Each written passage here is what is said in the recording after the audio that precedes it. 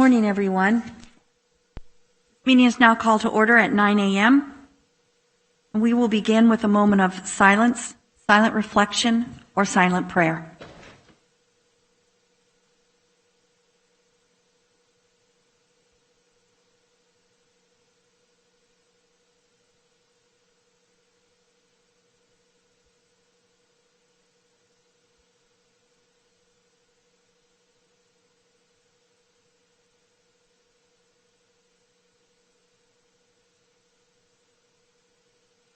Thank you.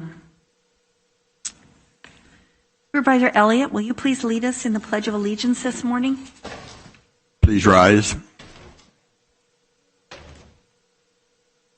I pledge allegiance to the flag of the United States of America, the republic for which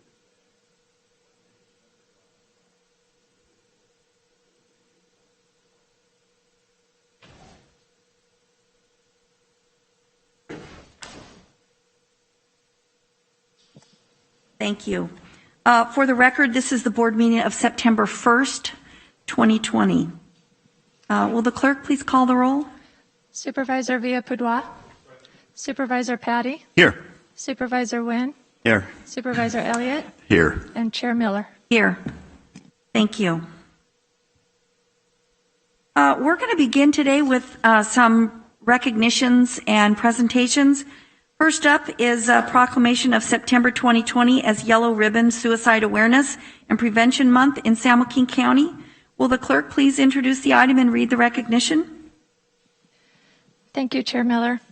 And as I read this proclamation, I'll invite Behavioral Health Director Tony Vartan down to the podium.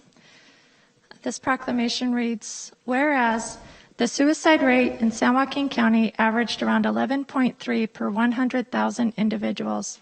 The California average is 10.9 per 100,000. And whereas more teenagers and young adults die from suicide than from cancer, heart disease, AIDS, birth defects, stroke, pneumonia, influenza, and chronic lung disease combined. And whereas 80% of young adults who were previously abused as kids met the criteria for at least one psychiatric disorder at age 21. Some problems included depression, anxiety, and suicide attempts. And whereas each day in California, on average, one person dies by suicide every 2 hours. On average, there are 132 suicides per day, and for every suicide, 25 have attempted. And whereas children who experience physical, sexual, and emotional abuse or neglect are at least 2 to 3 times more likely to attempt suicide. And whereas adults who had experienced adverse childhood experiences were more likely to have attempted suicide in their lifetime than those who had not.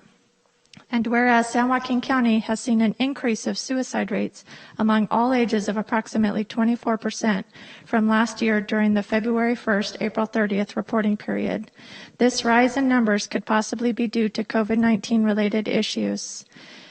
And whereas the Yellow Ribbon Suicide Prevention Program is recognized as a symbol for awareness and prevention of suicide by suicide prevention groups, crisis centers, schools, churches, youth centers, hospitals, counselors, teachers, parents, and youth throughout the world. The heart in the center being for survivors of loss. Now, therefore, be it resolved that the Board of Supervisors of the County of San Joaquin does hereby proclaim the month of September 2020 as Yellow Ribbon Suicide Awareness Month and Prevention, Suicide Awareness and Prevention Month.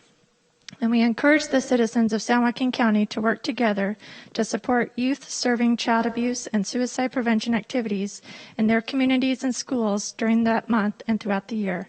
Presented this first day of September 2020. Thank you. Mr. Vartan, would you like to say a few words? Yes, good morning, Madam Chair, members of the board, Ms. Monica Nino, Mr. Miles. Thank you for the recognition and proclamation of Suicide Awareness and Prevention Month. I just wanted to really, rather than give you a lot more data and details and statistics, talk about some steps that we've taken here in our county with reference to suicide prevention. Earlier this year, we formed and brought together community organizations and other collaborative individuals from the county to form a committee and a coalition to really look at suicide collectively as one body. And this body consists of community organization and providers and consumers, as well as groups such as Stop Suicide San Joaquin.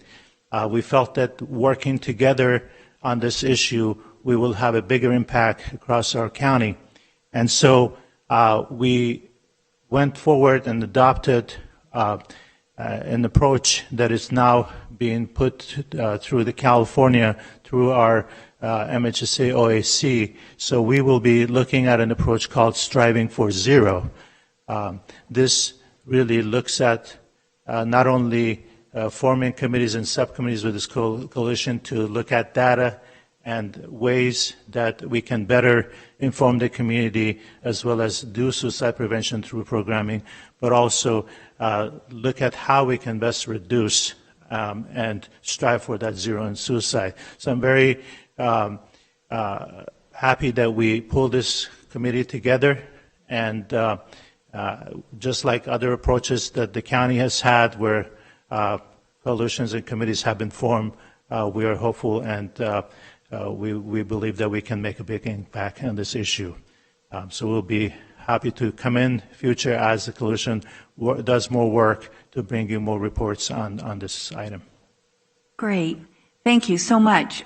Supervisor Laputa, you have a few comments? Yeah, sure. I want to thank you for everything you're doing for the people of who are contemplating suicide. I know that, especially right now during the pandemic and everything that's going on, and they're doing a great job in trying to save people's lives. And thank you very much.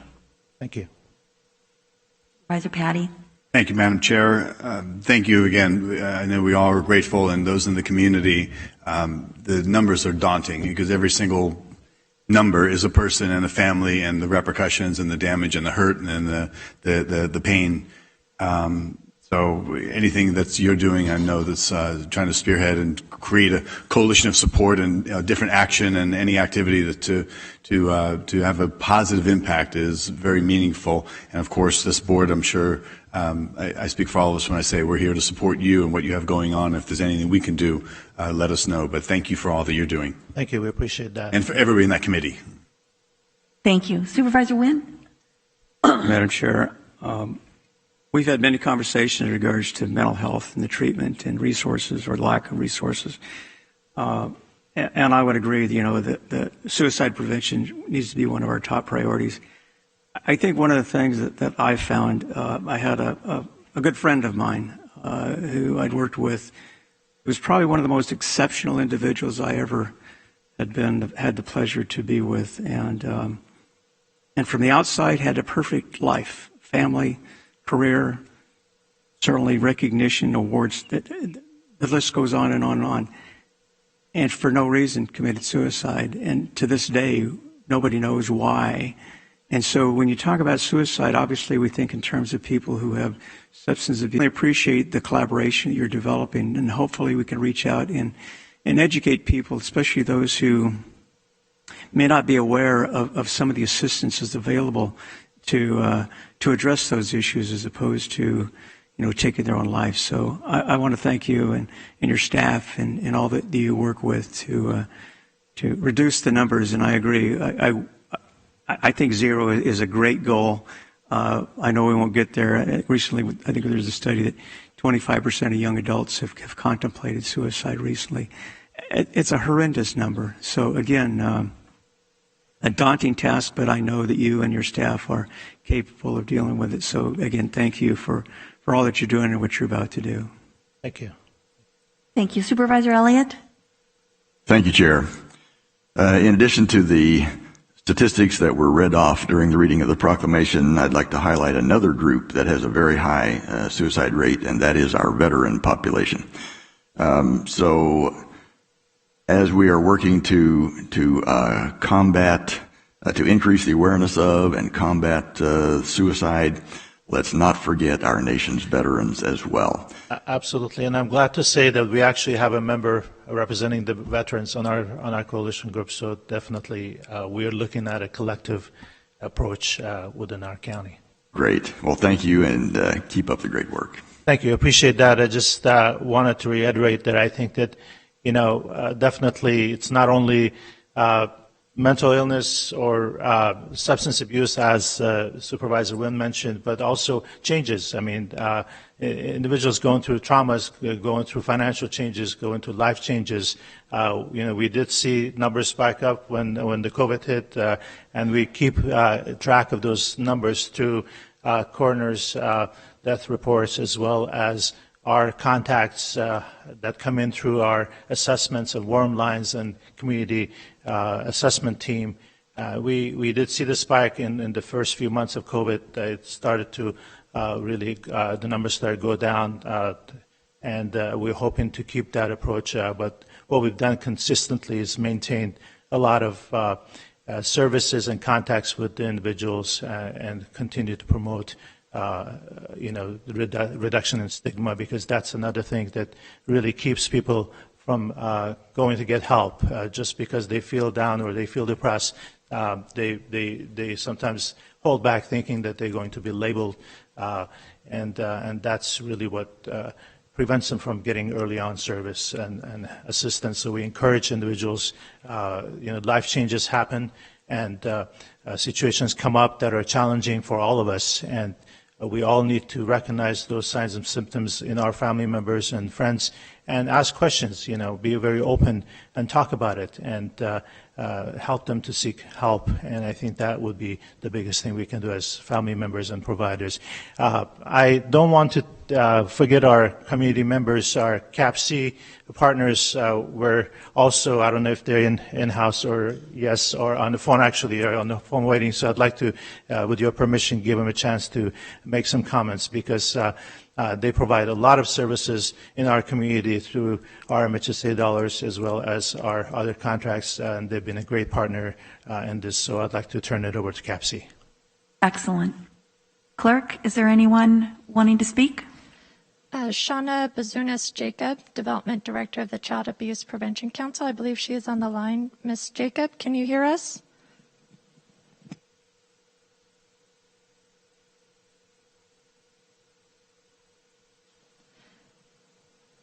Ms. Jacob, are you available to hear us? Possibly unmute your telephone.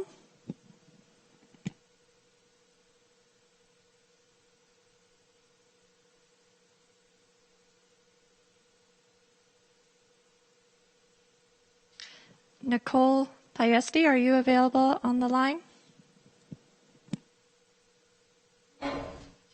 Madam Chair, their phones may be muted at this time, so ISD is going to double check that they're on the meeting. I know I did receive a confirmation email that she was available and on the line, so we'll wait to see if that can get resolved quickly. Okay, great. And if we resolve this down the road, we'll definitely have them deliver their comments. Mr. Vartan, I just want to say I'm so pleased to see this approach, this collaborative approach. We have in the last 5 years here at the county on a number of different issues really stepped up our efforts to collaborate with our community partners, and we have seen tremendous results stem from those efforts. And so I'm really pleased that you took that lesson and you're applying it to this very important topic. And we do have some wonderful community organizations that are just doing great work in San Joaquin County. And I know everyone working together, we're going to share those best practices. We're going to share strategies. We're going to be able to more efficiently and effectively utilize the resources that we have. And I applaud you for your goal of zero. So thank you very much. Thank you very much. We appreciate it. Thank you. So, Madam Chair, I understand that Nicole can hear us, so ISD is checking to make sure that we're able to either unmute Nicole or if she's going to be able to unmute herself, and then she'll be able to address the board. Okay.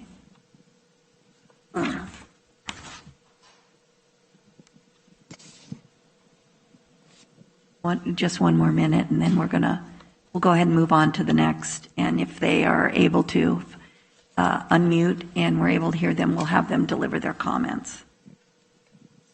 Okay, let's move on to our second proclamation. of September 2020 as Prostate Cancer Awareness Month in San Joaquin County. Clerk, would you introduce the item and read the recognition? Thank you, Madam Chair. This proclamation reads, whereas prostate cancer is the most frequently diagnosed cancer in men, aside from skin cancer, and the second leading cause of cancer deaths in American men. And whereas the American Cancer Society estimates 1 in 9 men will develop prostate cancer in their lifetime, and there will be 191,930 new cases of the disease within the USA in 2020, resulting in an estimated 33,330 deaths. And whereas it is estimated 20,160 men in California will be diagnosed with prostate cancer this year, and it is estimated that 3,890 California men will die from this disease. And whereas men who are African American, over the age of 65, have a family history of prostate cancer, or served in the military during the Vietnam and Korean Wars who are exposed to Agent Orange are at higher risk, with age being the greatest factor. And whereas the survival rate approaches 100% when prostate cancer is diagnosed and treated early, but drops to 31% when it spreads to the other parts of the body.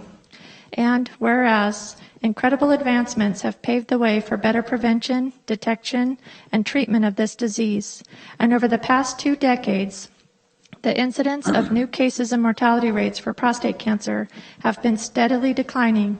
And whereas countless researchers, medical professions, and advocates have dedicated themselves to support survivors and beating cancer. Now, therefore, be it resolved that this Board of Supervisors of the County of San Joaquin does hereby proclaim the month of September 2020 as Prostate Cancer Awareness Month, and encourages all men to talk to their healthcare providers about how prostate cancer can affect them, and encourage all citizens, government agencies, private businesses, nonprofit organizations, and other groups to join in activities that will increase awareness and prevention of prostate cancer. Presented this first day of September 2020. And Madam Chair, I believe that we have Dave Morse on the phone. If he is able to hear us, I would like to ask him to confirm. Mr. Morris, are you able to hear us?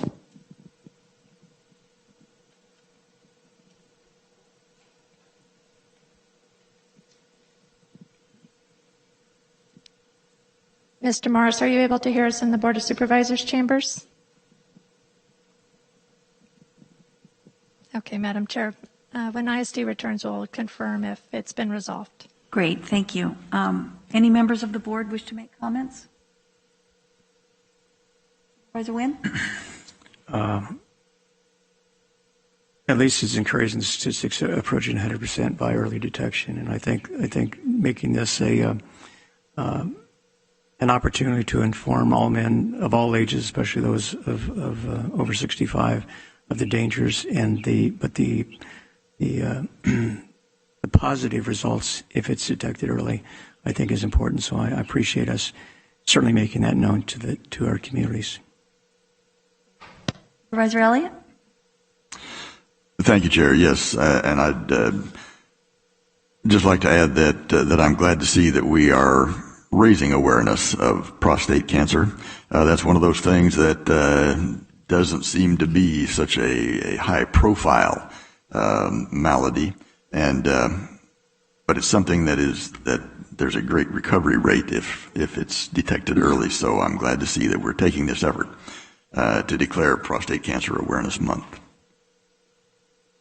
Supervisor Patty? Yes, thank you, Chair. Just yesterday, I had communicated with a very dear friend of mine that was misdiagnosed as having benign polyps, and it turned into, within time, stage 4 prostate cancer, and she's struggling right now as a 14% survival rate. Very daunting. So that early detection matters a great deal. We all can know, people in our lives and our families that have been affected. I'd like to thank Mr. Dave Morse for bringing this to the board's attention and requesting from these supervisors, all of us, that this become a proclamation, and we thank you for that, because as Supervisor Elliott points out, that this is treatable, and we need some more awareness. So thank you very much, Mr. Morse. Thank you. Supervisor Villapudua? Thank you, Chair. My father had prostate cancer, and I think everyone knows someone who's been affected by this disease, and it's a very deadly disease, and I'm glad we're taking awareness of it. And I think every man over the age of 50 should be examined and make sure you take care of yourself. Thank you for putting this on the calendar. Thank you. Prostate cancer is something that doesn't get discussed as often, but almost all of us know someone, have a man in our lives that has been or will be affected by prostate cancer. I lost a grandfather to prostate cancer, and my husband is a survivor. Because it was found early and treated very successfully, he's still here, enjoying his grandchildren and enjoying the prospect of a long life. So this is definitely a positive thing. We need to make sure that people do get checked for this and get treated early, because with almost 100% survival rate, that's about as good, as you can hope for. So it's just a matter of paying attention to your health. So hopefully this proclamation will help bring attention to that, and will increase the numbers of men in San Joaquin County that heed that advice. So thank you very much for bringing this forward today. Clerk, do we have anyone able to speak yet on our first item? I don't believe so, Madam Chair. ISD is working on the settings. They can see the audio coming through, and I understand that the participants can all hear each other on the phones, but the audio is not coming through into board chambers Okay, at well this then time. we'll just hang in there, and at a certain point, if we're able to resolve that, we'll accept their comments. Thank you. Let's move on to our third and final recognition, which is to receive a donation of 10,000 hospital-grade surgical masks from the Taipei Economic and Cultural Offices of the Taiwan Consulate. We're going to ask our donor. We have here today Director General Scott Lai and Deputy Director Jesse Chin from Taipei Economic and Cultural Office, and we have Stockton Port Commissioner Dr. Elizabeth Blanchard. If you would like to make a few comments, that would be fine. If you simply want to come forward, and the board will make some comments, and then we can have you in front of your representative of your donation. We have a photographer here to take some photos. So you're welcome to step to the podium. First. Chair Miller, Vice Chair Patty, Supervisors, ladies and gentlemen, good morning. I'm Scott Lai, Director General from the Taipei Economic and Cultural Office in San Francisco, which represents the government of Taiwan. It is an honor to be here today, but I'm not going to talk too much, because I'm afraid if I do, I will not be invited next time. I'd like to first, on behalf of people and the government of Taiwan, to express my deepest sympathy to those who have lost their family members during the pandemic. This time, COVID-19 hit us hard, but we will never surrender. Second, luckily, Taiwan has been able to survive, and people in Taiwan can enjoy a normal life. It is our sincere hope that Taiwan can continue to be able to help and provide necessary surgical masks to those who are in need, like people in San Joaquin County. And finally, I'd like to point out that violence has no boundaries, but together we are stronger. I hope through our joint efforts, we will be able to win the war against COVID-19, and we together can provide an even better environment for our next generations. Once again, it is an honor to be here today. I wish you good health, and I hope that I have talked short enough to be invited next time. Thank you. Thank you very much.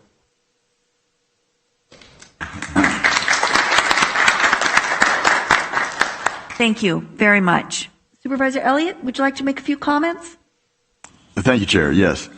And I'd like to thank you very much for your thoughtfulness and generosity in donating these, this very helpful and much needed gift of masks. As you mentioned, it's something that we're all in this together. So we appreciate the support from the country of Taiwan and from your consulate as well in terms of assisting us in this effort to prevent the spread of the coronavirus disease. So thank you very much. My pleasure. Thank you. Supervisor Villapudua? Yes, sir. I'd just like to thank you for extreme generosity in the middle of the pandemic. This is well needed, and you're going to save a lot of people's lives. And thank you very much for thinking of us. Supervisor Patty?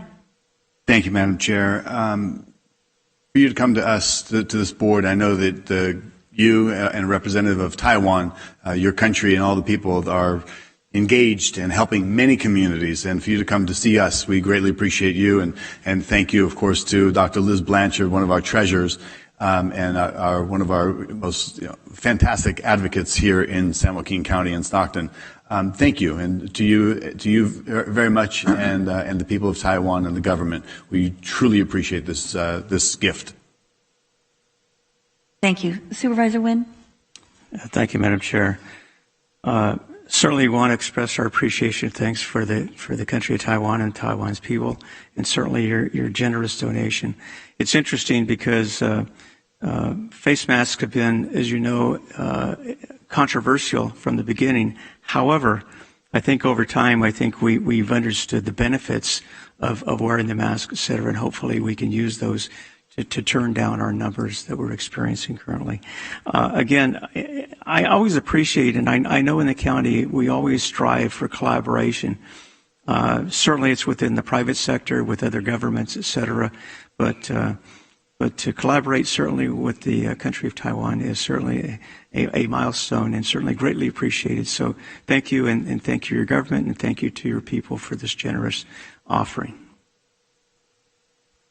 Thank you. On behalf of the Board of Supervisors, San Joaquin County, and all of the people who live here, we want to thank you for this very generous and needed donation of masks. We want to thank you, and we want to thank the people of Taiwan. This is, it means a lot.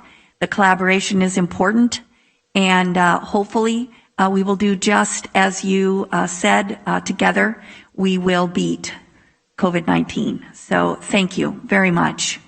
If you and your delegation would like to come and stand by your gift here, we will ask Mr. Ulmer to take a photo for you.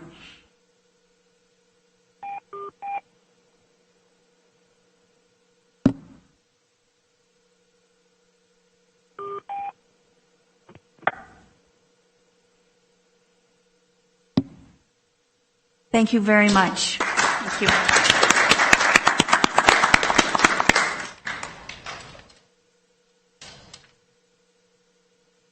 Okay, we are going to move to public comment. Now's the time for public comment on matters within the jurisdiction of the Board of Supervisors that are not listed on the agenda, and any matters listed on the consent agenda. Public comments are being received via email.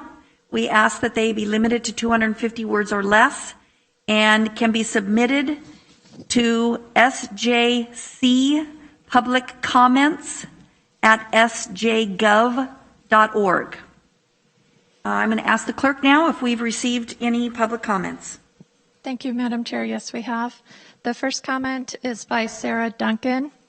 She writes, "You are failing our children miserably. School is essential. Private schools and religious schools are essential. It's clear politics have been put ahead of our students' well-being. It's clear that students with IEPs, students with special needs, and anyone who utilized additional assistance from our schools, teachers, and counselors are being overlooked. You are depriving children of meaningful education. You are depriving them of the tools they require and deserve. How many students are going to fall through the cracks during distance learning? How many are not logging on at all? How many are left home alone all day because their families cannot afford daycare or camp? How many find safety at school? How many will fall into depression? How do we reach them if they are not in the classroom? How do we encourage them? Those that cannot afford reliable technology or internet, a tutor, daycare, or even a, quote, distance learning facilitated day camp, end quote, are being oppressed and discriminated against. The students need to be on campus. They need this option. They need their instructors to meet their needs in person. Everyone deserves the right to learn and thrive.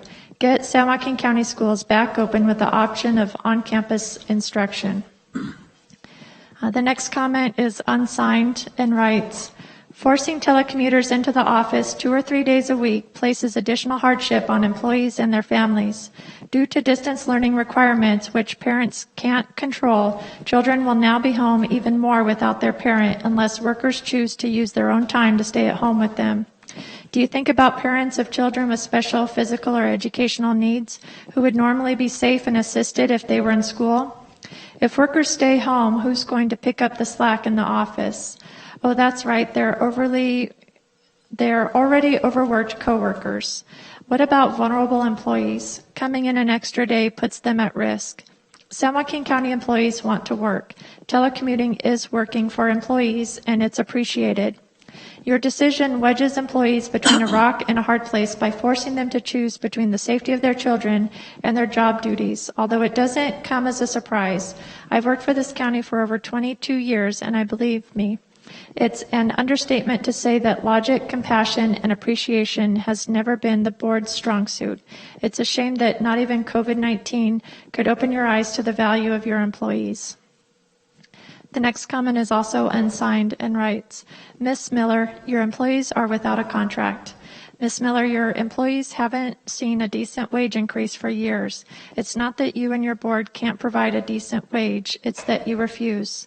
Ms. Miller, you and your board have employees receiving public assistance so they can keep their families afloat. You and your board really should be ashamed. Ms. Miller, the COLAs you and your board have begrudgingly provided haven't helped at all because the cost of living increases and our wages stay stagnant. Ms. Miller, you and the board spend hundreds of thousands of dollars training people only to have them leave. San Joaquin County should be a place where people want to come to work and stay until retirement, but instead it's like a training facility. Ms. Miller, the actions of you and your board have created the retention and morale problems that plague this county. Ms. Miller, not that you and your board care, but 3 of my household all work in private sector. In the past 2 years, each of them have received significant raises. One received 9%, one received 8.75%, and the other received 9%. And this just happened in August. Ms. Miller, not that you and your board care, but I have worked for the county for over 22 years, and I received my last step increase 14 years ago.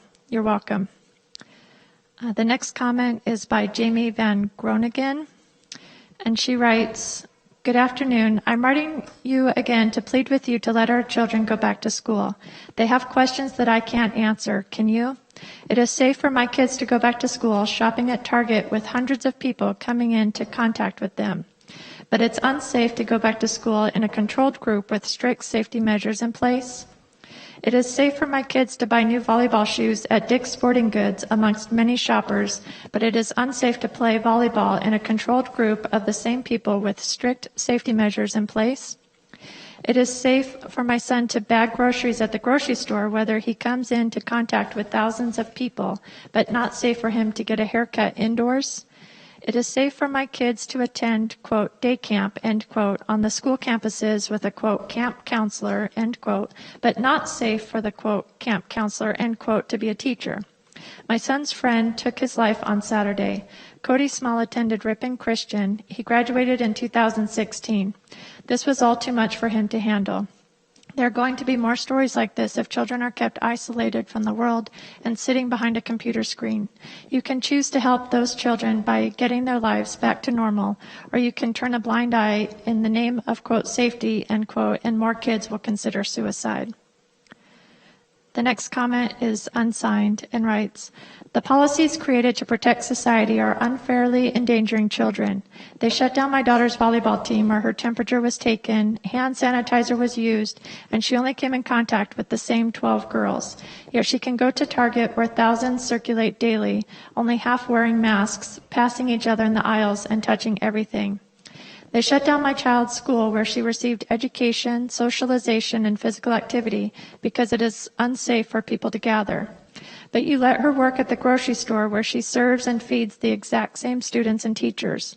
How is education not as essential as bagging groceries? They shut down my son's baseball program where kids 50 feet apart and threw a sanitized ball to one partner, and have reduced his once great teachers to 2-inch pixelated Zoom windows. He's done classes outdoors in 97-degree smoke-filled air just to get a cell signal when our home Wi-Fi crashed, all in the name of protecting his health and safety. There's a safe way to do this. Keep teachers behind plexiglass, let the kids who want to go there go, and turn the Zoom on for those who don't. And let the kids at least practice with their sports teams for mental and physical health. This week, NBC National reported that 25% of teens contemplated suicide this summer. They have taken their childhood and their hope. Stop discriminating against them and please start protecting their health too. The next comment is by Lori Lawrence, who writes, here we are months later in the same exact position. We are on the watch list and Dr. Park recommends schools be closed. The CDC recently came out with numbers saying only 6% of deaths related to COVID-19 actually listed COVID-19 as the only cause of death. They have also recommended that kids should return to school. Yet in San Joaquin County, the board just listens to Dr. Park's report on the numbers and accepts whatever she says. How does one person get to decide if our children get to go back to school? The waiver process is for counties on the watch list. Why isn't San Joaquin County considering any waivers? That is Dr. Park's job. The waiver is not for counties off the watch list. Schools in our county should be able to apply for the waiver and be considered if they can meet the guidelines for a safe reopening. Why isn't the board doing more? Every meeting is the same with no results. You asking Dr. Park the same question and she just saying flu season is coming and to expect the worst. Education is essential. Schools need to open. Distance learning is failing, and it is now on you as a board to step up. The state has made a waiver process for the counties to use, and San Joaquin County is failing to use it. Do something. Parents and citizens in our county are not happy. Dr. Park should not be the only person who gets to decide if our children get to go to school.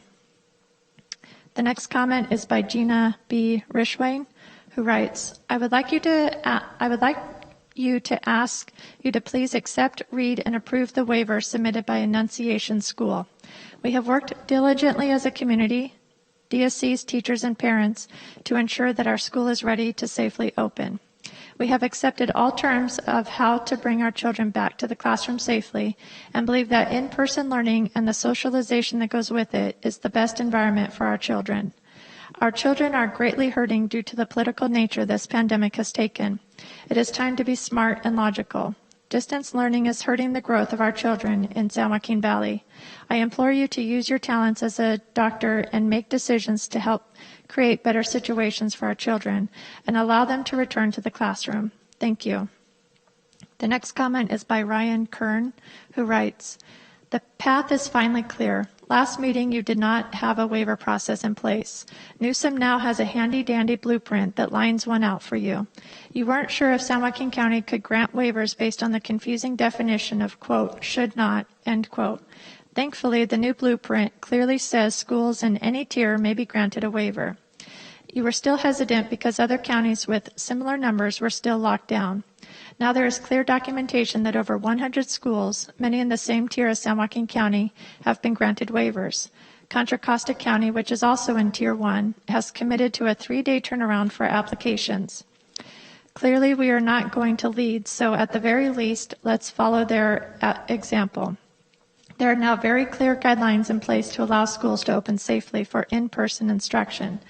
If a school can meet these guidelines and the state blueprint lays out a clear path for success, our county health officer has no business denying schools their right to these waivers.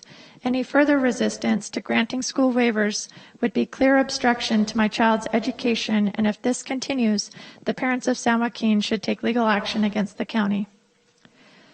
The next comment is by Jessica Duke, who writes, every board meeting it seems as though you are open to discussion to discuss the detrimental effects of school closures, but no one is willing to step forward and take courageous action. The state has put in place a waiver system for schools and counties on the monitoring list. Dr. Park has refused to even consider looking at waivers. There are over 150 schools in California that have had waivers approved for in-person learning, and these schools are located in counties that are considered to have the most widespread, quote, purple, end quote, designation according to our governor's new blueprint model. Even some with case rates more than 2 times the threshold to be on the monitoring list. Why are we accepting Dr. Park's refusal to look at waivers in our county?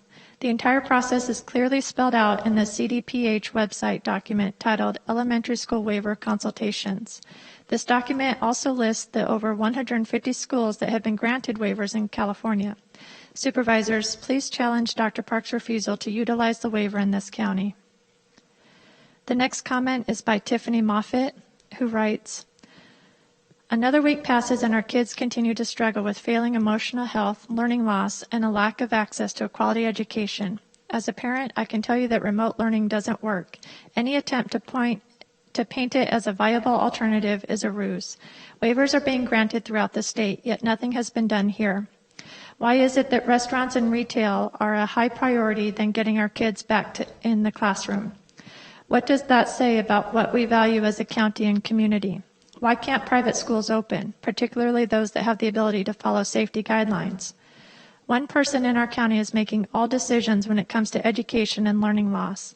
Public health officers are scientists with a limited scope. They're not equipped to look at educational issues through a leadership lens. It's why our government was designed with checks and balances to hold government accountable. You've said you're going to follow science. The CDC calls for our kids to return to school. Please explain why our kids are being denied access to a basic fundamental right of receiving an education. Are you aware of the failures of online school and the number of problems? What, quote, science, end quote, is guiding your decision to keep schools closed when the CDC and American Academy of Pediatrics says kids belong in the classroom? Why are you not fighting for our kids? The next comment is by Chris Christie, who writes, I'm writing because I'm very concerned about the well-being of our 4 children. All 4 attended schools in Lodi Unified. They are suffering with this distance learning. One is on an IEP and is not receiving the help he normally would in school. How far does he have to fall behind? Does it matter to any of you, the negative effects it is having on all kids? You know the facts, yet you continue to follow this unachievable goal post set by the governor.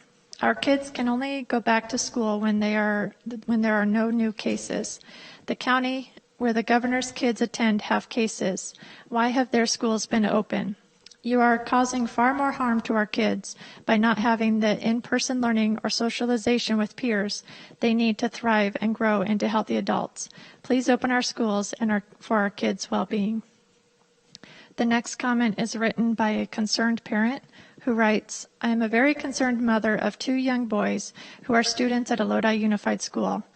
I am educated and work as an ICU nurse at a local hospital on the COVID unit and would like to voice my opinion on this year's distance learning module, which we have all been forced to do.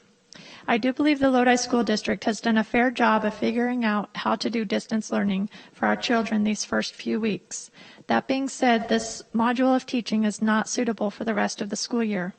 My 5-year-old is very active and smart and is failing at distance learning. He cannot keep him engaged at all on the computer. He gets his homework completed, but not with the Zoom meetings. Daily, we get into an argument battle over him sitting down to listen to his teachers, and the battle ends in him crying and being in his room and not hearing the lessons. I know that I am not the only parent in this situation. At this time, my child is not learning how to socialize, sit still and listen, and respect his teachers, adults. Our arguments are putting a strain on our relationship, and I as a parent am feeling depressed and like I'm failing my child daily. I have reached out to his instructors and the principal, but they don't have great advice, nor can they help since we aren't in the classroom. The next comment is by Mandy Bayless, who writes, Parents have been writing in for over a month now asking questions with no concrete response from you. We're told, quote, we'll look into that, etc., end quote, and nothing is followed up on. Recently, the CDC updated their COVID-19 death count to reflect accurate COVID-only deaths. It's now 9,210 deaths. All others had between 2 to 3 additional underlying pre-existing conditions. Dr. Park emotionally responded to our inquiries regarding return to school, quote, what if a teacher dies, end quote. We have said all along, if you're at risk or scared, distance learn. If you're not and you want to go back, allow the option. This one-size-fits-all option is a knee-jerk response. Schools have the game plan in place to go back safely, and the perception is you just don't want to take the time to deal with it. Kids are being exposed to porn for the first time. Parents are exhausted trying to work and help their children. Teachers are doing their best but missing the mark and keeping the attention of students. The community who elected this board is at a breaking point, and you have the choice to do something about it. Are you aware our county guidelines are now more restrictive than the state's? This is short-sighted and unreasonable, especially considering the statistics. If the roles each of you have been elected to, volunteered or appointed to, is too much, please step down. I understand the weight of this decision might be too much for you. Katie Brown writes, all along you've said you're going to follow science, yet that's not true. The CDC calls for our kids to return to school and recently pointed out that only 6% of their deaths related to COVID-19 listed COVID-19 as their only cause of death.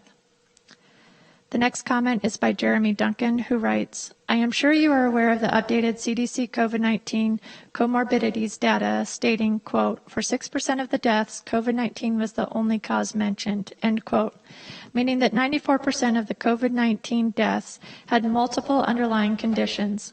In fact, the CDC goes on to say, quote, there were 2.6 additional conditions or causes per death, end quote. Additionally, 92% of the deaths were individuals 55 or older. The CDC numbers also show the total number of deaths for individuals under the age of 55 is 12,543 people. In other words, 0.000564% of the U.S. population under the age of 55 have died as a result of COVID-19. Statistically speaking, that is 0%. You may have also seen the August 29th article written by the New York Times titled, quote, your coronavirus test is positive. Maybe it shouldn't be, end quote. This article details how the PCR tests are too sensitive and return positive results for individuals who are not sick or who have a minimal viral load. In other words, sick or not, the test will show positive. Newscomb says he will follow the science, yet he continues to move the goalposts with zero scientific basis. I am not saying the virus is fake. However, I'm saying calling this a pandemic is a joke. Open the county and get out of our way. We are capable of doing our own risk-reward analysis. Let our kids go back to school, run our businesses, and end this nonsense. The next comment is written by a public health service employee who writes, Public health services at 420 South Wilson Way is a ticking time bomb for a COVID-19 outbreak. Despite the April 2nd telework program agreement, Greg Diedrich's employee letter on April 10, in which he pledged, quote, to be flexible and work with employees where possible on viable alternative work schedules, remote work potential, and other measures, end quote, and the COVID-19 safety protocol posted on our building effective April 18th, stating, quote, everyone who can effectively carry out their work duties from home has been directed to do so, end quote.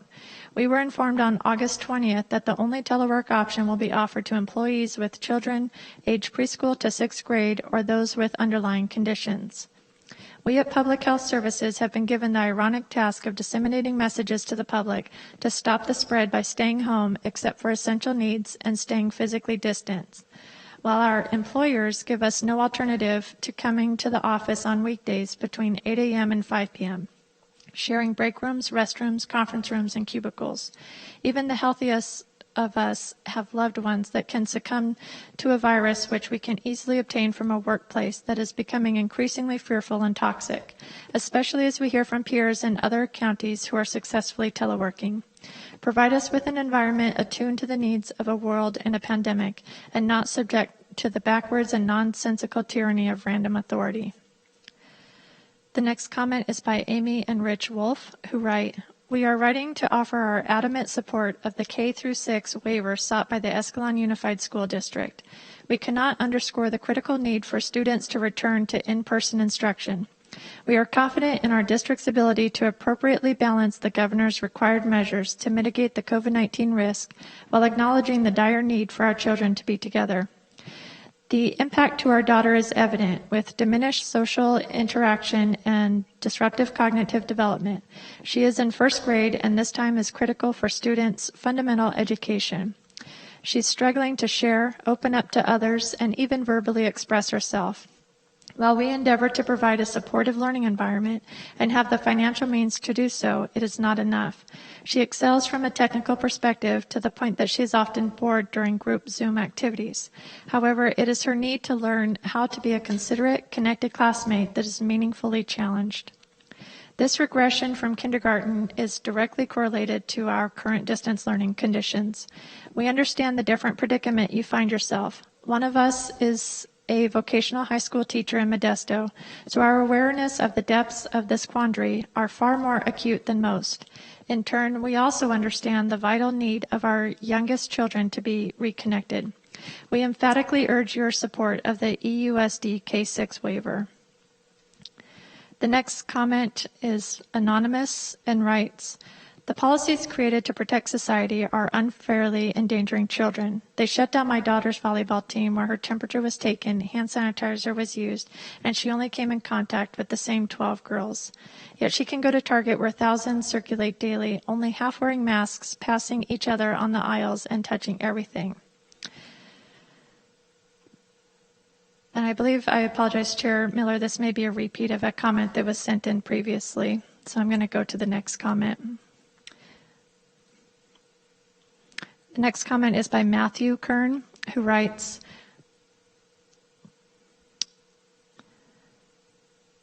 "At the last board meeting, we learned that despite school waivers being permitted to counties on the watch list, there wasn't even a waiver process in place in our county. Now the state has clearly lined a waiver process that links available on the Blueprint website. Despite the state clearly stating that schools in any county in any tier may be eligible for a waiver, Dr. Park has imposed her own additional requirements that make it more difficult to obtain a waiver here than in any other county. According to Dr. Park, despite the state allowing waivers in any county, San Joaquin County schools are subject to the following, quote, waiver requests will not be granted before San Joaquin County's countywide case rate is under 200 per 100,000 for 7 consecutive days, end quote. This is a requirement completely at her own discretion and not being imposed from the state level. We have witnessed Dr. Park make several misleading statements in your meetings regarding the demographic of those most affected by COVID, the reporting of double connecting people with multiple positives, and assurances that numbers are worse than reported despite no proof of any such thing. She has absolute unquestioned authority over things that should be far beyond a health officer's reach. Who does she answer to in our county? Our system of government is based on decisions by committee, and yet she has complete power. Where is our system of checks and balances? Who will put Dr. Park in check? The next comment is by Amy Harris, who writes, as an educator and a parent of 17-year-old senior, it is my duty to advocate for kids. This world is already controlled so much by technology. Forcing students to get their education this way is plain criminal. Kids are being asked to sacrifice their social development, physical development, mental health, and proper education going on 6 months now. My son, a 3-year sport athlete, already lost out on baseball season last year, and he, like all of the other healthy seniors in high school, are missing out on their final year to be kids, give up all of the special moments and activities that come with it. This is their last year of childhood, and they will never get it back.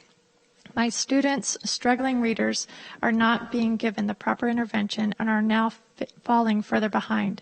For what, I ask? Sacrificing their childhood for people that have already had one? When did we start asking children to sacrifice for the elderly and the unhealthy? What a crime. This virus is not going to disappear. There must be a way to protect these populations without taking away our children's education and normal childhood. I urge you to fight for them. Thank you for your consideration. The next comment is by Kaylee Siegel, who writes, I would like to take a minute to express my concerns over distance learning. As a mother of 2 children at Van Allen Elementary School, Escalon, I am so discouraged that we are giving our children a subpar education. My children are in 1st and 4th grades, are struggling with distance learning. Mentally, emotionally, and educationally, they need to be back in the classroom with their teachers and peers. I have watched my 1st grader who loved kindergarten now not want to do any schoolwork via Zoom, and I am fighting her each day to get the schoolwork completed. My girls are struggling 1.5 hours of instruction, and the rest of the time is up to me to teach them and navigate the technology. I am not a teacher, a nurse actually, and I too am struggling to maintain a job as well as trying to be their teacher. I am asking you today that at the first chance possible, please open our schools for the mental health and the education of our children. Please open the schools and let us parents make the choice if we want to send our children back to the classroom. Thank you.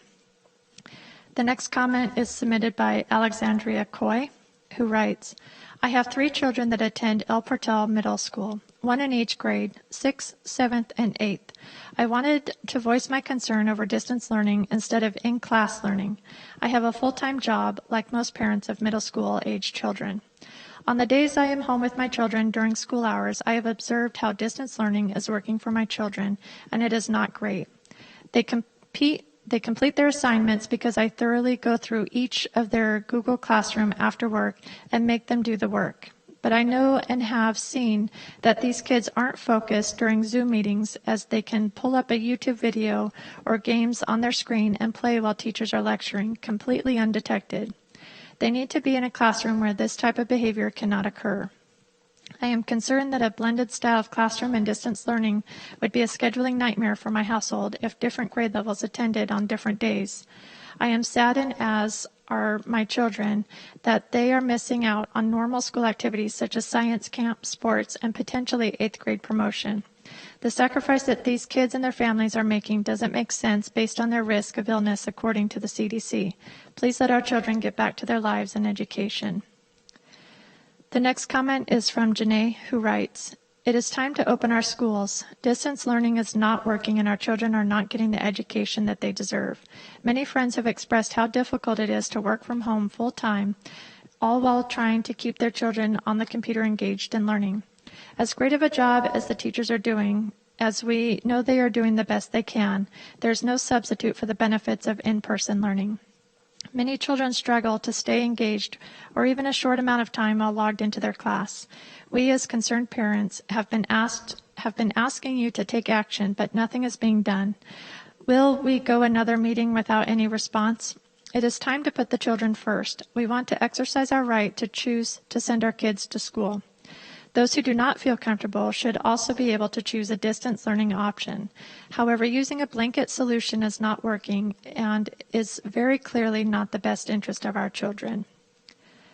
The next comment is anonymous and writes, I'm sharing my disappointment and frustration at the Board of Supervisors with the Administration of Public Health Services. Since March, PHS employees have been at the forefront of combating COVID-19 in the county. From being assigned to working 7 days a week, having our flex schedule suspended, and our vacation time highly surveillanced. While I acknowledge the need for staffing when this pandemic took place, it's now been over 5 months, and with no sight of this ending soon, we are tired, we are burnt out, and we need a break. On April 10th, Greg Diedrich made a statement to PHS employees that he, quote, be flexible and work with employees where possible on viable alternative work, remote work potential, and other measures, end quote. It took until August 7th for PHS Director Ziena to send an email to all employees with the prospect that PHS employees would be able to telework, only to have that prospect revoked on August 19th. Not even 2 weeks later, to only staff members with children from pre-K to 6th grade in distance learning or those with underlying conditions. It's incredibly frustrating to have an administration that does not care for its employees' health and well-being. We're not asking for raises. In fact, we're asking for the bare minimum to provide us with an environment free from fear of contracting COVID-19 and a sense of relief for PHS staff. Demonstrate to us that you care and ensure that the current telework policy at PHS is truly equitable. The next comment is from Sarah Duncan, who writes, the CDC calls for our children and teens to return to school and recently pointed out that only 6% of deaths listed are solely from COVID-19. Having this updated scientific data, why are you denying our children the right of receiving a meaningful education? Will any one of you stand up to Newsom's ridiculous mandates? Will any one of you push back on the sheer lunacy of continually moving the goalposts? Please recognize this data. Please fight for their futures. Please be a leader. Please help get our essential learners back on campus with their essential teachers. The next comment was submitted by 2 separate people, Lorraine Areola and Michelle Grupe. And the comment writes, Dear Board, another week passes and here we go again, getting nothing more than political rhetoric from our local supervisors that they're fighting to do what is right for our kids. Another meeting will pass while our supervisors do nothing and our kids continue to suffer, struggling with failing emotional health, learning loss, and a lack of access to a quality education. Remote learning has been a failure, and any attempt to paint a different picture is nothing more than propaganda. As parents on the front lines, we've witnessed that our kids are learning very little, if nothing at all, while being exposed to pornographic images and inappropriate music lyrics. Counties throughout the state have fought to get their kids back into school. Meanwhile, our county supervisors have shrugged their shoulders that their hands are tied, with Dr. Park controlling the puppet strings. Why is one person in our county making all decisions when it comes to education and learning loss? Public health officers are scientists with a limited scope. They're not equipped to look at educational issues throughout a leadership lens. It's why our government was designed with checks and balances to hold government accountable. Schools are open in Merced, Sacramento, and throughout the region, with local leaders and educators who are willing to do the right things for our kids. More than California 100 schools have been granted waivers, yet they're not even being explored in San Joaquin County. All along, you've said you're going to follow science, yet that's not true. The CDC calls for our kids to return to school and recently pointed out that only 6% of deaths related to COVID-19 listed COVID-19 as the only cause of death. Having this updated data and scientific data, why are we denying our kids access to a basic fundamental right of receiving an education? This is not a rhetorical question, but one I'm asking Dr. Park and all of our county supervisors. I would like to hear from you today at this meeting to answer. Are you aware of the failures of online school and the number of problems? What science is guiding your decision to keep schools closed when the CDC and American Academy of Pediatrics says kids belong in school? When did things like eating at a restaurant become a higher priority than educating our kids? Why are you not fighting for what's right for our kids, particularly the most vulnerable? How many more meetings are we going to watch you all do nothing but blow hot air that you're inquiring as to what can be done?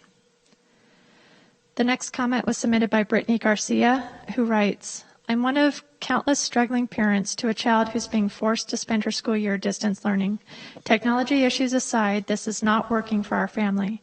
Words escape me as I attempt to convey how this has negatively impacted my daughter's life and our family as a whole.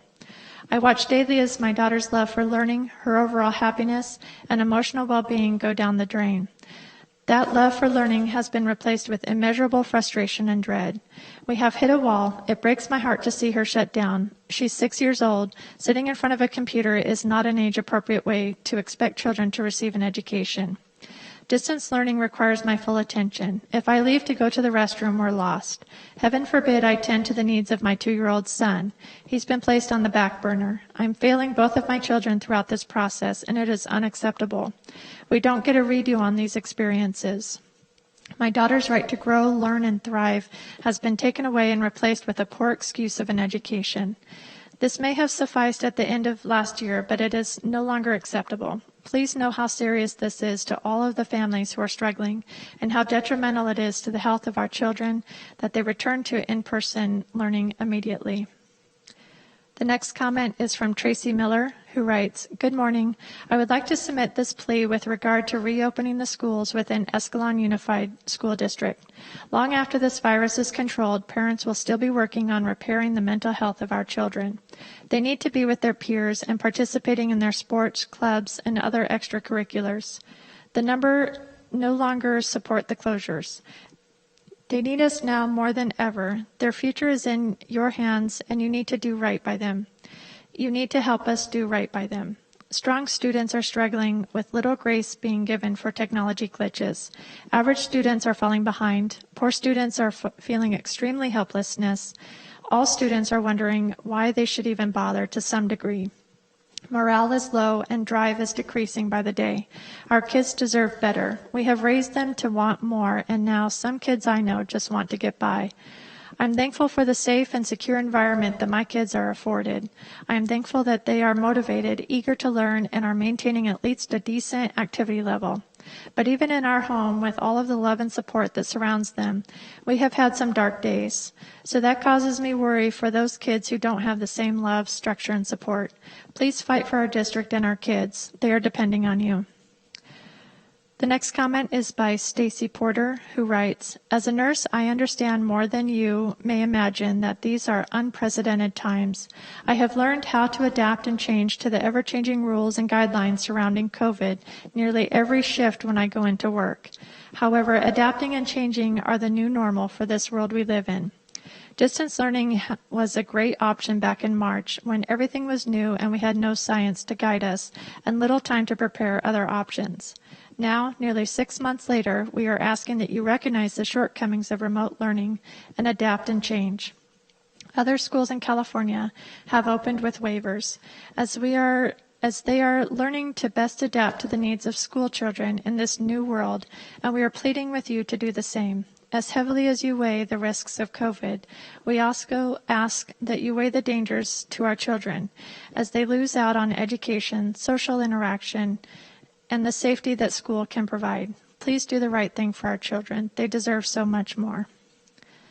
And Madam Chair, I believe that concludes our public comments at this time. Okay, thank you very much. We are going to move on to approve the minutes of July 21st, 2020. If there are no changes or additions required, I would entertain a motion to approve. Motion to approve. Do we have a second? Second. We have a motion and a second. Please cast your votes.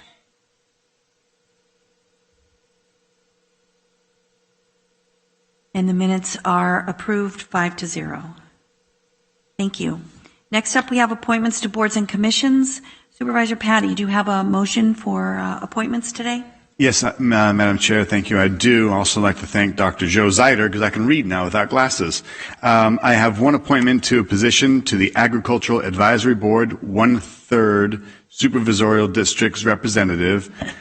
Position number 1103.2, Richard Marchini, incumbent. I have an appointment to a position for the Behavior Health Board, position number 6702.4, Douglas Vigil. Appointment of a position to the Parks and Recreation Commission, one at-large representative, position number 1103.2, Kathy DeGroot. Appointment of 4 positions to the Workforce Development Board, 2 at-large business representatives, Robin Sanborn, incumbent, Henry Peralta, incumbent, 2 labor organization representatives, Michael Mark, incumbent, and I'm asking the clerk of the board to re-advertise 1 labor representative. Madam Chair, that is all I have. I'm making a motion to approve the recommendations. I'll second the motion.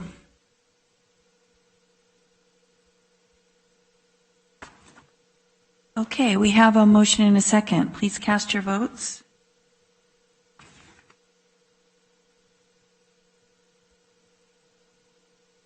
That is adopted 5-0.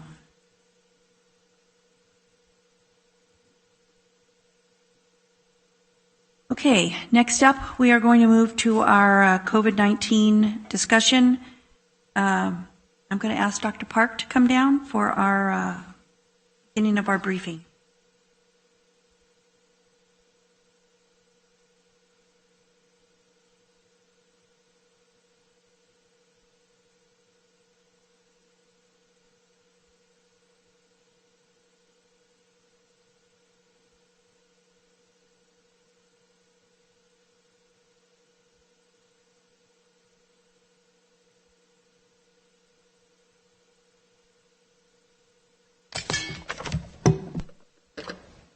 Good morning, Dr. Park. Good morning, thank you.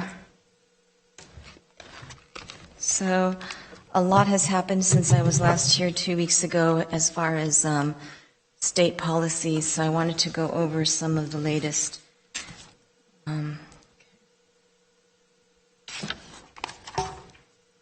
So this is what I showed you 2 weeks ago on August 18th. At that time, we had a county data monitoring list in the upper right-hand corner. with 5 metrics that were being used to keep us on this so-called watch list. And due to the state glitch that occurred sometime in late July, this data was frozen. And on August 17th, the day before I came to you, 2 Tuesdays ago, the numbers finally showed up again late in the afternoon. And this is where we stood on that day, was at a case rate of 230.7 per 100,000 over a 14-day period, a testing positivity rate of 11.4%, and we were passing in the other 3 metrics with check marks. Now, I did say that in the lower left-hand corner that I have access to this other tool called the snapshot tool, and those were the numbers as we had it again on August 18th, and they showed that our case rate was at 226.1. On the governors, so the county data monitoring list is shown on the CDPH website, the California Department of Public Health. Now, on the right-hand side is the covid19.ca.gov website, otherwise known as the governor's website. And here is where you clicked on San Joaquin, and based on August 18th data, they showed us as having a case rate of 428.2 per 100,000, with a testing positivity rate of 12.3. And I wanted to let you know that although things have changed, I did have a call with the state. I requested a call with the state to clear these numbers up because I didn't want to have such discrepant numbers showing on 2 different public-facing websites without truly understanding them. So we had a meeting with the state in which they tried to explain the discrepancy. So if you look at the county data monitoring list in the upper right-hand corner, they were basing that on episode date, which is the earliest reportable date that somebody's COVID positive case can show up in the CalReady system. And again, with that lag in time, based on the way that it decided to do it. So overall, there was a 3-day lag in time. The governor's website was based on reporting date, which could be very different, and it's based on sometimes things such as when the test was collected, when the test was resulted, so on and so forth. It's not the episode date, and therefore very different looking numbers, though coming from the same source, CalReady. The governor's data also was shown without a 3-day lag. So this is how it was explained to us, and we were given the calculation measures, and our epidemiologist took it back, and it seemed to be correct what the CDPH website was showing. So I was happy to see that the 230 was actually correct based on the numbers they wanted to use at the state.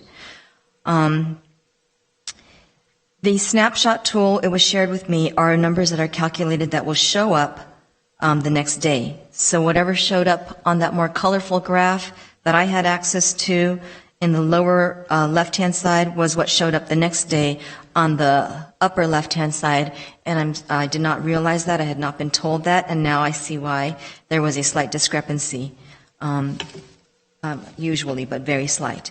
So that is how it has been explained. But none of that actually really matters now because the upper left-hand side and the map are gone. I still have the snapshot, but the other 2 have changed as of last Friday. But I did feel it was important to explain that to you. Since we popped back up on the CDPH's website at 230, we have hovered in the low 210s to 230 since then. So we've gone as far as 213, 207, popping back up, getting down to 202. So we've been very close to that number that the state uses for which we can start looking at waivers for schools. Okay. So on the right-hand side is the old order from July 13th from the state public health officer. And this order is the order that said that we were closing bars to indoor and outdoor services, and that things that were closed to indoors were going to be gyms, places of worship, protests, personal care salons, hair salons, and malls. On August 28th, last Friday, the state public health officer put out a new order, which ordered this new framework, which just came out. A framework for reopening, and that framework was effective August 31, so yesterday. This August 28th order supersedes the July 13th order. So we are all now mandated to follow this new framework that has been developed for the entire state. In addition to the state public health orders, I did release an order yesterday afternoon to explain that we are going to be following the state's health officer order as we must. But more for clarity, because as you might recall, there were certain things that I never got around to opening, such as film, TV, music production, professional sports with no audiences, the zoos, museums, galleries, aquarium guidance, and family entertainment centers. So despite me never opening them, and I couldn't because before I could proceed, we started closing. So I never got around to opening certain sectors. But I wanted to let everyone know that the order clarifies that as you see those things on the new governor's framework, the new governor's framework will apply. So essentially, taking back the fact that I never opened them. If you see them on the governor's framework in the tier that they're assigned to, that is what we will be following. I hope that was clear, but I can entertain questions later. So the new framework is being called the Blueprint for a Safer Economy, and it is described as a uniform state framework. In other words, instead of 58 counties doing different things, we are all going to be doing the same thing. It is, according to the governor, statewide, stringent, and slow. This is in recognition of the fact that when we did start reopening earlier in the year, it was a bit too fast, and we had increased numbers in COVID cases because of that. So with recognition that we need to go slower this time as we reopen, there are some more stringent guidelines. It is considered to be based on risk-based criteria for tightening and loosening allowable activities and business sectors. So the governor has used the word nuanced, meaning there is no complete shutdown of any business or complete opening of any business. If you look at the sector framework, you'll see that some things might open to indoors, some outdoors, some at 25%. As you progress along the tiers, you move to 50% opening, so on and so forth. So it's a tightening and loosening. This new framework replaces the county data monitoring list. So that 5-metric county data monitoring list, when I try to look at it, it's no longer there on the CDPH website. So there are no longer 5 metrics for which we're being measured. The attestation process is eliminated, and remember we did that back in May to move through stage 2. There were still some counties who had never fully attested, and the process is now gone. And instead of the 5 metrics, there are 2 mandatory metrics. If you recall, out of the 5 metrics, one category of metrics was the disease transmission rate. So they've taken those 2 things out of the disease transmission rate category and made them the sole 2 factors that are driving the tier now. These are considered to be more in-time, real-time sort of scenarios to really base how a county is doing. The state has decided that we're going to use case rate and test positivity only. But I will explain that the other metrics that had been used can still affect us in some way. This Blueprint for a Safer Economy is a 4-tiered framework, which looks like this. So as you can see, there are tiers colored in purple, red, orange, and yellow, and they refer to the purple as Tier 1, which is the most restrictive tier, moving to Tier 4, which is Tier Yellow. So they're sometimes referred to by color, or you could refer to them by number. You land in a certain tier based on, as I said, those 2 metrics. One of them is your new cases per 100,000 population per day. So they're no longer using your 14-day total. They're using a per-day total. So if you recall, it used to say that we wanted to be at about 100 per 100,000. They're now using the number 7 because it's 7 per day per 100,000 over a 7-day average. The testing positivity rate has not changed. It is the same thing that was there before. And again, the goal right now would be to get below 8%. This is another way of looking at the 4 tiers with the same color scheme, but just for you to note that the purple is called widespread, and under widespread it says that there are many non-essential indoor business operations that are closed. This graph kind of tells you a little bit more about what's going on with businesses and activities in general.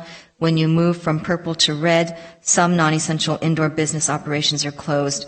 Then when you go to the orange, some indoor business operations are open with modifications.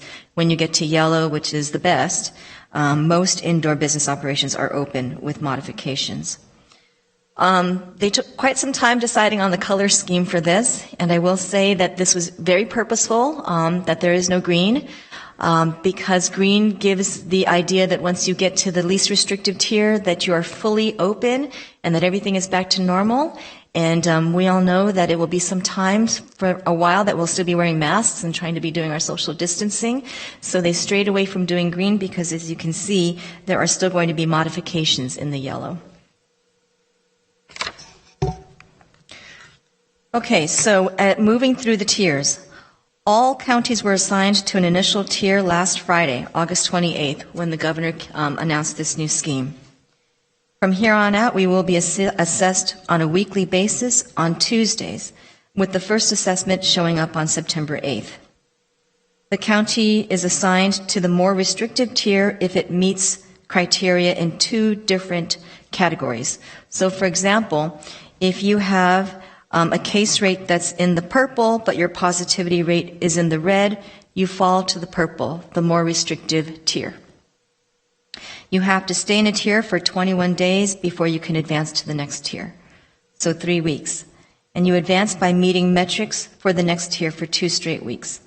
So within those 3 weeks, the latter 2 weeks in general would have to be meeting the metrics for the next color before you get to advance to the next color. But the minimum amount of time you stay in one tier is 21 days. If you are in purple and you suddenly meet the metrics for orange, you don't get to move to orange. You advance to red because you're only allowed to advance one tier at a time.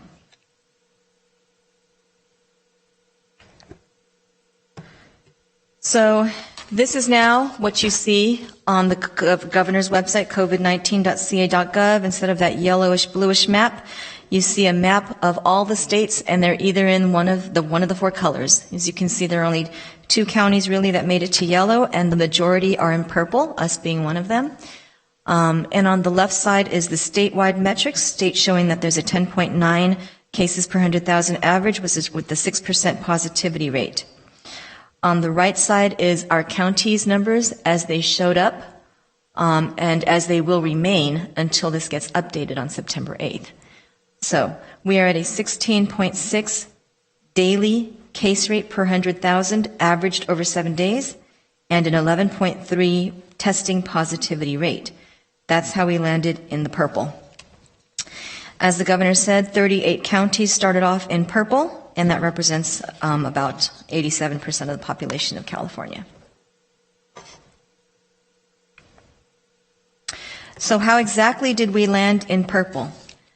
Last night, this data was shared with all the health officers via email to prove to us that they had done their calculations, and there's an adjudication process if you want to dispute these numbers. But what this shows is how San Joaquin did for the week ending August 11th and the week ending August 18th. They have decided to not use your case rate based on any people that you have in state or county prisons. But as you can see, for our county, it didn't matter whether you're looking at with or without prison data. Our week ending August 11th showed that we had a case rate of 16.0. The other week they used to land us in this tier was the week ending August 18th. As I said, they're going to be updating every Tuesday, so these were Tuesdays. And for the week ending August 18th, our case rate was 16.6. So that is what shows on the map, is the 16.6, the very latest data. Our testing positivity rate for the week ending August 11th was 11.6, and for the week ending August 18th was 11.3. So the 11.3 is what shows on the governor's map. So we're shown to have a 16.6 case rate and 11.3 positivity rate. We are also supposed to keep hitting that bar of 150 tests per 100,000 population, and we are hitting it. We had been in the 200s, but we are still above the 150, but that is also something that can be used against us because you don't want to decrease testing in order to get less numbers.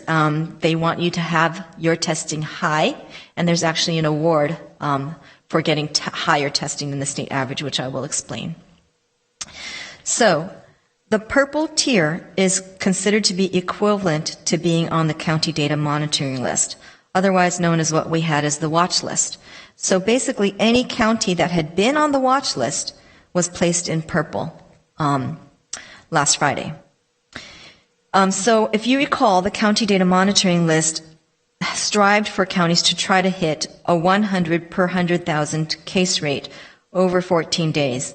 So what they've done is they've taken that 100, divided it by 14 days, and they're saying that now the goal is a case rate of 7 per day averaged over 7 days. So that's the math that they're using.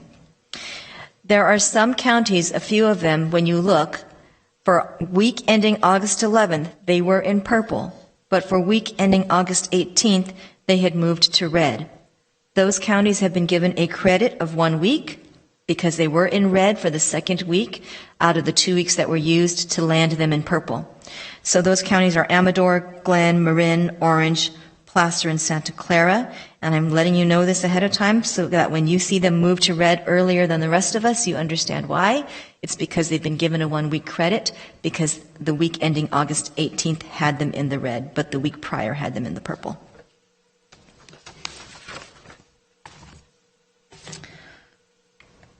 Okay, so I'm going to try, I don't know if is there a light here? Like a red light?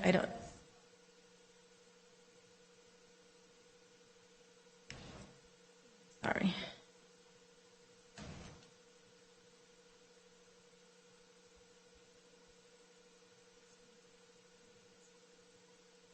That's okay. I will verbally go through. This is just basically our calendars. But again, looking at the August calendar, the week ending August 11th, to my understanding, that was data based on the 10th, 9th, 8th, 7th, 6th, and 5th. Possibly the 4th. 7 days prior is the numbers that we get on August 11th. Same for August 18th. You take the Tuesday and you do the 7 days prior, 17, 16, 15, 14, 13, 12, and then the data that is there for that week will show up on the Tuesday. So those are the 2 weeks the state is saying that they used to land us on August 28th in purple. Now, the next time that you'll see the governor's map change will be September 8th. That is the day that we are considered to have our first assessment, our first weekly assessment. So on the 8th, the numbers will reflect how we did on September 7, 6, 5, 4, 3, 2, 1, and will show up on the 8th. So on and so forth. The second weekly assessment will be on August 15th. Then the third will be on August 22nd. And every Tuesday, that number will change. We won't see it change until we get to the next Tuesday. So for now, it's going to say 16.6 and 11.3 for a while until we see what we look like on September 8th. We don't have that credit as some of the other counties do because we were in purple for the 2 weeks that were used to put us on the map. So to my estimation, really our countdown will start on the 8th, and we need to stay in the purple tier for 3 weeks and have 2 consecutive weeks meeting the red metrics before we can move on. So the earliest we possibly could move on might be September 22nd. So again, let me explain that to be clear. We're in the purple. If you go back, let me go back. In order to go forward, we need to get metrics that show that our case rate is between 4 and 7, and currently we're at 16.6. We need to get a positivity rate from 5 to 8%, and currently we're at 11.3. Once we fall between 4 to 7 and 5 to 8, you have to meet both metrics. Then you are in that next, you meet the metrics for the next category. But you have to meet those metrics and stay there for 2 consecutive weeks in order to move. So that is the reason why I put the calendar up, because I wanted to explain that we might have a great week from September 1 to 8 and meet the red metrics. Then we go back to purple from September 8 to 15. Then we meet the red metrics from September 15 to 22. We don't get to move on. We have to have 2 consecutive weeks meeting the red metrics for both measures to move on. This is the stringency of this plan. Okay. Some other variables that the state has put forward, and I have not seen the left-hand box in any public documents yet, so I'm not sure if they're retweaking this and rewording this or reworking the numbers, but what we were told is that there would be an adjustment for counties that could test above the state average. So if we could get our testing up, you are given wiggle room on the accepted case rates. And this is the table we were shown. I was told that the state average right now is 240 tests. And remember, the goal is to pass 150. We're now at around 180. You want to meet a minimum of 150 to move to the next tier. You want to possibly gain wiggle room by really beating the state average. And based on how well you beat the state average, you get to adjust your case rates down by these factors. Other language that has come out is the words emergency brake. So recall that aside from the two metrics that they decided to keep, the other three metrics were your hospitalization rates, your ventilators, so on and so forth, like your ICU. Those were the three. They are saying that those are not completely gone because we have to keep our eye on those. And if we have concerning factors such as our hospitalization rates, our ICU rates, our death rates, the state can intervene with an emergency brake. So even if you meet factors to move from purple to red, they are allowed to put an emergency brake. They say that they would work with the locals, public health jurisdictions, to find a way to work around that and to try to bring those numbers down before you move forward. Other language that has yet to be established is that there's going to be a required health equity measure. The state wants to see that you are reaching pockets of population in more need. And this could be based around data collection, testing access, contact tracing, supportive isolation, and outreach. They're saying that this is definitely going to be a requirement to move from one tier to another, but the official language as to what measures count has not been released. You can move backward. So if you make it to red, you can fall back to purple. If you fail to meet your red metrics for 2 straight weeks, you go back to purple and you have 3 days to reclose the things that have to be closed when you get to purple. So all of this is available to the public on the governor's covid19.ca.gov website. You go to Blueprint for Safer Economy, you can enter your county, and you can go into the box that says activity, and you scroll down. You can see, for example, hair salons, and it will tell you that San Joaquin is in purple and what is allowed to be open in purple. So this is one way to look at it. And as you see here, all of this became effective yesterday. So I plugged in San Joaquin, and everything is alphabetized, as you can see. You can go to aquariums, there are many, many businesses in here. Obviously, there's not everything in here. There are still some things that are not listed, but most things that they have made decisions on are in here as you scroll down. The other way to see what's in purple, red, orange, and yellow is to go to the CDPH website, go to the left-hand column, and where it says guidance documents at the top, you click on that, you find this one called Blueprint for a Safer Economy, and if you look at that first paragraph, the very last sentence says, see the activities and business tiers, and it's in a different color, it's like it's purple. You click on that, and you get this. So here you can see what is open and how you move. When you move from purple to red, what you gain. So this is an example of how right now, being in purple, retail is allowed to be open indoors with modifications. You got to follow the industry guidance that was created for retail, and with a max of 25% capacity indoors. When we move to red, it'll be 50%. When we move to orange, it'll just be 100%, but with modifications still. And you will see that there's 5 pages of this. And you can just pull your eye along down the purple to see what all the purple counties are doing right now.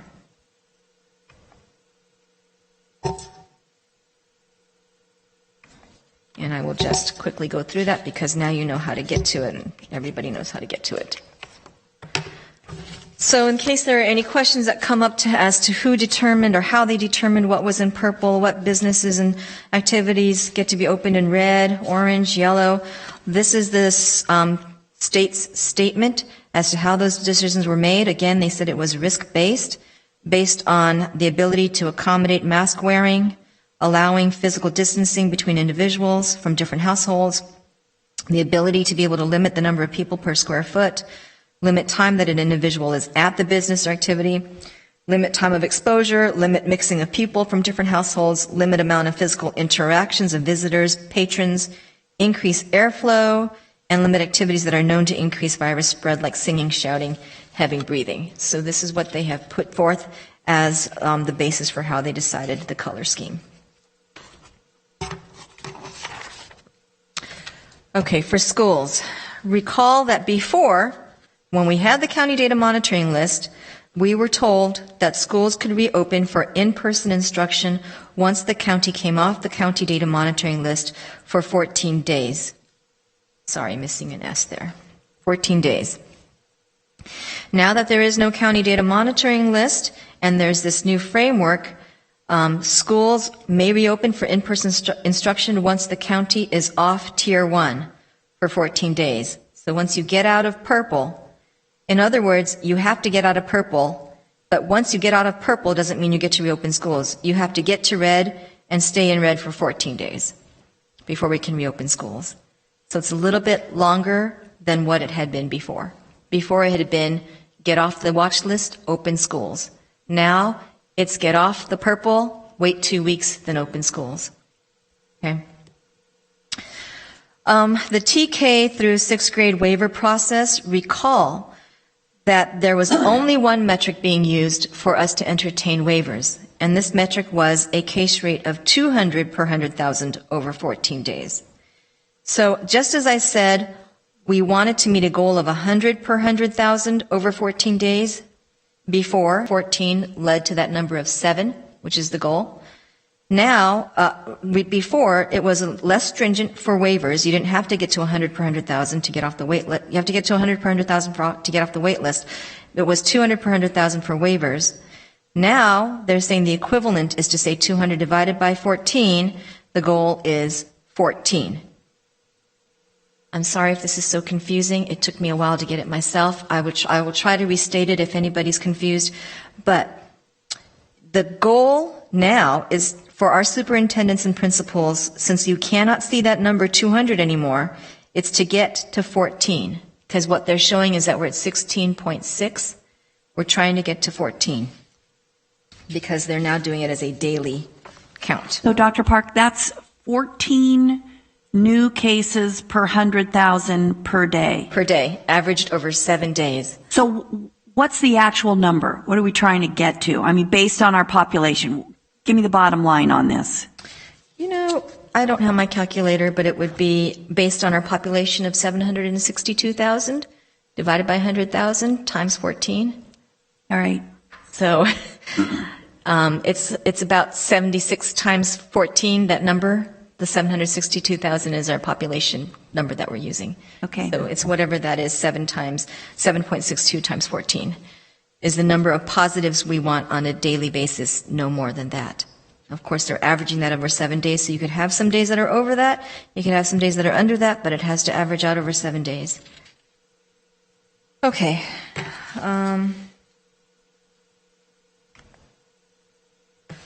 Okay, I wanted to explain the reason why, when I did release the waiver application, I did say, as someone wrote in public comments, that I would be looking for a rate of 200 per 100,000 for 7 consecutive days. The reason for this is that as I said, the episode date is the earliest date possible that can be recorded. We are looking at that. We are looking to see the accuracy of this information.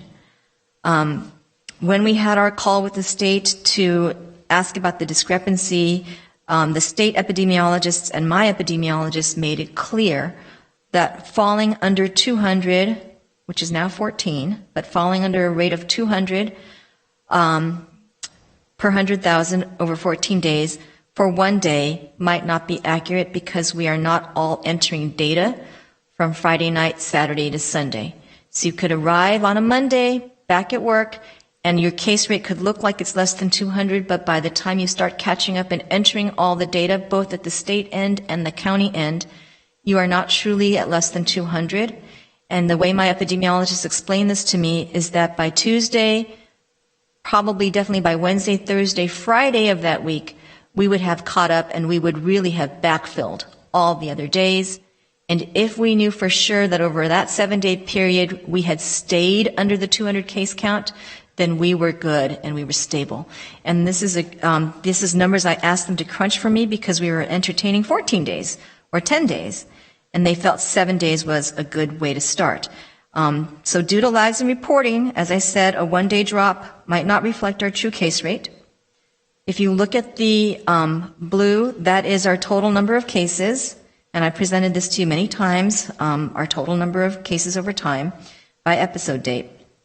The orange cases show how many new cases were arriving each day. And if you could see back in June to early July, there were a lot of peaks and valleys, a lot of daily upswings and downswings.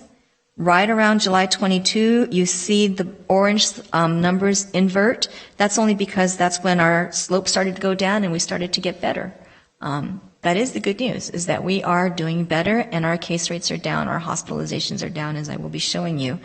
Right around then, end of July, we started to see improvements in our numbers, and so the orange flips, but you can see that over time, by beginning of August, it starts to have more plateaus and not as many wide peaks and valleys, not as many dramatic peaks and valleys. So our daily peaks used to be kind of crazy up and down, and now there's some more stability. And as our lead epidemiologist said, 7 days is a good number to use to really know for sure that you are stably underneath that count. I wanted to explain that. Now recall the snapshot tool that I had shown you before that I said was a reflection of what's going to show up the next day. I still get that snapshot tool. They are saying that by the end of next week, that will be modified, and I won't get to see it the way I used to see it. It will reflect that number, the daily count.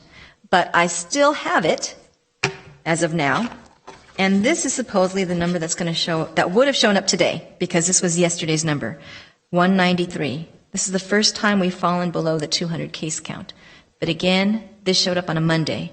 So we'll see how we do tomorrow. My epidemiologists feel that we will most likely be back up above 200, but we're getting there. We're close, and I wanted to show you this number, and I wanted to let you know that I will continue to look at snapshot daily, since I don't have any other access to this number than to look at this tool.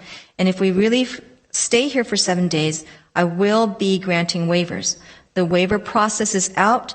The application is on our website at SJCPHS, and I do have many schools who have reached out to me, and they will be applying, so I know they're out there. I know that some, as public comments came in about waivers, there is a public understanding that waivers have been submitted. The truth is waivers were submitted very early on from some schools that chose to take the state's waiver sample, take out the watermark and submit it to me. But I was told that every county had to have their own waiver application process, and so you can't just take the watermark out and submit your application using the state sample. We had to come up with our own, so we tweaked it a bit, and it's now available. And all of those schools who have applied, I have been in touch with them personally, and they're all aware that they need to redo their application a little bit, and they don't seem the least bit upset about it. They understand, and they are thankful for it, and I worked with them when I came up with this process, and I'm expecting some waivers to come in. So again, this snapshot is going to change next week, but for now I can look at it. I do have access to it, and it's the first day that we fell below 200. because I do look at it every day, and yesterday was literally the first day. So very encouraging news, and the other reason why I like to look at this tool is, again, to show you this, and to show how we're doing statewide. We're still doing better than we had been compared to some other counties.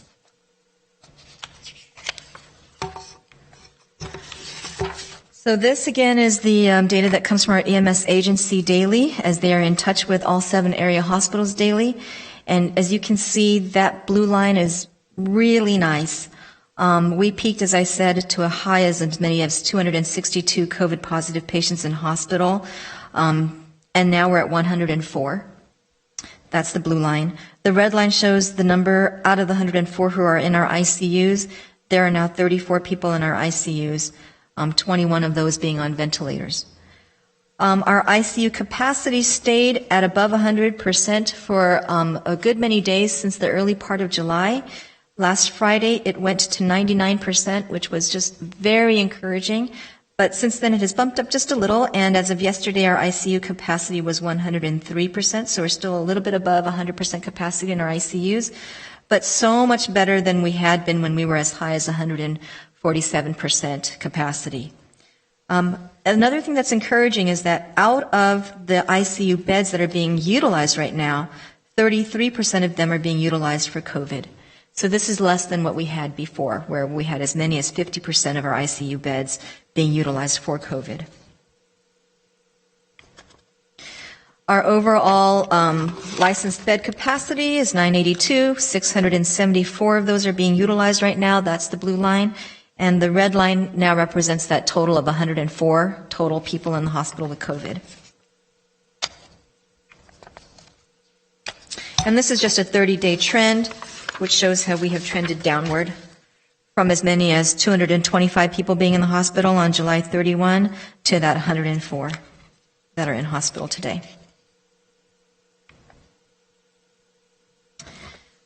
So this just shows our total daily case count, and we are now at 17,620 at the very highest part of that blue line. That's our total COVID case count with 331 deaths.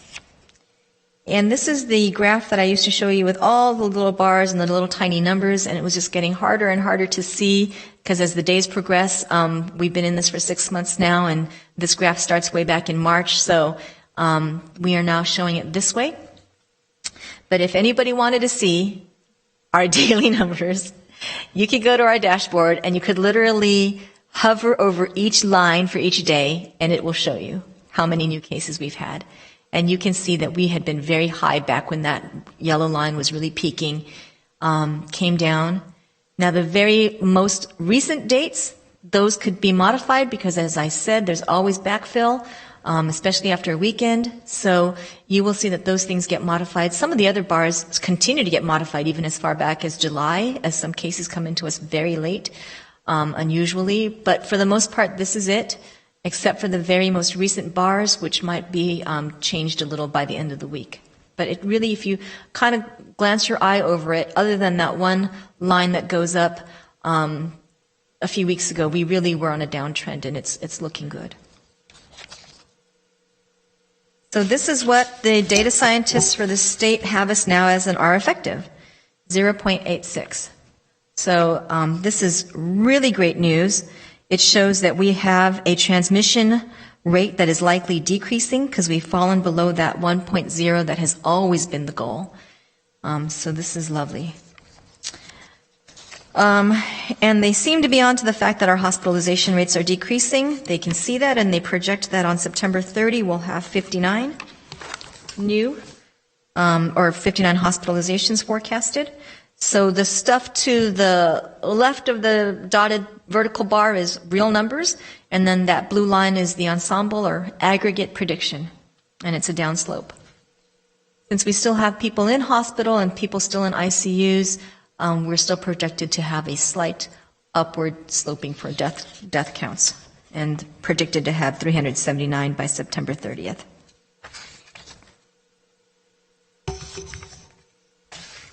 Okay, so the governor mentioned last month that he was creating a new strike team for the Central Valley, and they are now called the Central Valley Task Force.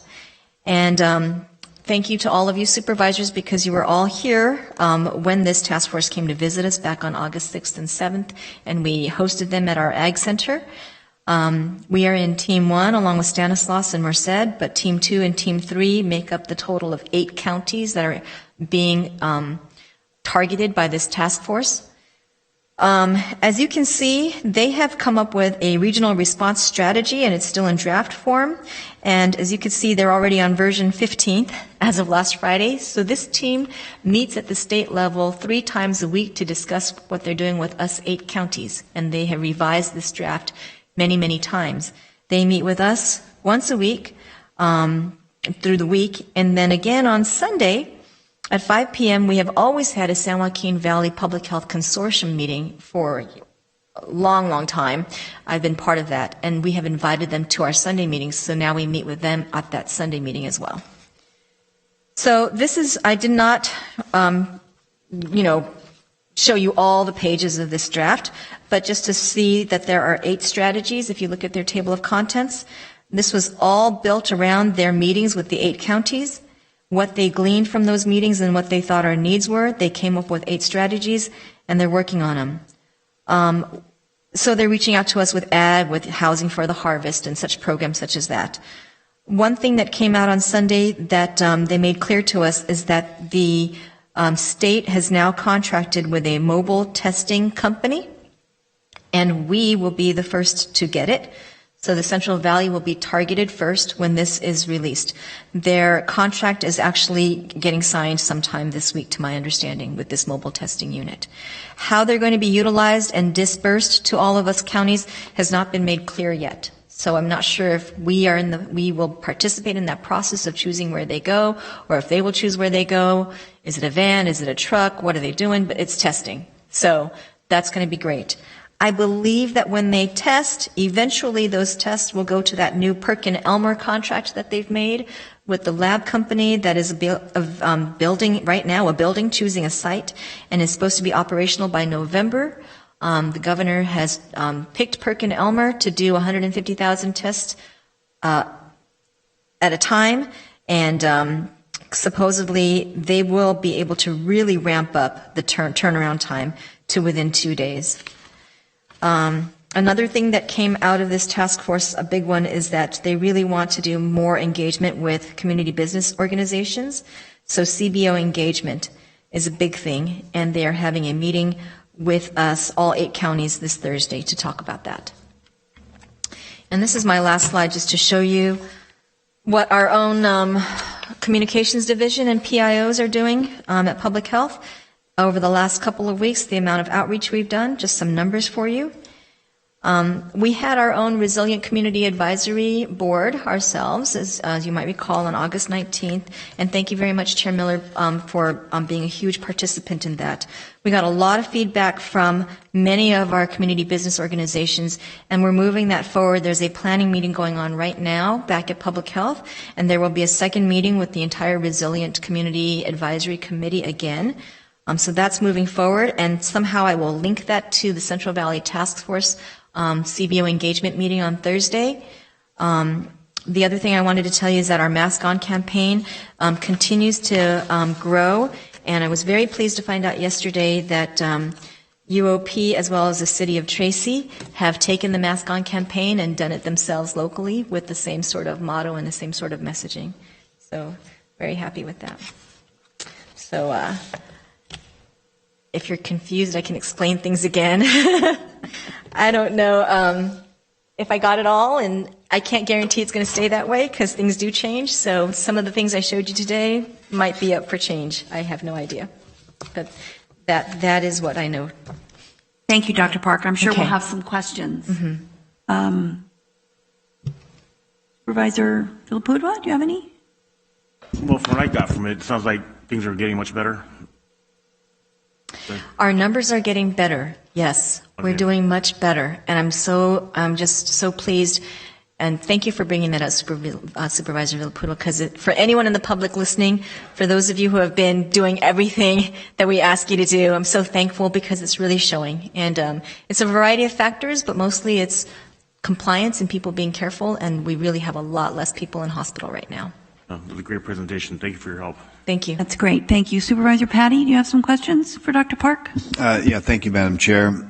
So, obviously, if you heard, I know you're here, you heard all of the public comments and the parents and teachers, educators, the data, the pleading, the case to opening up schools. It looks like we're trending, but what would be your guesstimate if we kept on the trend that we are? You mentioned a couple of dates. You also mentioned that you showed one slide. We have a lot of slides. There's a lot of data here, but there's one slide that if we increase the testing rate and we have a lower positivity, then that would also kind of work in our favor, if that's correct. And so today, what do we need to do to make that happen, make that a reality so that we absolutely maximize the potential of opening the schools? This is a crisis. This isn't, I know you're, as a pediatrician and one that bears the responsibility of this decision-making process, it's a burden here, but what can we do to enhance the prospect and the eventuality of opening up the schools and doing it in the fastest timeline possible? Thank you. So, Supervisor Patty, I don't have decision-making ability on this, as many people in public comments seem to think. I cannot legally open schools, or it's not even me. The schools themselves cannot open themselves until we meet these metrics set forth by the state. So I'm sorry for that misunderstanding. But what can we do? My first goal is to get that 16.6 daily case rate down to the 14 needed for waivers. That's goal number one. And then goal number two is just to move us from purple to red. I think that's going to take a lot longer time, and I'm sad because it's not till we get to red that nail salons and other things can open, and that I have no control over, and I do believe it's going to take more than September 22 to get there, to be honest with you. We've got some ways to go before we can move from purple to red. I just have to be honest. But we can get from 16.6 to 14. In order to move down to red, we have to get from 16.6 all the way down below 8. So to get to red's going to be a while, but to get to school waivers, it will be sooner, obviously. I can't predict how soon. That number 14 is supposedly supposed to be there. And then you can open once it's been there for a while. This is the problem, is I only get to see that number on Tuesdays. And so what if we get to 14 and I don't see it till September 8th? I don't think that's quite fair to schools to wait until I see that number again on September 8th. Maybe on September 8th, when they flash these numbers up again, it'll be 14, but maybe we would have reached the 200 per 100,000 well before that, which is why I'm going to continue to look at that snapshot tool. Now, I know that the snapshot tool is going away, and it's going to start looking like the 16.6 number by next Friday, they say. But our epidemiologists who were in on that meeting with me in the state were given the tools to do that calculation themselves. So they are now calculating that number for me. So I'm going to keep looking to see if before September 8th we actually get there. So, and I don't know. I have no way of knowing how fast we'll get there. I'm hoping in a couple of weeks, a few weeks, we're close. And thank you for clarifying. It's not your decision. This is a state mandate from the governor, correct? That is correct. Okay, so it's not elective. There's nothing we can do about that. It's the governor that's mandated this. You can't do anything, and I can't do anything, and I know people want us to do something about this. I understand, and I understand that they feel that we just keep going round and round saying, we understand and we want to help you, and then we don't do anything about it. So the public comments are very much appreciated, and as I've said before, my goal is to get down to a case rate where we can do things for these parents and these teachers who want to open. And so we all have to be in this together to get us down to that 14. That's the first goal. So question to follow up for you then is, and again, on one of the slides there was something about if we increase the test rate and our positivity percentages change, then that would enhance. Is that correct? Would that apply for the school? waivers? So I put that, those numbers up there because those were shared with all the health officers, but then they did not show up on Friday in any of the public documents that came out. So I'm not sure if they're reworking those numbers. Those numbers were based on what they said at the time was a state average of 240 tests per 100,000. So maybe they're watching to see what the state average is and how it moves, and they're going to rework some of those scales. But my understanding is if you test at a very, very large rate, there is a reward which drives down that 16.6. It doesn't drive down your positivity percentile. That number doesn't change, but it can be a corrective factor for the 16.6 number. I don't know when that kicks in, though. So it's vague at this point. It was something that was allowed and then now is precariously unknown? Yeah, it's something that was discussed with us that is forthcoming, and I don't know if it is truly still forthcoming and if that's going to be the true scale with the correction factor.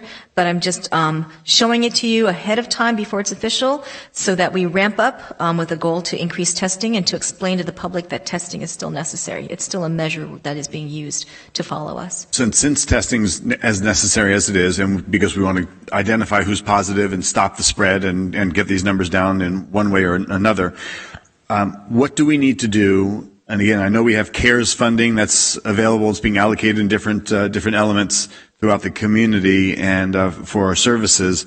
And this would be a perfect application. What can we do to double our testing currently? And I mean, let's get bold. Let's get very aggressive. Let's test and maximize the public outreach for informing people that are positive and getting the awareness is where the positivities are. So thank you, Supervisor. That's something that I'm looking at right now. And you had asked about testing the last time I was here. So the state still considers the PCR test to be the gold standard. There are about 200 different types of tests that are out there that have received an FDA EUA approval or emergency use authorization. About 147 of those are molecular tests, and the molecular tests include the PCR, the original CDC authorized test, the nasopharyngeal swab up the nose. Then there are maybe 39 serology tests to test for antibodies, and there are now 4, I believe, antigen tests that have been approved. The serology and the antigen tests do not count. So the antigen tests are being utilized in very sparse places in our county by some hospitals. If you have a positive, like BD Veritor or Sophia Quidel test, which is an antigen test, the state doesn't count that as a positive. You are to enter it in CalReady as a probable. And so it's unusual because it's not clear if the state's going to decide to count negatives towards your negative positivity rate. They're working through that with their testing task force as these are new. The serology tests are immunology tests.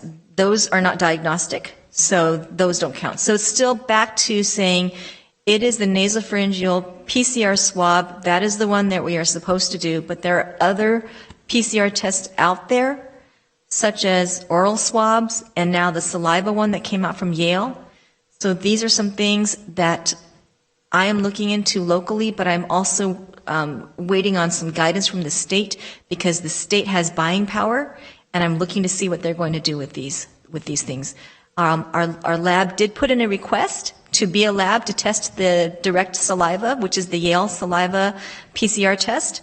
I don't know where that's going to lead. I had them do it, and I don't know. Only a CLIA authorized lab can do that one, and we are a CLIA lab, so we have put in a request to be an authorized lab to process those. Have not heard back yet. So we'll see. We're trying, but for increasing testing, we're still talking about the nasopharyngeal, and we have access to some of those swab test kits through the state. So I'm going to try to get some of those and put them in the hands of people like Joan Singsong from San Joaquin General, who's going around and testing our ag farm workers. She has a full calendar of events, and she's doing testing all over the county. So we are looking into that. And again, the mobile testing unit is on its way from the Central Valley Task Force. All right. And are we putting as much priority as possible? And I understand that there's parameters that we may not understand. We may not have clarity yet from the state of which testing is going to be approved and such. But are we expediting this in every capacity possible? This isn't something we want to have paralysis by analysis. And I know that's not the case because this is happening in real time. But, every day is critical and matters because every day could be where an infection goes to one person to another, to another, to another. So everything we could possibly be doing, are we expediting? Do we have the funds in place? Do we need an allocation from the CAO's office to your office to expedite and make this happen as quickly as possible? We have the 2 free test sites still, the OptumServe and the Verily. And so we are, doing our best to get those filled up daily. So that sometimes, those are sometimes underfilled from no-show, but their show rates are improving as their turnaround time improves. So aside from our 2 free test sites and the one at Planned Parenthood and some of the other ones that are being offered at our local drugstores, can we do more testing? Perhaps. And I could definitely look into that and get you some specifics as to some options. Whether we need some more support from the CAO's office, I would have to look into. All right. This has been brought up in the past, though, and if we keep looking into it, we need action. And I know that you know that, and I know that we're here, and you know that you've got people in the public asking for action. I know that this is being delayed, but we actually need the action to happen. I know that Mr. Dietrich's right, and Greg is here because I think he knows a little bit more about what's coming out of the CAO's office because there is more coming out. So this is why I hesitate to say we need more because we're in the process of launching more, but I don't have all the details, so I'm happy. Supervisor Patty, through the chair, yes, we've come to this board to seek authorizations on 3 occasions to acquire supplemental funding to acquire additional lab equipment. We're working to diversify our lab equipment and not be beholden to one vendor supply chain. We've worked with the vendor called Hologic, and Hologic, we're competing not with just 57 other counties, but across the nation and the globe. Hologic is basically has not been able to provide us with a quote. They're basically manufacturing has been fully subscribed. We've worked with another vendor, and this was up about 2 weeks ago, is Perkins Owens, I believe, which is we were working with them and thought we were about there to get a high throughput, high capacity PCR test within our public health lab. That ultimately is the vendor that the state went with, and I think they subscribe to basically their current capacity. That vendor is vertically integrated, so they have the devices, they have the consumables, and they actually stand up labs. And as Dr. Park mentioned, the state is using that vendor now to stand up 150,000 per test per day capacity by November 1st. We're still working to acquire a large throughput device. Absent that, we have 2 lower throughput PCR devices that are about 10 years old, acquired through state grant programs and also our partnership with the JPA with Stanislaus County. Those can only do about 40 a day. We're going to expand and get some additional ones of those simply because the other ones are end of life. We're able to do approximately, I believe the count is 392 per day within our public health lab currently. So that is an expansion over initially back in the March timeframe when we're able to do about 96 per day in a surge capacity. And when I say surge capacity, that is when we dedicate that device strictly to doing PCR tests for COVID-19 and delay other surveillance testing for communicable diseases and TB. The partnership we do have, so we run the test in our public health lab. We do not acquire the specimens generally, and as Dr. Park mentioned, we have a good partnership with Jones Singson, San Joaquin General Hospital. They actually go out to these community events. You've seen them out there in the field with different congregate living environments, homeless shelters. As Dr. Park mentioned, she has a calendar for the next several weeks of going out to ag testing. So her and her staff acquire the specimens. As Dr. Park mentioned, the testing kits, the nasopharyngeal swabs of our transport media, we do now have steady access to them. A limiting factor still is the reagent within our lab, but currently we are running approximately 400 tests per day within our lab. We endeavor to run 4 days a week. A lot of that is being dedicated to the partnership with the hospital, but that is not just our county, but predominantly our county is benefiting from that amount. Our goal, as stated in the board letter of 2 meetings ago, I believe, was to get up to 1,400, but that's going to require us to get that high throughput device, and we're coming up dry going all different routes for different vendors, but we need the PCR test and the ones that are, as Dr. Park mentioned, the gold standard and not the other ones with emergency use authorization. Those ones are primarily, if you look at the EUA application, they're primarily designed for symptomatic, not asymptomatic individuals. And looking at because Dr. Park did mention that table you mentioned where we can get credit, and if we do a lot more testing at the state average, they'll give us a factor to hopefully get us into another tier quicker. That is almost that was. Last week, I know I participated in several phone calls with Dr. Park. It was not a very collaborative process with the state. They were not sharing documents with us. We got the final draft maybe at 10 o'clock at night on Thursday before the Friday announcement. But in order to get to those levels, we basically need to do about 2.5 times the testing we're currently doing within our county. And that's just not county public health. That is the various hospital partners and the commercial labs such as Quest and LabCorp. We do have other vendors out there that are able to support pop-up testing and doing some circuit rides. They want to do on the order of 500 per day and have a guarantee.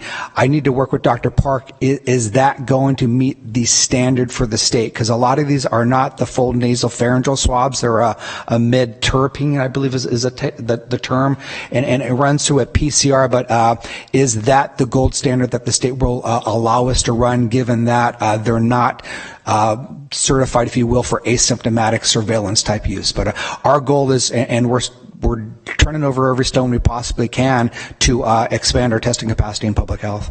So in order to get to that 2.5 time testing, you explained that we're looking for equipment. What will it take and what's the timeline that we can get there?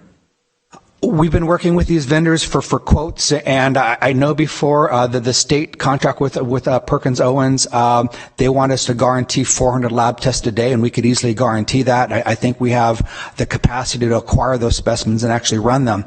It's just no vendor. We don't have the buying power the state does. If we would have bought an item from Perkins Owens, it might have given us 800 tests a day. The state purchased 150,000 tests a day from that same vendor. So we are doing what we can to acquire additional testing. And like I said, we could probably stand up additional contract testing with outside agencies. Obviously, there's CARES Act dollars. Some of those tests, I think on average, if you look at the quantities we're looking at, it's about $175 per test. That's more than what we currently our cost is. But obviously, if we need to get there, we have CARES Act funding to do it. Can we sustain it? Can we, if it's one location per day, can we drive that volume there? I know at the Verily and the OptumServe test sites, they're not always fully subscribed every day. Okay, so it's not about equipment, it's about acquiring testing capacity from outside vendors? My preference would ultimately to acquire the testing equipment in our lab. That will pay dividends when it comes to seasonal influenza as well. It basically then we're also in control of the testing capacity and our priorities. But if indeed we need to get to that threshold of aggregate testing, it would require external partners. I know we've had dialogue with the CAO's office and the San Joaquin Foundation, and there was an item that was brought with the CARES Act update at the last board meeting. So we are expanding the number of testing events with the hospital and specifically facing the ag community. But if there's a desire and an opportunity to do more, I know there are partners out there that are willing to, if we have the money, that they will do more testing for us. Can it be done consistently? Because like Dr. Park mentioned, that testing factor, it has not been publicly noticed yet, and can we do that rate? When I say 2.5 times what we're doing now, that's aggregate across the county, including the commercial labs. That might be, we need to do 2,000 tests a day additional. can we get that when other counties are probably looking the same thing you are of using third parties to expand their testing? And one thing I don't think Dr. Park has mentioned beyond the new tiered framework, and that they're looking at the number of positives per day and the testing rate. There's a third yet to be issued metric. And I believe in the dialogue I've heard from the state, that metric might be facing testing, but more so that we are providing testing in a distributed environment, and maybe certain underserved or overly impacted census tracts, we need to have testing within those census tracts. So I don't know when the state is coming out with that third metric, but I understand something else is pending that might be an avenue to get to the red tier, or an inhibitor to get into the red tier. So this seems to be about testing more than anything, even though that third tier might be uncertain at the moment. The testing would help us accomplish goals in any capacity, just by the awareness of somebody if they're positive or not. So what I would ask, I understand now it's either acquiring equipment or acquiring a subcontractor. Can we put something in place by the end of this week so that if equipment might be 30 days away, it might be 60 days away, it might be 90 days away. So if it's 90 days away or 30 days away, that doesn't help us accomplish goals to open up schools. Then in the interim, if we had equipment coming in by Friday, great. If it's 10 days away, 20 days away, that's not going to help us open up schools. So if we need to hire another laboratory facility that can do services at a certain cost, I don't care what the cost is. We've got CARES money to use during this crisis, and it is a crisis. It's a family crisis, it's a youth crisis, it's a community crisis, it's a crisis in every capacity that qualifies for COVID use of funds. I think we would all agree on that, and I'm sure it's not up for debate. So I believe, and the other supervisors can speak, but we need to prioritize this testing to help Dr. Park attest what we have accomplished here in San Joaquin County. And I know this is all your guys' burden, and this is something you were all trying to do, but I really want to see us, if we keep asking about testing and we haven't acquired the testing, there's a breakdown here. We need to be prioritizing and having it in place in the most expedient manner possible. And the last thing I'll ask is, you alluded to, there seems to be some sort of a task force that might be going out. I know there's a central, a valley task force, but what are we doing locally? For instance, on Wilson Way, several days of the week, there's a flea market with hundreds upon hundreds upon hundreds of people there hourly. It's packed, it's full.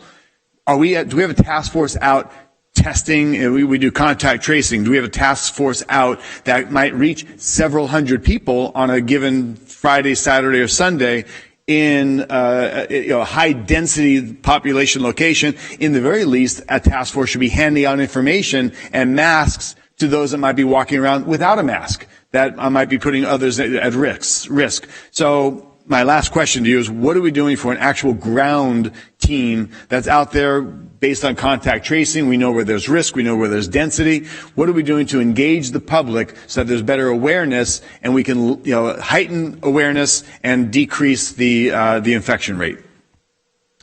Yeah, Supervisor Patty, this interesting that you mentioned flea markets, because this came up in a discussion with the Mask On campaign yesterday, is where do we distribute the masks and hand sanitizers? And I said, let's go to the flea market, because I get complaints about how they're not social distancing there and they're not wearing their masks. So let's hand them out where people might be, willing to take them and wear them right then and there. So we are looking at things like that. We're also looking as a county as a way to streamline the process of receiving complaints about such places, such businesses that are not enforcing the rules, and responding to requests from the public for information. So there's currently a team with OES and Public Health and County Council working on strategizing this.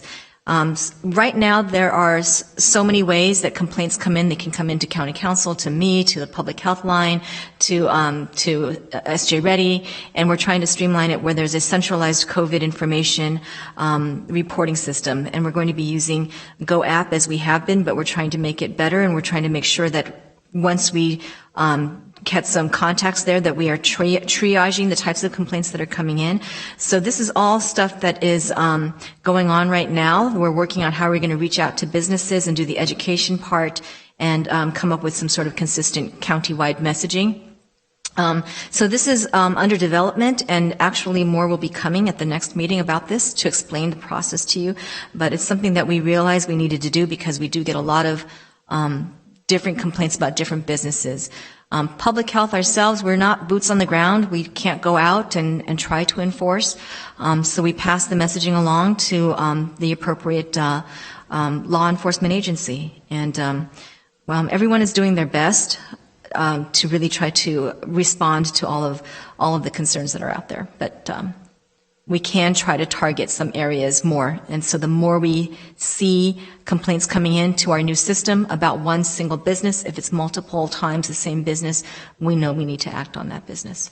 I have less concern about a business where there's low volume versus a flea market where there's thousands of people walking through there in the course of a weekend. So I went to a business, in my business, my crane business, I went to a business, I needed something repaired, and there's somebody behind the counter that didn't have a mask. She sees about probably 8 people in the course of a day.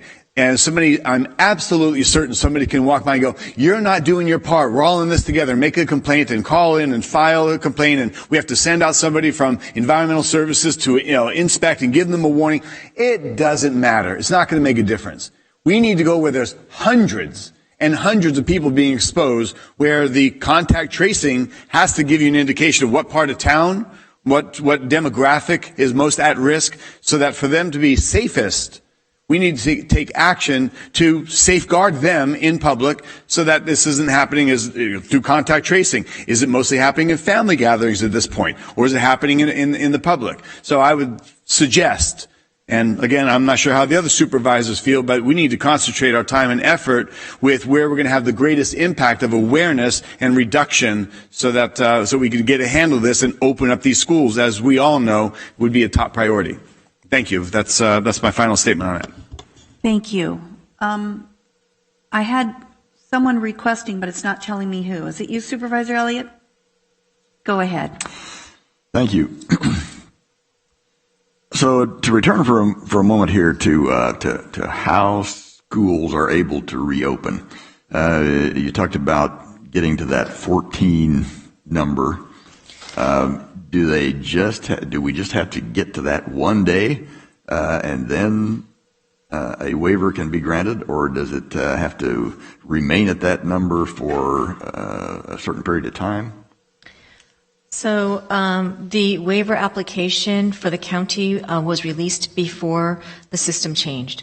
So the letter that accompanies the waiver application says that we needed to get to the 200 per 100,000 mark based on the old system. That's equivalent to 14 in the new system. And what I have said is that I would like to see us be at that 14 number for a week consistently, so that I can be sure that we truly are under the mark and ready to open. I don't see this, to be quite frank with you, a delay in allowing schools to reopen under the waiver process, because the superintendents are mandated to apply with a 14-day wait time anyways. So as I accept applications, their applications are supposed to say their proposed reopening date, and it's supposed to be 14 days in the future from the time of submission.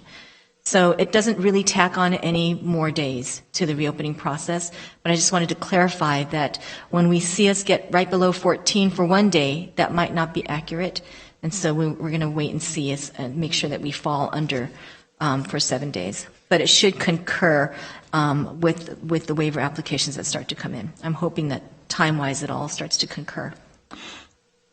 Okay, so if you've got a waiver application, it will set a date 14 days out. So by the time we get down to 14, then perhaps those 14 days have already passed. So in a case like that, would we be able to grant that waiver immediately? I think I understand your question. If the date is a proposed date 14 days later from the time I receive the application, but the numbers are already been, or the numbers go down after that? Well, right. You're saying that the numbers had to stay down, and it wouldn't add any length of time to the date when the waiver could be granted. If you get the request today, Right. They're proposing that their waiver go into effect 14 days from today. And today we're not at 14, but 10 days from now we hit 14. Then does that mean that after another 4 days they could get into the, they could have their waiver? Yes. So I would approve the waiver and send it to the state. The state, it looks like they've been fast with acknowledging receipt. They have a website that shows which schools have been granted waivers. And it seems to me that as soon as the county submits within a day, the state is acknowledging Great. and approving. Now have all of our schools submitted requests for waivers? So with the waiver form that the county developed, none have. I did have some schools submit before the county developed a form based on the sample that the state had created. I know what schools those are. There's not many of them. I'm expecting those same schools that submitted to resubmit. It shouldn't be too hard because our application process is not that different from the sample that they tried to use. So I'm expecting those schools to resubmit, but they're aware. Okay, are we doing outreach to the school districts so that everyone knows I to get their request worked for through the waiver? process with the San Joaquin County Office of Ed, reviewing the waiver application and making sure with some of our private schools that it looked fair and was in line with something that they could accomplish that was in line with the rules that were set forth by the state. And so the ones who had applied are definitely aware. The San Joaquin County Office of Ed has dispersed it to all the superintendents of all 14 school districts in our public school system. And they also have a charter school and private school outreach email that they utilize, and they assisted me with getting that out to them. Great. I think we need to keep up that outreach because I haven't heard one single comment yet from anyone saying that they think this distance learning is working great. Nobody likes it. Nobody thinks it's working. In fact, many comments that I've heard say just the opposite. Not only is it not working well, it is causing the performance of the kids to actually decrease. So we really need to get these kids back in school, and I just think we should keep up our outreach to make sure we've taken every measure we can. If waivers are a possibility, then let's get the waivers in, and try to get these things, get the schools reopened as quickly as possible. Now, moving back over to the positivity rates and the case rates, et cetera, and this credit for doing a certain number of tests and all of that to make your numbers work to your advantage. It seems that what we need is to get asymptomatic people to take the test. So what incentive is there for someone who is asymptomatic to take the test? I mean, it seems that most people, if they're not symptomatic, they assume they're okay, and we're not likely to get them to volunteer to go and take their tests. And thank you. This is the difficulty. And you're right. If we could get more people who are asymptomatic to test, it will drive down our positivity rate as well. So, I don't know if we'll ever get to that correction factor because it requires a great deal of testing. But anyways, we want to stay over the 150 per 100,000. We have been going out to farms and to ag and trying to hit some pockets of the community and show up with some freebies in our tests. And sometimes what we notice is that people want the freebies but not the test because they don't want a swab going up their nose. And so we've been talking about this, and a strategy we're thinking about using is saying, get the test first, that's the first thing you line up for, and then you get to move on to grab the freebies. So this is a strategy we're going to be utilizing from here on forth because we've been going out. San Joaquin General has been going out, CMC's been going out, and we are trying to hit pockets of the community that are at high risk. And when they're asymptomatic, they don't want to be tested, I'll be honest with you. So we might go out with 100 test kits thinking we're going to test 100 and only 20 line up. And it's very hard to rack up the numbers. We're putting in the hours, and yet we're coming back to the lab with only 20 samples. That's the truth. And so what we're going to be doing now is saying, there's a stimulus here, and it can't just be a free mask. People want more than that. So we're going to try to up the ante, get some more people involved, get some more organizations involved with really making these events more of a draw and having them test first. Well, that's a good approach. I'm glad we're thinking about that. And the ag community with the farm workers, that seems to be a logical pool of people who have a great interest in making sure that they're not testing positive, because they've got a limited time period when they can actually make their livelihood during the time when the crops are being harvested, that sort of thing. But if we can only use this one type of test, that seems to be kind of a disincentive in itself, in that people don't want to do that because it's uncomfortable. What's the likelihood, or what efforts are being made to try to use more of these other tests, these saliva tests that are coming out? We can only use PCR tests that are tested in the lab using a PCR technique, but the saliva and the swabs, some of them do fall under that category. So as I had said, the saliva is brand new. I don't know who's getting to have it yet. We did an application. I've got to follow it from there and see who's getting that. The swabs, there are companies such as Curative that will give you swabs, and people have to follow a video and put a Q-tip in their mouth and swirl it around and send it back to the company. But it's $125 a person, so there's some cost issues there. So we have looked into those things, and there's still options to see. We have to kind of decide as time moves along. And I think I understand this is something we really can't wait on, as Supervisor Patty said, but I'm having more information come out of the state very rapidly. So we are waiting for this to come out and to see what sort of leadership the state's going to take. Do we buy the $125 swabs and just give them to one population of people, 1,000 of them? Is that going to help us? Or do we wait for this $10 saliva thing and see if the state's going to do a bulk buy and use their purchasing power? And so the testing task force at the state level has 2 new co-chairs, and they haven't spoken to us for about 2 months.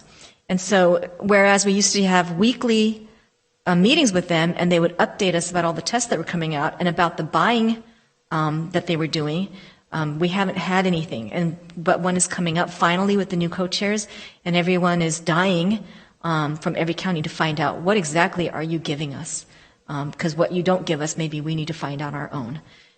When it comes to the PCR swab, the classic nasal swab, sure, we could purchase a bunch, but you need somebody in the medical field to actually do the collection. And therein lies the problem, is public health, we don't do the collection. We run the labs, and I've said this many times before. We need other agencies, other healthcare partners to step up more if we want to really increase the testing, because I don't have the healthcare staff that actually puts the swab in the nose. When you make these visits out to the agricultural community, do you take other healthcare people along with you to administer the tests? As I said, we're not administering the test, but we are going along to the farm sites doing our education. We have our Spanish-speaking health educator out there doing some educating in Spanish and giving out our hand sanitizer and masks and explaining how to properly use them and why we should use them. We do have one nurse who was doing some nasopharyngeal swab testing at the county hospital, and so she's familiar with it, and she now works for public health. She's been going out and helping Joan from San Joaquin General with some actual test collections. So there's one person at public health. And so we've been utilizing, the Spanish-speaking health educator and the nurse who does some testing, and we've been going out and helping as San Joaquin General, gets through their calendar of events. Okay, you mentioned earlier that you were going to change the sequence of events there so that test first, then get the freebies. So who's actually going to administer these tests then? Is it just these 2 people that you mentioned? Well, when Joan Sing-Song goes out there from San Joaquin General, sometimes she's there with the residents, the family practice residents who help out. Sometimes she's there with the residency director. Various people show up from her end, and she organizes all of that. And when she went out to the farm worker RTZ2 and 3 sites last week, as I said, one of our nurses went to help out. So sometimes it's just a couple of people, and that's all you need, and sometimes it's much more, and it just depends on the agency going out and who they're sending. Okay, great. So we do have some people who are going out there to administer the tests, make sure we actually get some test specimens that can be evaluated in the lab. So I think it's still worth our while to come up with, as best we can, things that are not so distasteful to people in terms of taking these tests. Exactly. So looking into that, our ag commissioner did send 23 lists to San Joaquin General Hospital to add to the calendar, 23 farms that want testing. Great. So we're trying to find them at churches, we're trying to find them where they live, but on top of that, we're actually going out to farm sites where they work to try to get them all. Okay. One last question here. When you were talking about the Central Valley Task Force and this program that they were putting together, and they had their 8 goals, or their 8 areas of strategies. Focus, yeah, strategies. The last one on there was fatality management. So that caught my eye. And then I'm sure you're aware of the CDC's recent announcement that 94% of COVID deaths in the U.S. actually had underlying conditions, so couldn't be attributed solely to COVID, and maybe not to COVID at all. Maybe the person, in fact, had COVID but didn't die from it, just died with it. So are any of those things being taken into consideration in terms, and again, this goes back to what I had said a couple of meetings ago, in terms of our overall strategy on these things? If we're looking at these death rates, and it appears that they are being overstated, then shouldn't that go into our calculation of what our strategy is here to get the economy open back up again? I mean, if COVID itself, although we know it is deadly in some cases, if it is not as widespread deadly as it had originally been cast to be, then why aren't we getting the economy open and getting the schools open and letting people live their lives and make their own decisions as to how they want to protect themselves from something like COVID? Right. So strategy 8 on that task force plan was fatality management. We did talk briefly about that at our meeting with them when they were here, and it was mostly about how to manage your surge capacity in your hospitals. And I believe that probably some of the 8 counties brought it up, and that's why it ended up as a strategy. It's certainly not the biggest one that they're focusing on now that a lot of us are experiencing declines in our hospitalization rates. So not one of the biggest strategies, but yes, it's there, and I don't think it's something that we necessarily have to put too much focus on at this point. I think the news coming out of the CDC is a bit misleading. We have always known that people who have cardiovascular disease, lung disease, and other comorbidities are going to have a more severe course with COVID. So when the CDC says that a certain percentage of people who died of COVID had heart disease, lung disease, that was their comorbidity, but they did in fact die of COVID.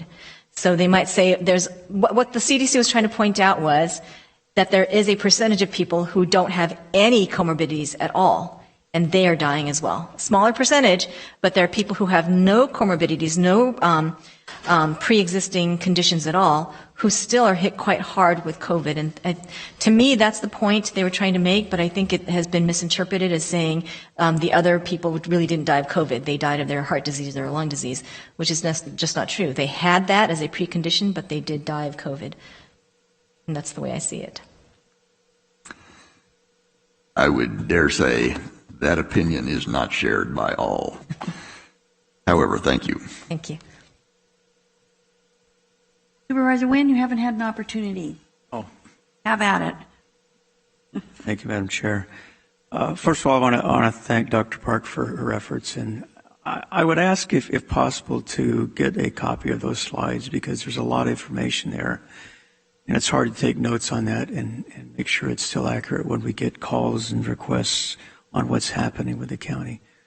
The other part of it is, and I'm not going to try to cover all the ground that's already been discussed, but as far as the testing, when you talk about the numbers, and as I understand, as you increase the testing, it's like you multiply your numbers by a percentage, which lowers the actual number, which puts you in a better position in regards to opening up our county. Is that correct? When you talk about 299,000 and it's a 0.88 factor and those types of things, is that the way it works? Yeah, I believe so. As I've said before, that was shared with me but didn't come up publicly. So I don't know where those correction factors are going to come into play or when or if at all. But yes, that is the way it was meant to work. The more you test, if you beat the state average from what all the other counties are doing, if you beat that average, the more you beat it, the more of a correction factor you get to lower your case rate and move into the next tier. Okay, we talk about testing, and for example, I know it's been brought up. What if, for example, if you're quarantined, you're asked to get a test, and then you get a test to see if you're positive or negative, and I had the test and I was negative. But the question is, what if a person just, has a, maybe they think they've been in contact with somebody who has COVID and they want to get a test. Are they able to do that currently without any doctor approval, any symptoms, et cetera? Can that happen? Yes, certainly. So that's the other news that came out of the CDC is that they were saying that people who are asymptomatic and have had exposure don't necessarily have to get tested. The state of California is not following that guidance from the CDC. They made it very clear at the state level that more testing, not less testing, is the way to go. And you need to test everyone, even people who are asymptomatic, because a lot of people may be asymptomatic vectors. And so here in California and here in San Joaquin County, testing is available at our free test sites. You don't need a doctor to go to the OptumServe or the Verily test site. So you don't need it to be ordered. You just need to sign up on their websites. So those sites are still around, and you don't have to have even the exposure history. You could just say you want to get tested and get tested. So that hasn't changed. The reason I ask that question is because one of the things we talk about in regards to collaborating with our residents in regards to like the testing process and certainly each individual being responsible for protective equipment and wearing masks and those things. I think we're succeeding in that. I think we're improving in that area. But I would suspect that, and you've heard all the comments, and I know you've had a lot more. We've all had a lot more comments and emails. The question arises is if, for example, if part of the reduction in numbers is based upon the increased number of tests, and that if individuals could get a test without actually having any contact, et cetera, voluntarily, I would venture to say that there would be a lot of parents who would be interested in getting tests if they knew that would be a contributing factor in regards to lowering the threshold by which they could open their schools. And I say that for two reasons. I know you think, well, it's kind of a game we're playing. Well, it's not, because I think also one of the things, if we talk about this 14 days that, they submit the waiver and they may be able to open the school. And as Supervisor Elliott talked about, so if I understand, if they submit a waiver with 14 days that they plan on opening, and yet it's only the last 1 or 2 days that they actually are at 14 or below, does that qualify them to open on that 14th day, or does it have to be a full 2 weeks of the number 14 to allow them to open? So I will open and grant waivers as soon as we hit that number and stay there for 7 days. And so if we hit that number and we've been there for 7 days and that is after their proposed opening date, they will be opened because it's already past their proposed date. If it's the same time, they will be opened.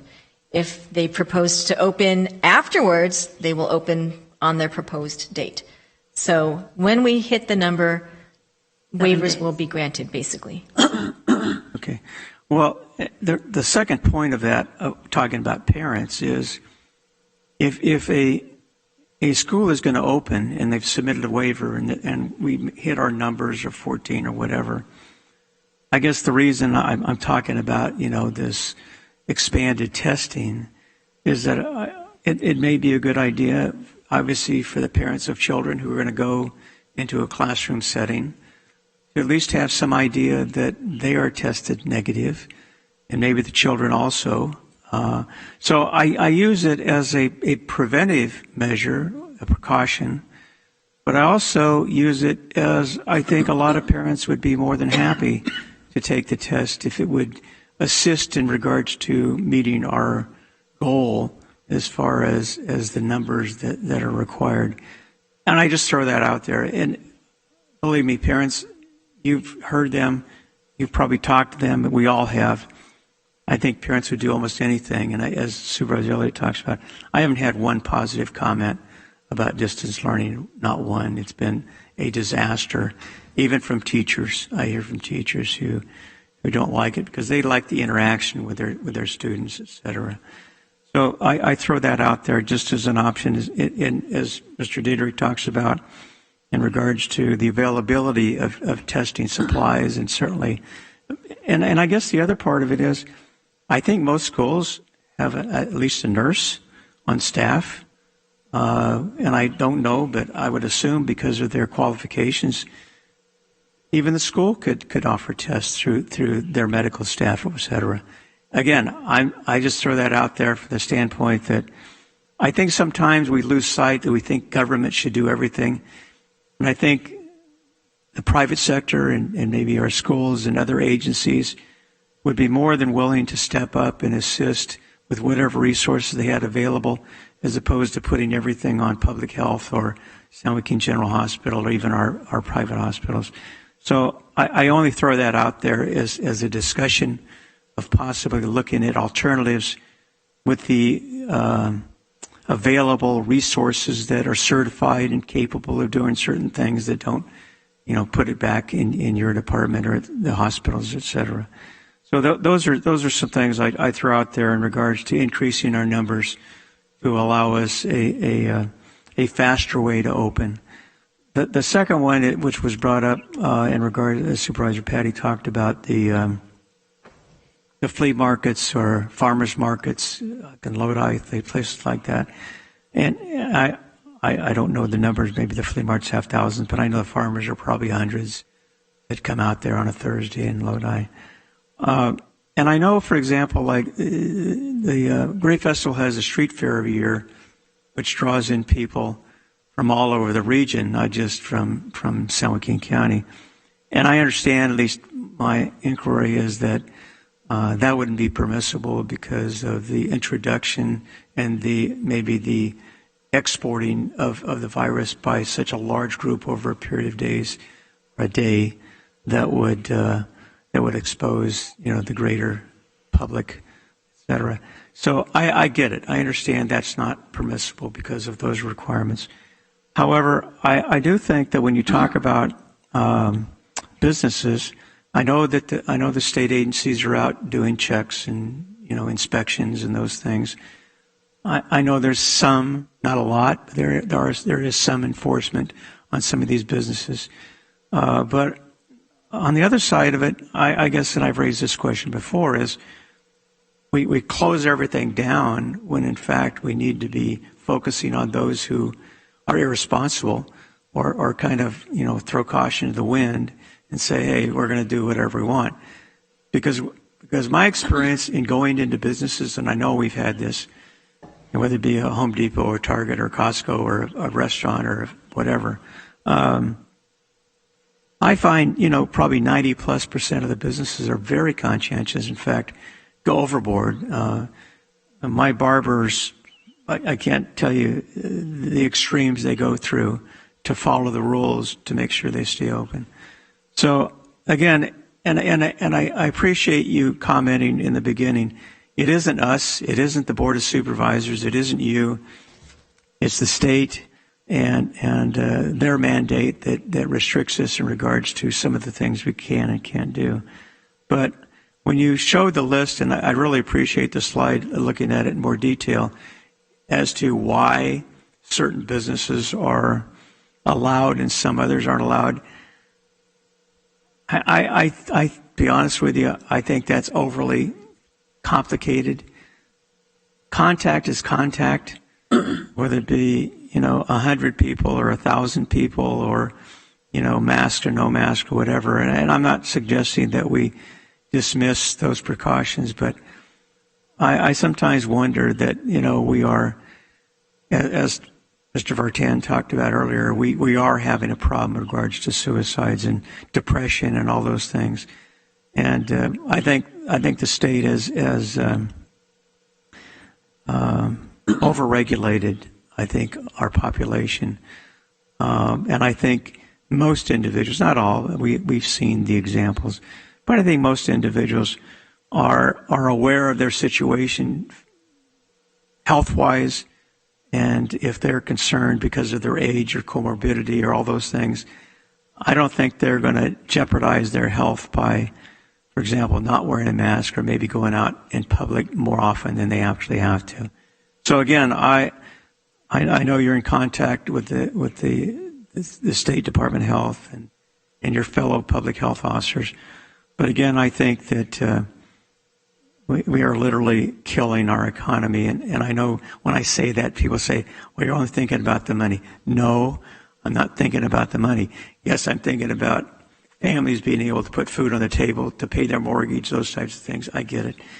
But it's more a matter of I think people appreciate and need that interaction with their coworkers, with the public, wherever they are. I think they thrive on that, and sitting at home or having to stay home is depressing in itself. And so I think it's a health issue and not an economic issue. So again, I want to thank you for what you're doing, and I understand the tremendous amount of pressure. We've had numerous conversations, and I always hear that you're trying your very best to accommodate our residents, and although sometimes they think we're either passing the buck or we're allowing you to run amok, it's just not the case. So I want to thank you for that and acknowledge that for those who believe that somehow we've dropped the ball, I've had contact with my fellow supervisors in other counties, and in spite of the headlines, when you drill down, they're doing the same thing we are. It just looks differently in the paper. But again, thank you for what you're doing, and hopefully we would work with the public as we're doing now in our marketing, because I think that ultimately it is individual responsibility to change it. Government cannot control behavior, although they may think they can, but ultimately it's an individual willingness to follow the rules. So again, thank you for that. Thank you, Supervisor Wynn. Dr. Park, I liked Supervisor Wynn's phrase, running amok. You're about the last person I think anyone would describe as being inclined to run amok. Thank you again for your thoughtful report.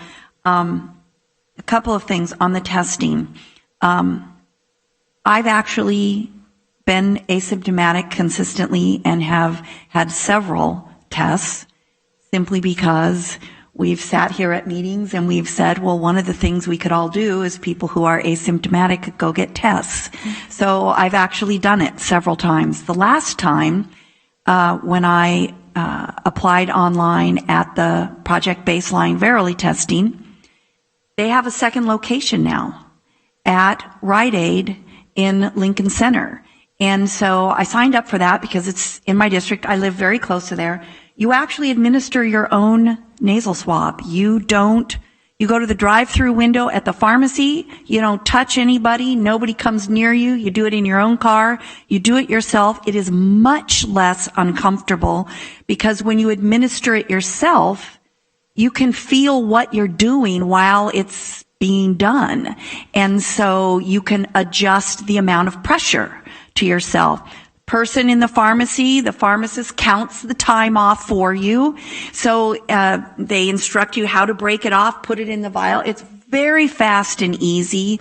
So I highly recommend, and we've said this before, if parents want to help their kids get back to school, and we all do, we should all, especially those of us who have no symptoms and aren't sick, we should go get tested. And it is free and it is very easy. When I was tested at San Joaquin General Hospital, from the time I exited I-5 at French Camp to the time I was getting back on I-5, I was not off the freeway more than 10 minutes. That is how fast and efficient they were out at the testing site at San Joaquin. So it is not that bad. No, it's not fun. Nobody likes to have something put up their nose, but it's not painful and it doesn't last very long. So if we really want to help get these numbers down, that's something we could all do beyond wearing a mask and maintaining social distance. The other thing is on the comments we had today, there's clearly a misperception that a number of waivers have been granted in other purple counties for schools, and there is a belief that it will be an automatic for San Joaquin County. There doesn't seem to be an acknowledgement that even within the purple tier, or actually any tier, there is a wide range of where counties are within that tier. So I want to be very clear to the public that all the schools that want to apply for a waiver, they need to reapply with the new San Joaquin County form, and they've already all been notified of that, and that they can go ahead and apply, but that we are not able to grant them until we have met the metric, which is 14, right? Exactly. Okay, Yes. time 14 per 100,000 population, and we have to have maintained that for 7 days. Right. The minute we hit that 7th day, you can and will be approving waivers. I will, yes. And there is a list of the schools that have been denied and approved on the CDPH website. The list looks long, but if you look at the actual number of counties, it's only a few. And so a few counties have granted many waivers, and that's why the list looks so long. They are either counties that are already in red or orange even, or there might be, I think, Orange County or a couple of counties that show up on the map as purple, but they're about to turn red. They had that 1 week credit, and they did hit the mark on that number for that second week that was used to assign us. So I did look at it. I looked at the counties. They're counties that met that metric. You have to meet the metric or the state will not approve. So. Okay, and so then once you approve, it gets submitted to the state, and to date, the state has been approving those quickly. Yes, they've been turning them around. Either whether you deny or approve, they've been turning around their decision to agree with you quickly. But you have to meet the metric or they won't approve. Okay, I just wanted to clear that up, because what happens is a group of parents get some information, and then it spreads very rapidly that somehow we are non-compliant in this county and that we have the ability to approve their waivers and let them open immediately. And you can tell from the comments, there's a large group of people and we get the same language, so they've received the same information. And so I want to make sure that the accurate information gets to the public, that this county is committed to approving those waivers the minute we are able to approve them. I will be, yes. Okay. I don't, unless there's an egregious mistake in the way the application has been filled out, I don't plan on denying the waivers once we've hit that mark. So the application is not that complicated the way we've made it. So I can't imagine that any school would fill it out completely wrong. So as long as they've done their due diligence, I can't imagine that I would have a reason to deny them. Great, thank you.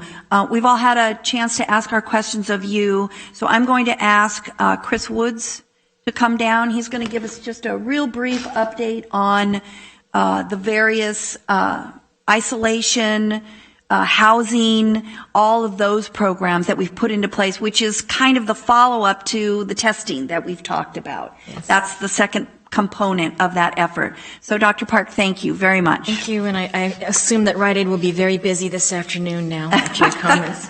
It was very, very easy, I'm just saying. Well, good afternoon, Madam Chair, members of the board.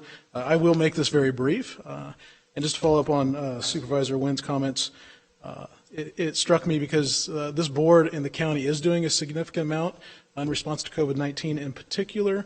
I would just mention that every single night we have 111 hotel rooms available for homeless individuals, as well as 36 beds for homeless COVID-positive individuals. So just break that down real quick. Again, going back to May 12th, we opened up a Motel 6 on Navy Drive here in Stockton with 76 rooms available for at-risk homeless individuals to protect them from getting COVID-19, whether it's in shelter environment or wherever, but to protect human life. And I think what's remarkable about that effort is currently have 82 guests in 68 rooms. We have served more than 110 people with an average stay of 61 days. So of the original 32 guests that arrived on our first 2 days, we opened up very quickly, and even though this was a new effort in the county, and in particular for HSA, we have opened up 32 of those first couple days. We still have 20 of those individuals there. We've been providing really, I think, wonderful ability for those folks to become stabilized, and then as well as the service providers to reach them and help them move their lives forward and stabilize their situation. I want to recognize in particular at that site, Community Medical Center has been a tremendous partner and have been working diligently with our guests there. And I do want to thank General Services for helping us get that project underway. Our next location, and not necessarily in order of opening, but I do want to mention, just sort of ratcheting down, is we have now a Stockton Stay Inn, where we have 35 rooms for persons under investigation or ultimately COVID positive. And that location is very important to offload individuals who may be at the hospital, who are awaiting COVID test results, but do not need hospitalization, so we can quickly move them to this location, as well as families that may be COVID positive and need to cohort and stay in isolation there at the Stockton Stay Inn. So again, that's been very helpful in having that resource available to us, and I think there is certainly a rock star in the county team, and has been Joan Singson and the San Joaquin County Clinics. She's been tremendous in the entirety of the effort, and I really do want to thank her and the San Joaquin County Clinic team. The last, certainly not the least, is our COVID positive homeless isolation at the Gospel Center Rescue Mission. We have 36 beds there. We have, I believe, we've actually surpassed serving 100 individuals at the Gospel Center Rescue Mission. What's really important is that even 36 beds, it gives us significant capacity to isolate homeless individuals, and we move them in and out very quickly. So once they're ready to leave at the direction of public health and the clinic team for San Joaquin County, we move them out. So this has really been a tremendous partnership at all levels on all 3 locations with our homeless service providers throughout the county. The homeless shelter has been tremendous in helping us screen individuals to get them into the right isolation capacity, as well as our community medical centers and clinic teams. So that's sort of the overview, the quick unboxing of the toolbox, and if there's any questions, I'm available. Thank you. Are there any questions for Mr. Woods? Thank you. I know this has just been a tremendous effort, something that your team had really not done.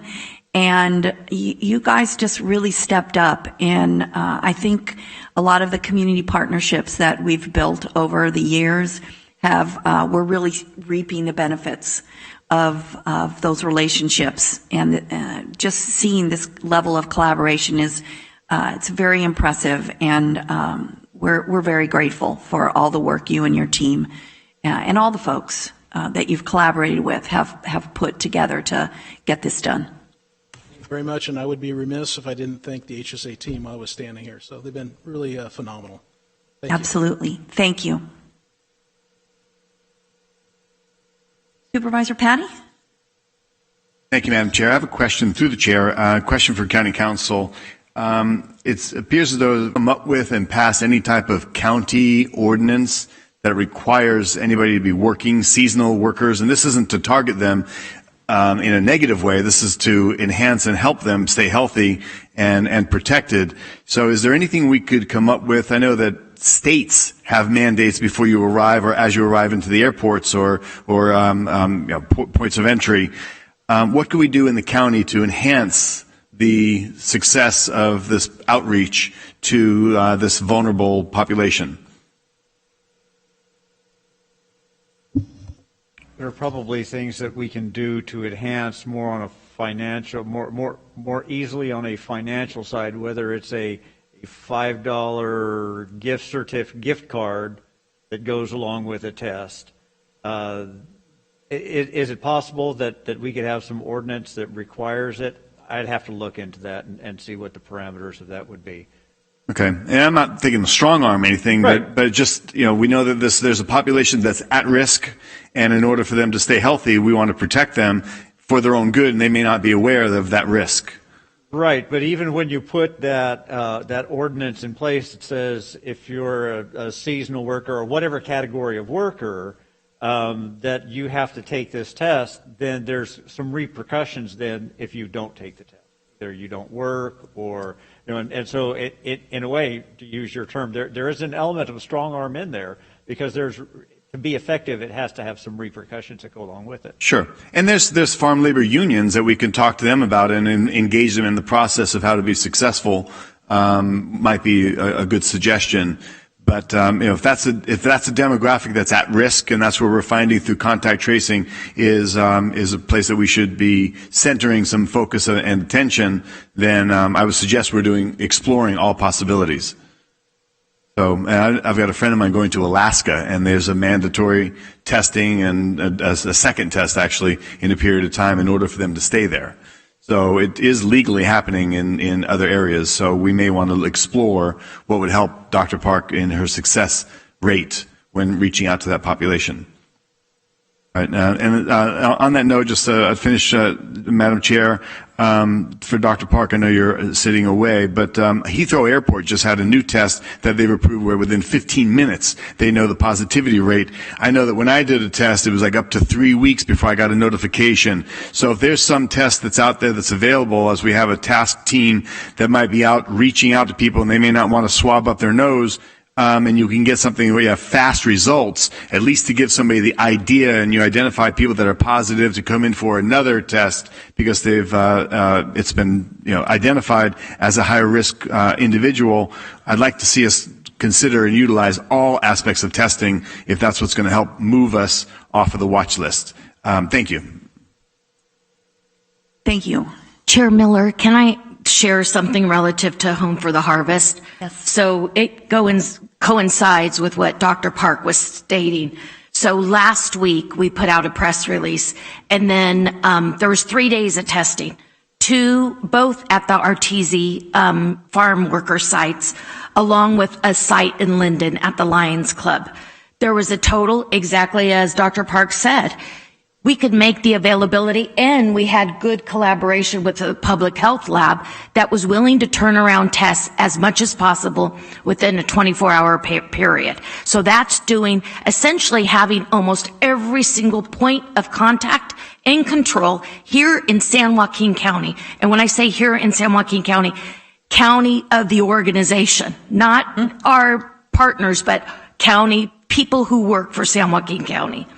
So we had total of 59 folks who were tested. 7 came out positive. That was roughly an 8.43% positivity rate with a really small sampling. We can't force people at this point to be tested. And so whether we show up at a flea market or we show up someplace else.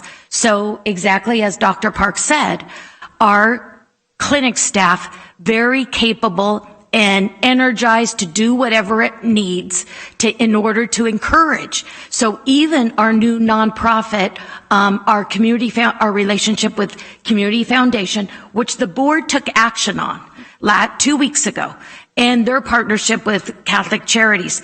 They're even putting some incentives out there for folks who end up being positive so that they're not only protecting their family, but also their coworkers and trying to supplement with a small stipend their pay so that they don't feel during their quarantine time that their families won't be fed. So there's some a lot of activity, a lot of focused strategy with our ag community along with our partners. So as a result of having that small turnout for 3 days, average 2 to 3 hours at each site, our clinic staff reached out to our ag commissioner over the weekend, exactly as Dr. Park said, 20 plus sites. We've already had some positive responses and reach outs that took place yesterday to bring the testing. We have 2 temporary vans that our clinics are doing. We've even reached out through the support of Adventist Health, contacted, and I've had at least 3 conversations with an outside testing company to be able to come in and partner with our clinic staff as long as we have the volumes. So what our clinic staff are trying to focus on are some of those larger farm operations, 400 plus, to not only have our clinic staff there, but also possibly do multiple sites at the same time so that we could test them right there at their farm operation. But exactly as Dr. Park said, I can't emphasize it enough. A number of us anticipated the minimal turnout last week, but yet we're already pivoting to make changes in order to make the change. The state has already allocated roughly that $52 million when they put this focus on the Central Valley, has already distributed, almost a little less than $2 million, Mr. Dietrich, to public health directly. It's the State CARES Act, not even money that's coming to the CAO's office. So I want to make sure, Supervisor Patty, you know that it isn't just the federal money that's out there. The state has already been incredible to make the first distribution for this very focused ag-related Central Valley hotspots that we're trying to solve. So it's getting folks to test and to show up for the testing. And so we will make whatever augmentations we need, but I just wanted to share with you the first week of that concentrated testing. I really believe staff did it. They did it in 3-day stint. I know this entire board was informed of that press release that went out a week ago Monday, and there was a low turnout. And I know Supervisor Villapudua was at one of those sites and was tested, and it's the opportunity is there, and the relationship with the county and the Community Foundation of San Joaquin and Catholic Charities, we're trying to get it done. And it's about getting folks to show up and their willingness to be tested. Okay? Thank you. Okay, we're going to move on to consent here. Are there any items that any member of the board feels we need to pull? Supervisor Elliott? Number 15. Supervisor Wynn? 5 and 7.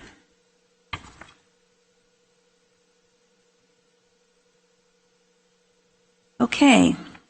Then we are going to go to item number 5 first. Proclaiming the month of September 2020 as National Preparedness Month in San Joaquin County. Ms. Lima, welcome. Morning. Well, good afternoon. I'm always a little bit behind.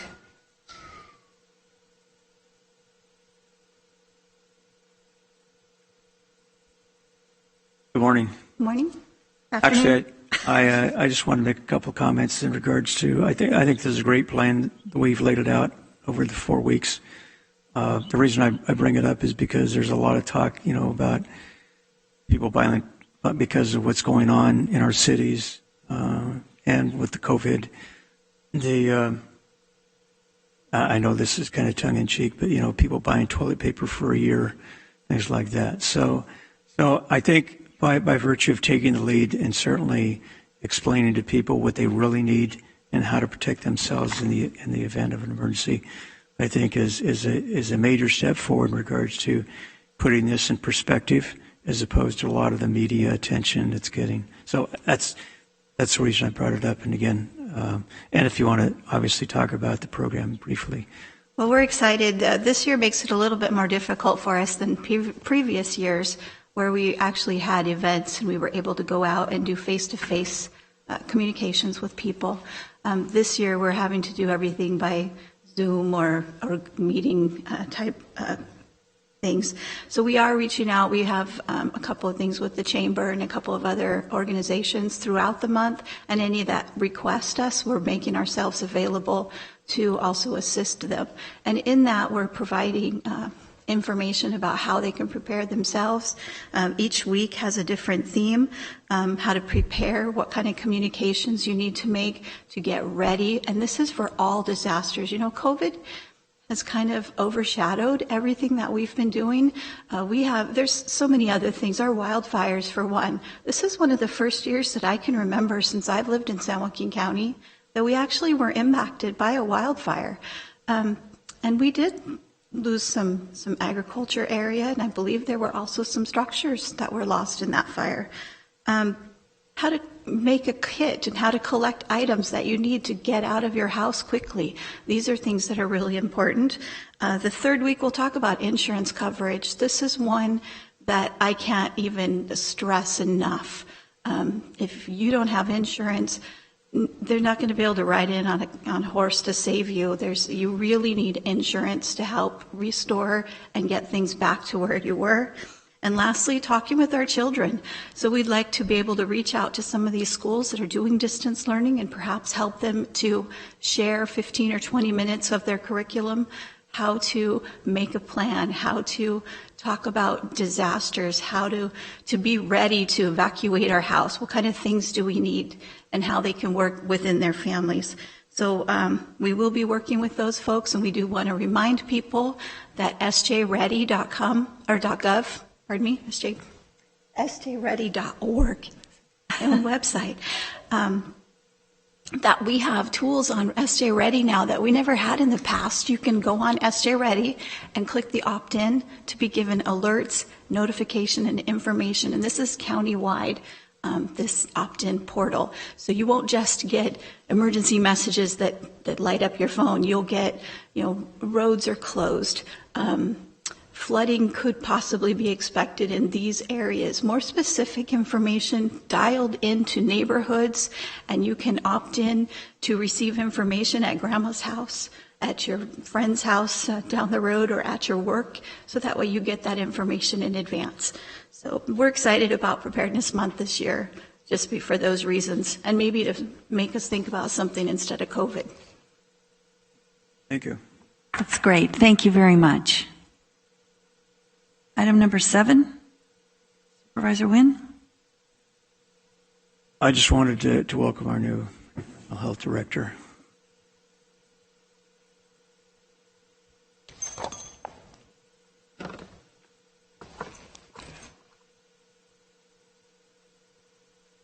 I was just saying that I think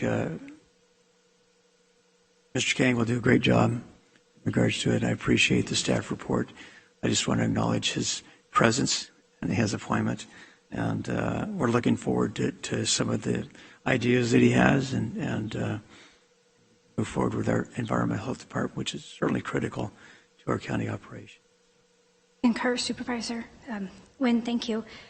Chair Miller, may I also take this opportunity to follow the government code requirement related to announcing the salary? Sure. Thank you. Thank you for pulling the item for me.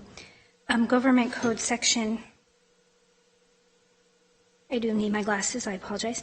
Government code section 54953C3 requires human resources to provide the board an opportunity of a verbal summary of the recommended action related to the salary for any local agency executive prior to taking final action on the consent calendar.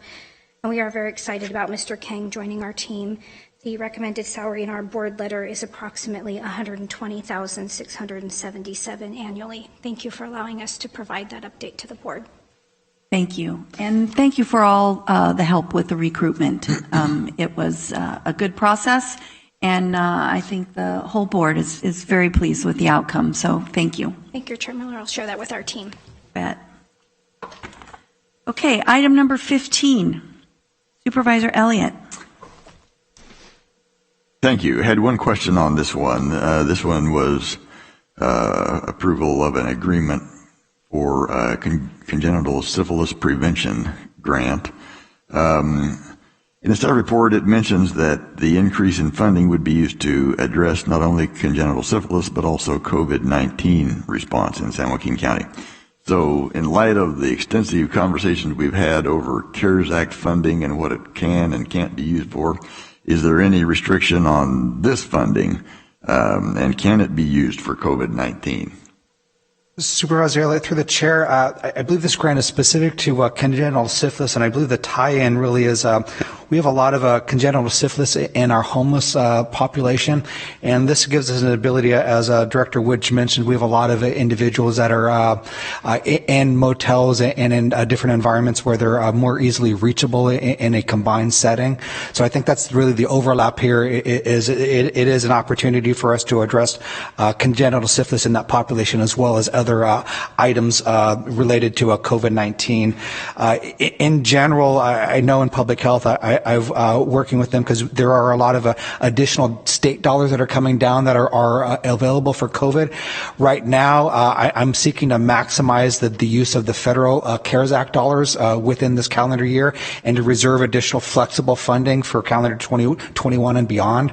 But this grant is specifically for congenital syphilis, and we do have a high prevalence rates in our county. But the COVID-19 aspect is really that the engagement with the homeless individuals that are in motels or other congregate setting and more easily reachable at this point. Thank you. You're welcome, sir. Thank you. Okay, then if there are no other questions. Motion to approve consent. Second. Okay, we have a motion and a second. Please cast your votes.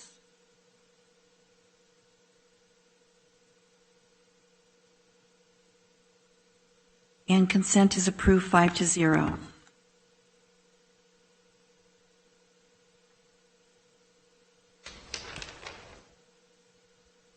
Right. Next up, we have a general government discussion. We're going to have a presentation from our Agricultural Commissioner on the 2019 crop report. Mr. Pelican, welcome.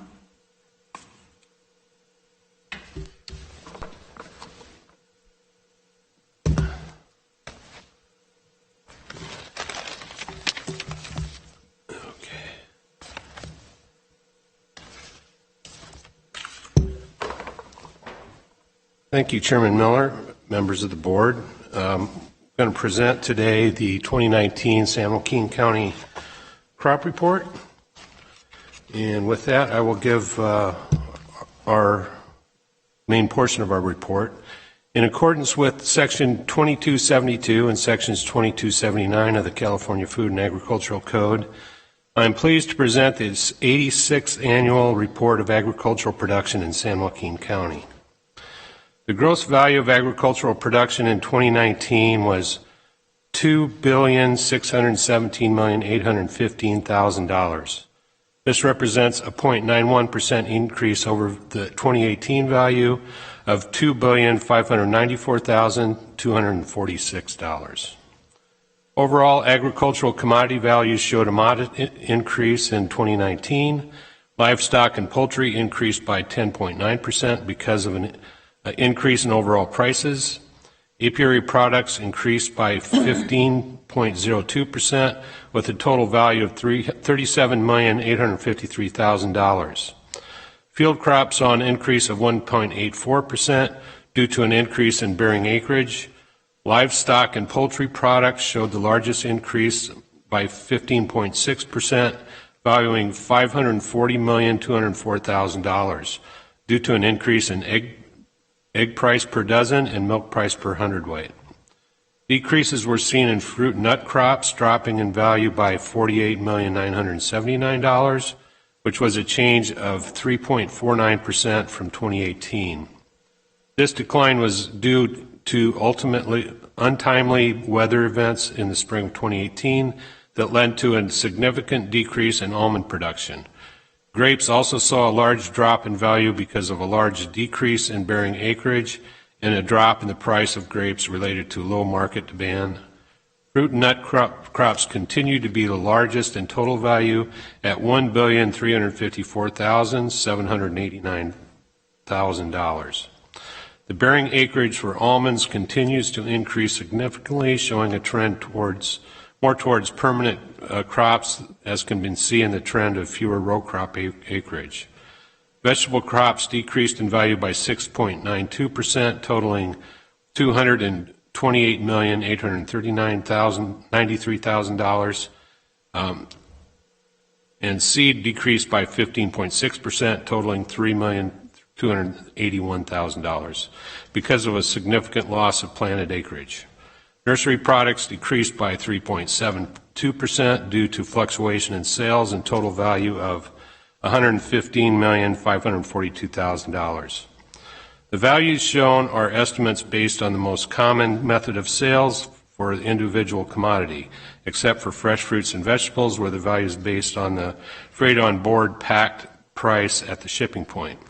The figures contained in this report are gross values rather than net returns to the grower.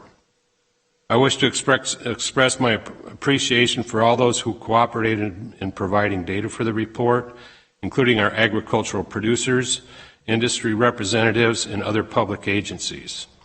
A special thank you go to San Joaquin Delta College students, Litzy Juarez Garcia and Vincent Lawrence Jones, for their help to create this year's layout. I'd also like to express my sincere thanks to the Agricultural Commissioner's staff, especially agricultural biologists, standards inspectors Israel Arambula and Jatinder Gill for compiling the necessary information for the report. So with that, I will go through some of the highlights of this year's report. So the 2019 crop report highlights our 2019 gross value of $2.6 billion over the last year's $2.594 billion, which is an increase of $23,569,000, or like I said, the increase of 0.91%. And this is the theme page of this year's report, The Life of a Crop, which basically is showing from the time that a seed is planted till the time it goes on to the table. So this is our trading partner page. Total certificates issued last year were 10,662 with 95 trading partners. Our top 5 commodities exported were rice, walnuts, almonds, cherries, and pears. Direct marketing, which is our certified farmers markets, we have 8 within the county. We have 80 registered certified producers, which goes to show that we have producers here that sell at farmers markets all up and down the state. Our organic production, we have 36 registered organic producers, 22 handlers, 5 processors, 3,200 total acres, and production value of almost $13 million.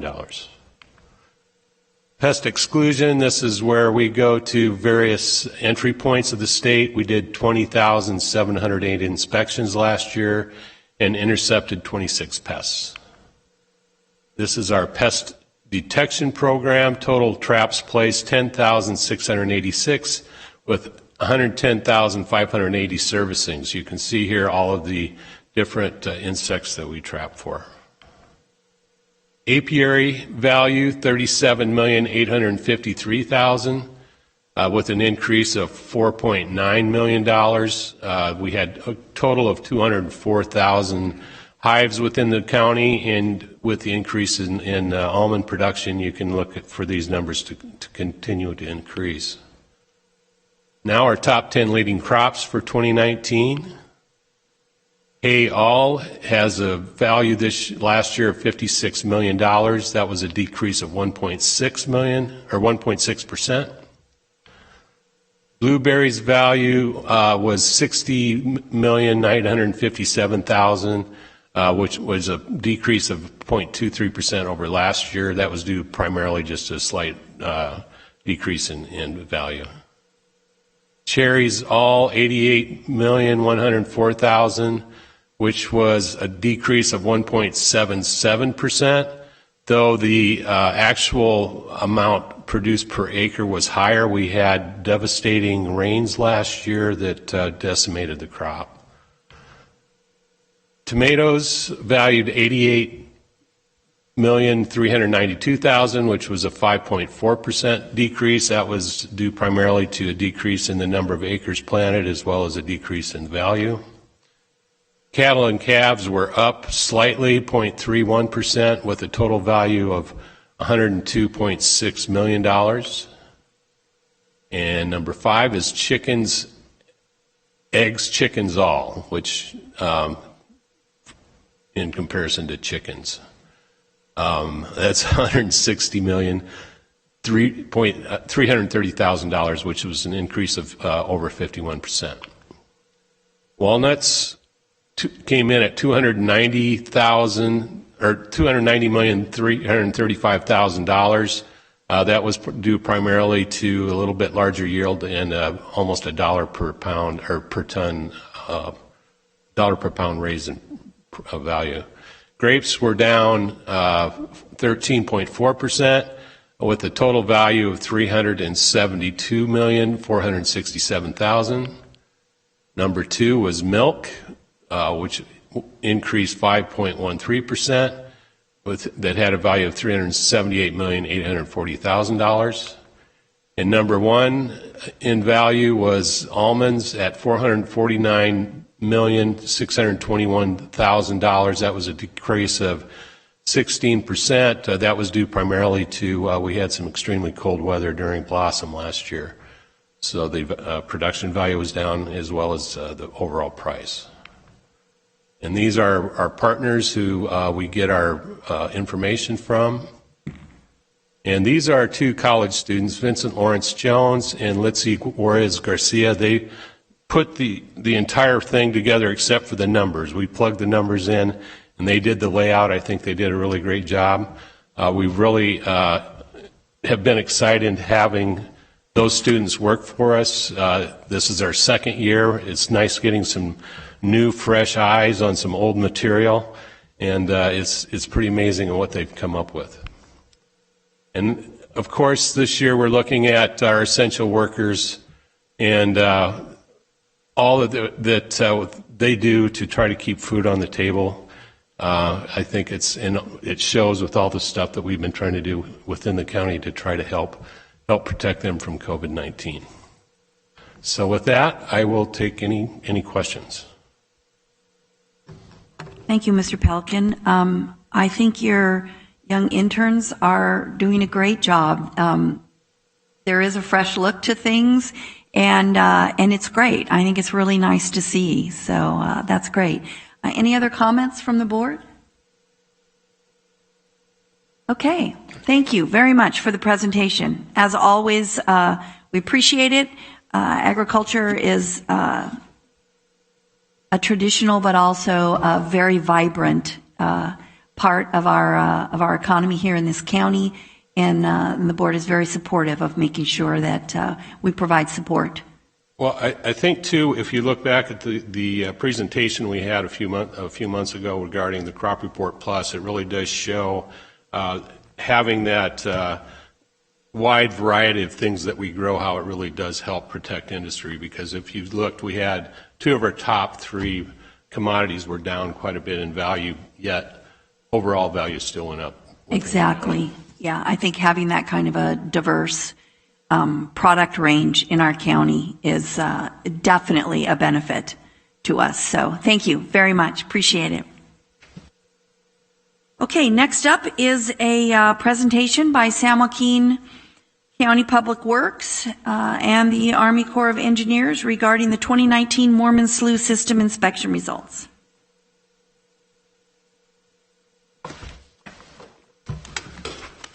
Mr. Stone and Mr. Buckman, welcome.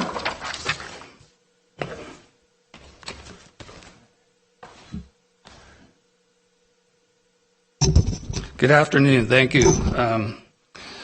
Good afternoon, Chair Miller and board members. Thank you for allowing us to take a few minutes this afternoon to brief you regarding the condition of a portion of the flood control system that protects our county. As you are aware, there are hundreds of miles of levees in San Joaquin County that are part of the state and federal flood control system, and all those levees are inspected on a regular basis. Local maintaining agencies such as the county's Channel Maintenance Division and local reclamation districts observe their levees every day as they do work and patrols. They're required to formally inspect all levees at least once each 90 days and following each high water event. Additionally, state law requires the Department of Water Resources to inspect levees every fall and spring. Finally, the Army Corps of Engineers inspects federally sponsored levees every year or every 5 years or so to determine continued eligibility for federal funding and to determine risk to those protected by levees. All these inspections are done to identify needed levee maintenance and repairs, which help ensure that the levees will protect the community from floods. Army Corps of Engineers policy requires that they inform the public regarding the results of their levee inspections, and which is why we're making the presentation today. I will now turn it over to Juan Gonzalez, who's the chief of the inspection section for the Army Corps Sacramento District. He will make his presentation over the phone. After Mr. Gonzalez briefs you on these inspections, Deputy Public Works Director Jim Stone will discuss what Public Works has done to address issues identified during the inspections and our strategy to minimize these issues in the future. So at this point, over to you, Mr. Gonzalez. Hopefully he's... Thank you, Mr. Buckman. Just doing an audio check. Can you guys hear me fine? You're a little bit faint. Okay. Is this better? Much better. Thank you. Okay. Move the microphone a little bit closer to me. So appreciate the opportunity, Chair Miller and members of the board, to speak about this important topic. And as Mr. Buckman pointed out, there's a lot of levees in the county, and so we definitely want to get the work out there about risk communication, and that's why we're here today. So obviously life safety is important to all of us, and so with the sponsors, the 3 sponsors that are listed on the screen here, and our levee maintaining agencies together, we work together to manage flood risk. And so risk communication is a part of that, and that's why we're here today. So on the next slide, slide 3, we're talking about, why do we inspect levees? And so, leading off of life safety is paramount. We monitor the overall condition of the levees, and that helps us identify deficiencies. And in doing so, we're also able to use our inspections to help verify that maintenance is being done in accordance with the operations and maintenance manual.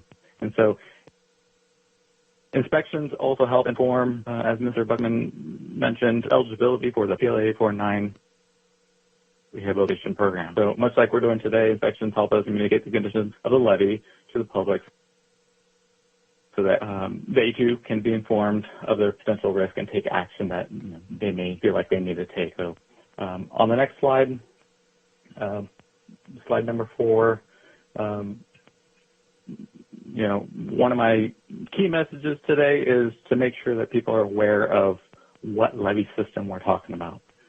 So Mormon Slough, Calaveras River, Left Bank, RD 404, Duck Creek. This system that's shown up on the screen here, essentially the blue shaded area is the levied area that's being protected by these levees. And so we're showing a number of levees here. On the right-hand side, you can see a list of levee segments that are part of this one system. As Mr. Buckman mentioned, we only looked at the federally authorized levees, which are the first 7 listed in that box on the right-hand side. And so they are denoted by solid lines. The dashed lines are non-federal levees, which we did not look at. And so, but together, all of those levees make up this one system protecting the downtown Stockton area. And so you can orient yourself a little bit. You can see Highway 99 in there, Interstate 5, and you can see, the Interstate Highway 4 Crosstown Freeway. And so we're in the heart of downtown Stockton here. I guess the last thing I want to point out here is we've got 17 miles of levee made up of 7 levee segments. And so just keep in mind that there's 7 levee segments because that'll come up later in the presentation when we're talking about inspection results. And so let's go to the next slide, on slide 5. And so, what did we look for? In a nutshell, we look for anything that may negatively impact the levee integrity. And so, if it inhibits operation maintenance or inhibits emergency operations such as flood fighting, we wanted to identify that so that it can be addressed early and often as needed. And so, some examples that are up here, water passing through a pipe that's penetrating through the levee. We want to understand whether that pipe is in good condition so that we're not putting unnecessary risk on, for the people and the businesses behind the levee. And then other things we look at,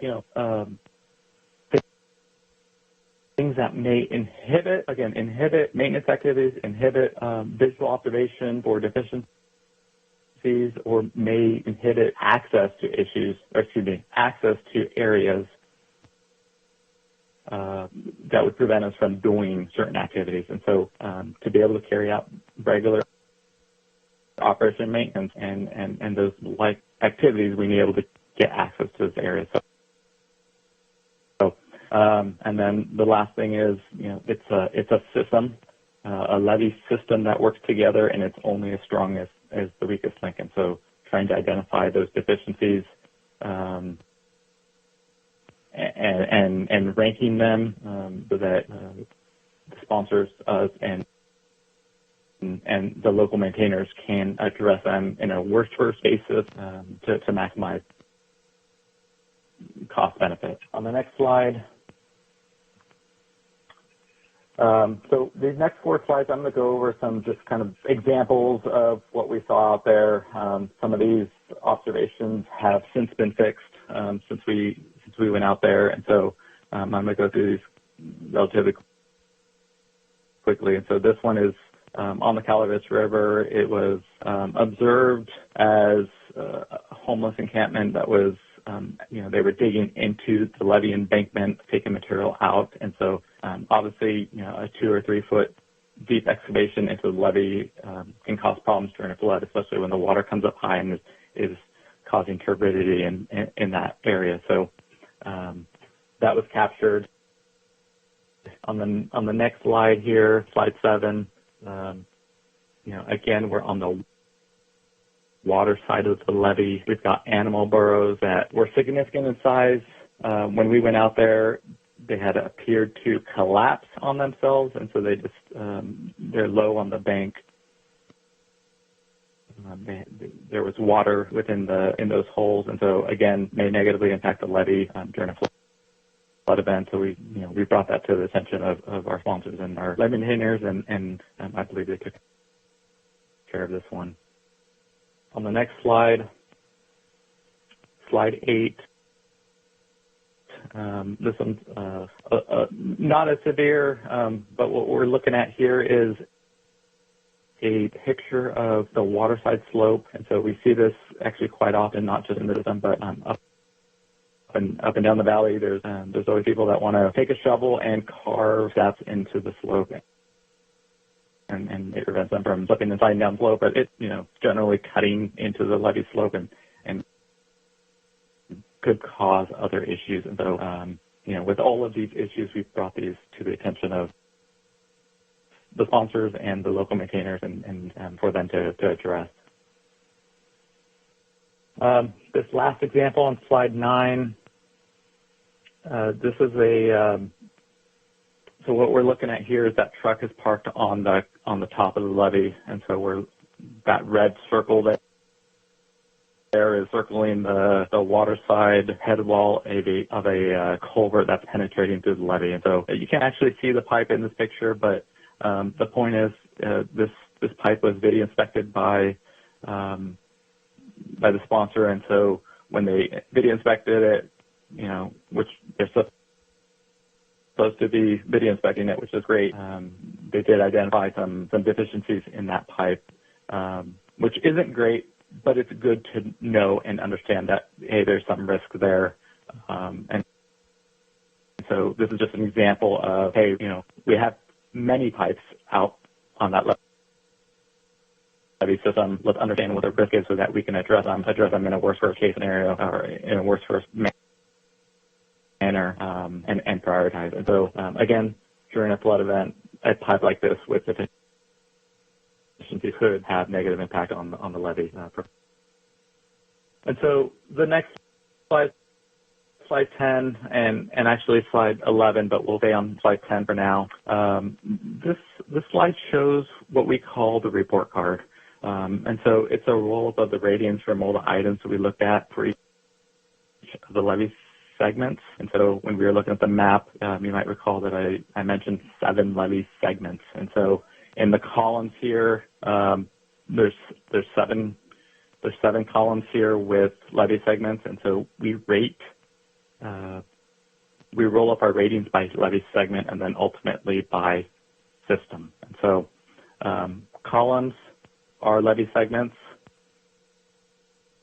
rows starting with operations and maintenance manual, emergency supplies and equipment, and then working down all the way down through those items.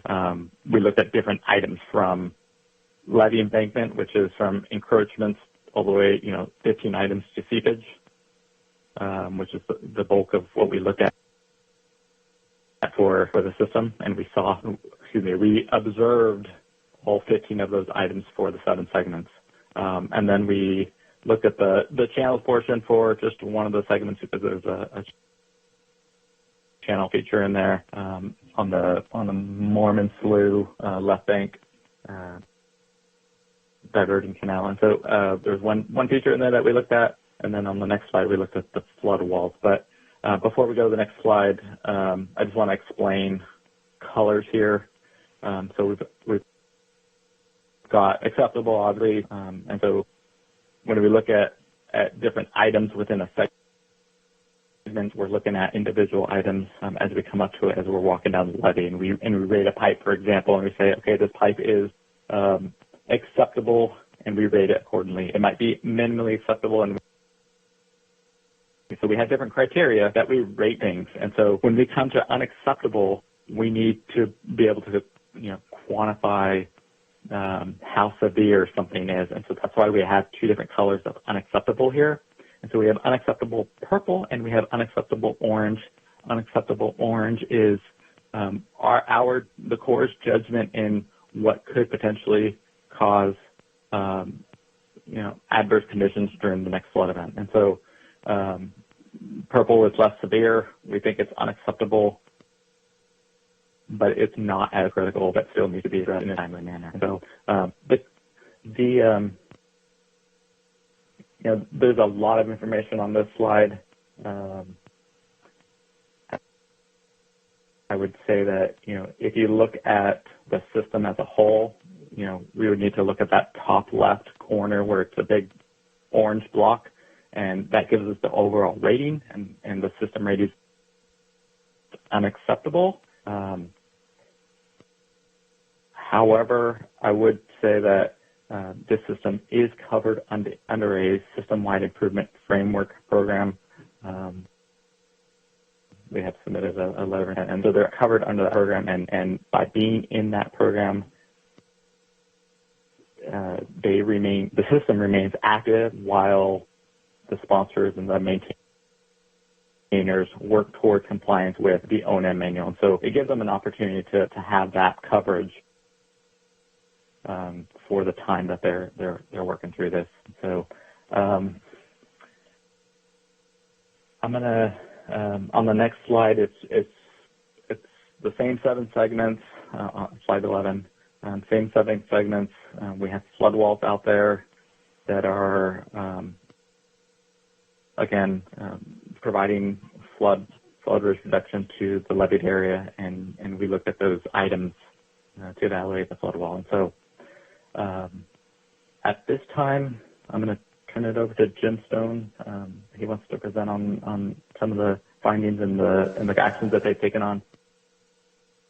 And so, Jim, please take it over. Thank you, Juan. Chair Miller and members of the board, I want to update you on the actions that we have taken for both channel maintenance, and Reclamation District 404 is responsible for a section of this since the inspections last year. First of all, I would like to, in summary, state that all of the non-encroachment deficiencies have been addressed. So all of the animal burrows, all of the digging into the levees, all of those things have been addressed on all of these issues. Our crews have removed or trimmed the vegetation where they can. We've repaired the rodent holes. We've increased our rodent control activities. We have worked with the city where it's appropriate under their bridges, or we've taken appropriate action for homeless under our bridges. We have also repaired the minor erosions along our patrol roads and our levee banks.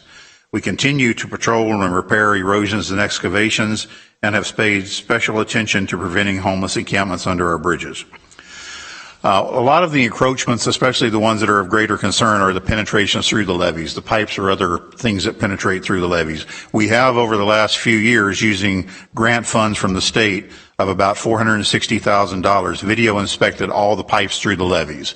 So we have identified 5 actually on this entire system, left and right bank, and on the Bear Creek system, that do have problems. So we are working now to try to get the funds to repair those pipes. But at least we've identified those, so we know the areas to watch and patrol very carefully in case of a flood event. We're now working with the state to secure funding to repair those pipes. But the biggest ongoing issue are those pipes that need to be repaired, and then the encroachments. The Corps looks at everything that is not a part of the flood control structure as an encroachment, whether it's permitted or not, for their inspections. So we have to, even encroachments that have not been permitted by the Corps of Engineers need to be removed. We as a local agency can begin this process by contacting the farmer or the agency that owns those, but if they refuse to remove it voluntarily, then we have to work with the Central Valley Flood Protection Board and go through their enforcement process, which can often be a long process.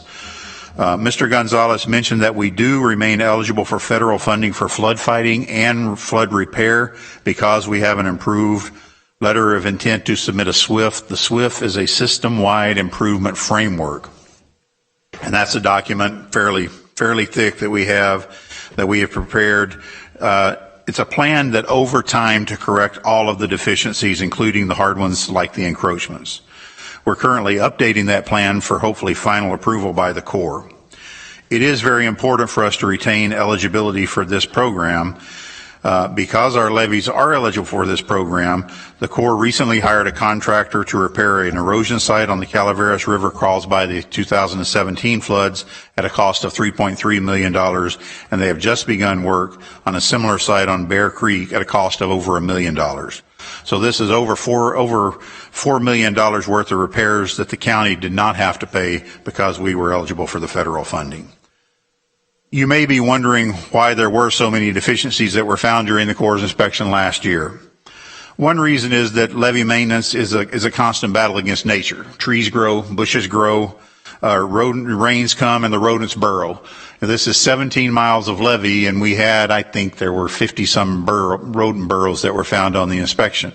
Now, that's 4 or 5 per mile. And if we went out there today and filled them all and we went out there tomorrow, there probably would be 4 or 5 per mile. So it's a constant battle we have, and we do rodent baiting and rodent control and some other things. But the rodents, their food is the orchards, and their water is the river, and our levees are right in between, and that's where they like to live. So it's a constant battle.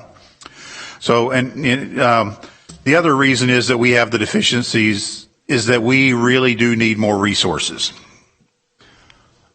As shown on this slide, we've talked before to you about the sort of having minimal resources right now.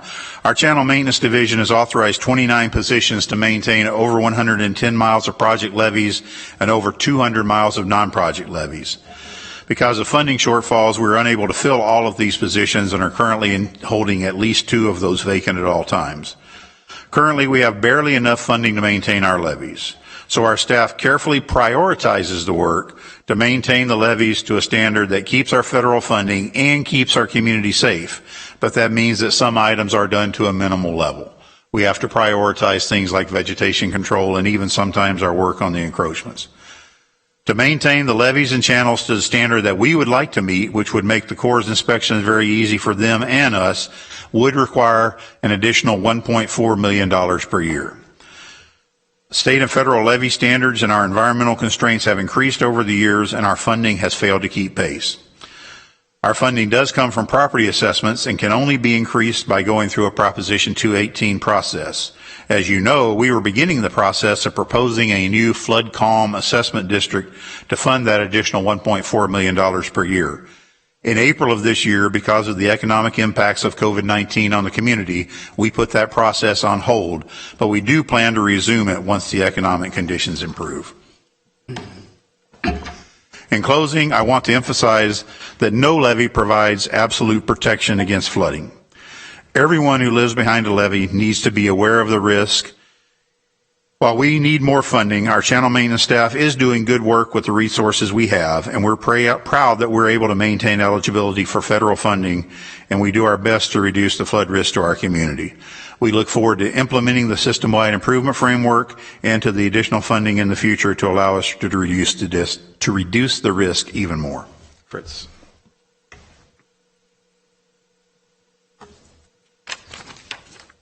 Chair Miller and board members, that concludes our presentation. Mr. Gonzalez, Mr. Stone, and I are available to take your questions. I believe we had RD 404 on the line at one point, but I think we've lost them to another commitment. Thank you. Are there any questions? Okay, none. I don't see any. Thank you. And thank you for all the good work that you do all year long. It was disappointing to have to put the new assessment on hold. It was necessary, but it was still disappointing because we know there's a lot of work that needs to be done every year, and we're not keeping pace. And eventually, it will increase the risk, definitely. So thank you very much and please extend our thanks to your channel maintenance team as well. Thank you very much. Thank you. Thank you.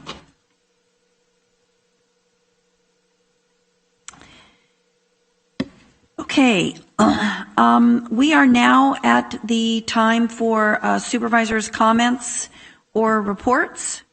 Does anybody have any updates for the board?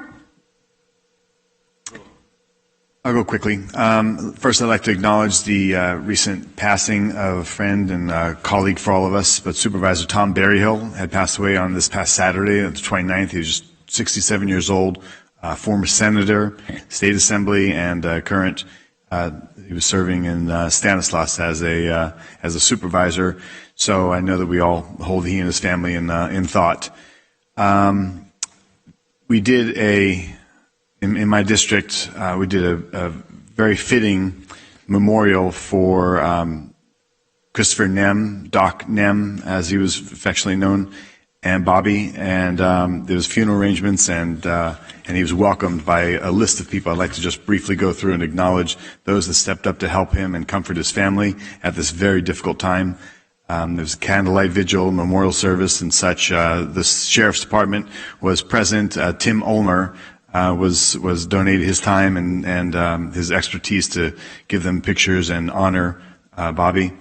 We had Gary Hansen from G-Force Productions, Rick Van Uwen at Windmill Portables. The Spanos family stepped up big time as usual to help people in this community. Pastor Kevin Lincoln with Lifelong Church, Gold Star families that assisted openly and endlessly, the support that they received and gave. Stockton Marine Corps, Blue Star Moms, Patriot Guard Riders, Joe Faso opening up his home and his property and welcoming them. He felt that was an honor to do. Stockton Fire Department was there, Michael's Pizza, Gina Calder, 10th Planet Jiu-Jitsu, all donated time and resources for them, DeVega Brothers, that's just a big partial list, but they were all very, very generous. Also wanted to acknowledge briefly and thank Interim Director Wayne Fox at our Environmental Health Department. In the last board meeting, I had mentioned that there was a cyanobacteria or hazardous algae bloom present in our local waterways. It's hazardous for pets and humans, and he's sprang into action with rapid deployment and installation of warning signs of over 25 different marina locations, including the Port of Stockton and City of Stockton sites. He also initiated a subsequent public health concern media release.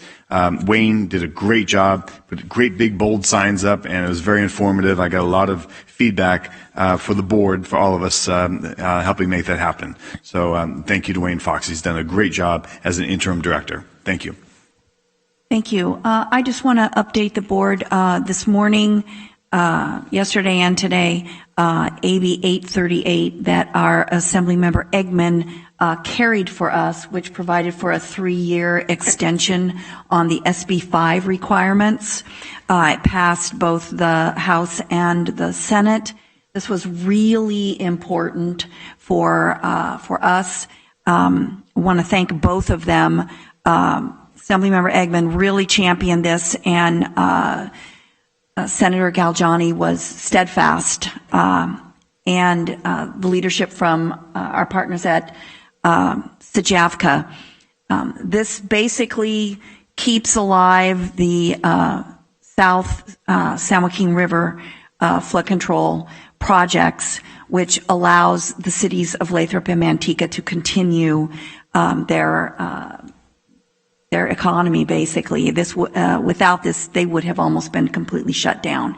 And so many thanks to everyone, but I wanted the board to know that both of our state representatives really stepped up for us and got this done. So this has huge impacts, especially to the folks, protects our infrastructure as well, but the folks living south of the city of Stockton. This was really big. So that's all we have. I am going to ask County Council to announce our closed session items.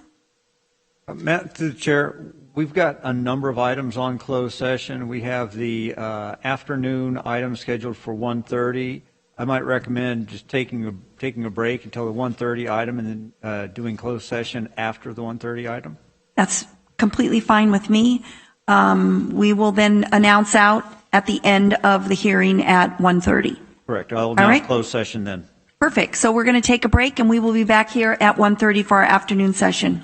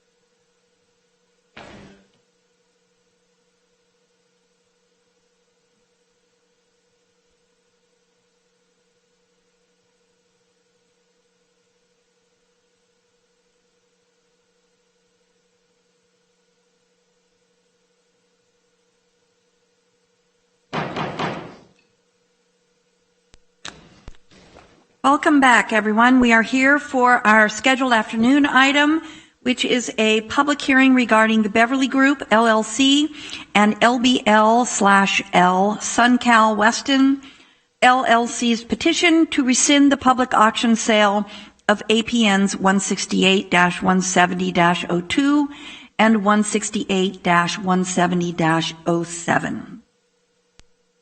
So first I'm going to turn to our Treasurer Tax Collector, Fonse Joaquin, for a presentation. Good afternoon, Chair Miller and members of the board. Again, for the record, my name is Fonse Joaquin, Treasurer Tax Collector of San Joaquin County. This afternoon, I'll go over an executive summary. I'll provide a brief overview of what happened. Also provide an overview of the tax sale. I'll try to address the petitioner's brief, and I'll conclude with our recommendations. In 2012, SunCal defaulted on its property taxes for 4 properties.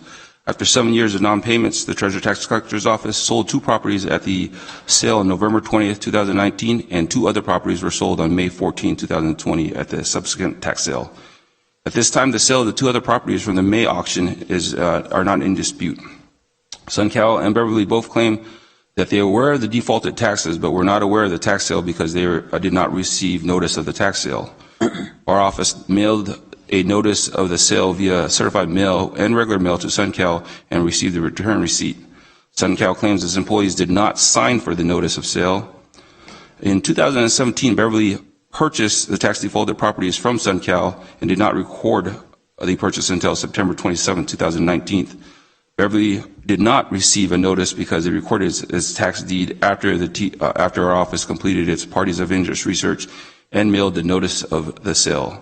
Our office conducted the tax sale in accordance with the California Revenue and Taxation Code and tax sale procedures published by the state controllers. The tax code specifically states the validity of any sale should not be affected if a parties of interest does not receive the mail notice. Therefore, we are recommending the board deny the petitioner's request. Again, that's just a brief summary of the issues that we're going to be discussing. Now I'll be giving an overview of the tax sale process. As you may know, in a few weeks we'll be mailing out our annual secured tax bills. The due dates are actually November 1st for the first installment and February 1st for the second installments. Taxpayers often get this date confused with the delinquent date, which is December 10th for the first installment and April 10th for the second installments. We do not accept payment plans for delinquent taxes. If we do not receive the payments in January, we'll send out a reminder notice later that year. For SunCal, we began mailing their tax bill in 2002. If a payment, again, is not received by June 30th, the taxes are considered to be in default. At this time, payment plans are available for the defaulted taxes. We mail an annual tax default notice in March. All subsequent tax bills will have a default date on it and a message stating that the prior year taxes are unpaid.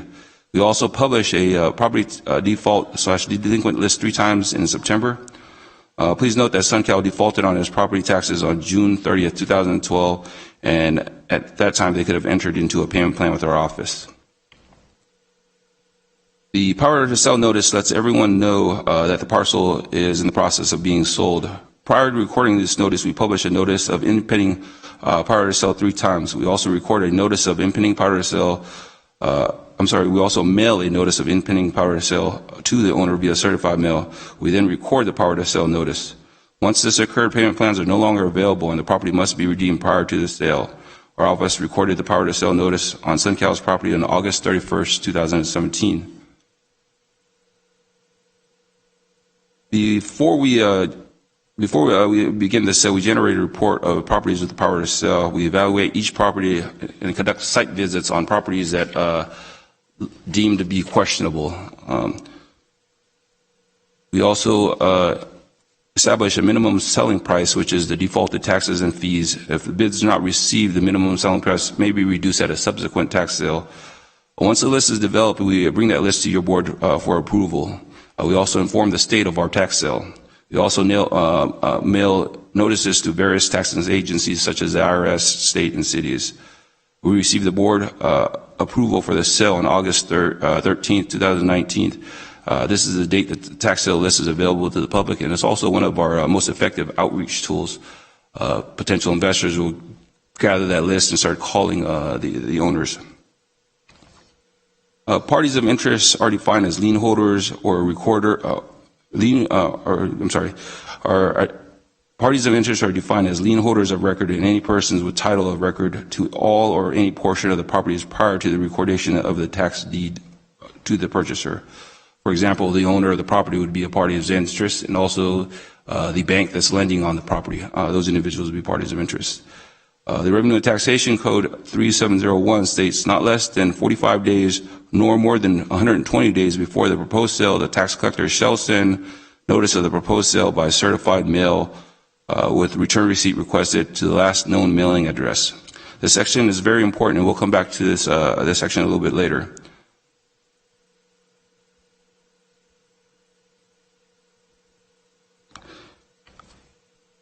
The morning of the auction, we'll actually review the auction list and check it against our system to make sure that we're not selling any properties that may have redeemed during our sale process.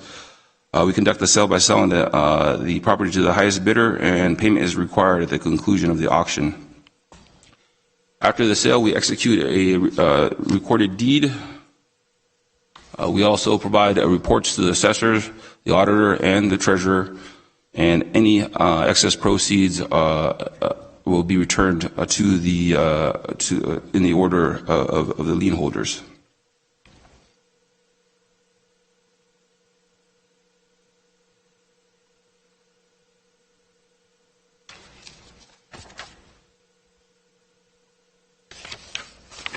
Apologize, getting my slides mixed up here. On this slide, I try to summarize the petitioner's brief, which is attachment F of the board package. It's page 983. Over the next few slides, I will go over each item.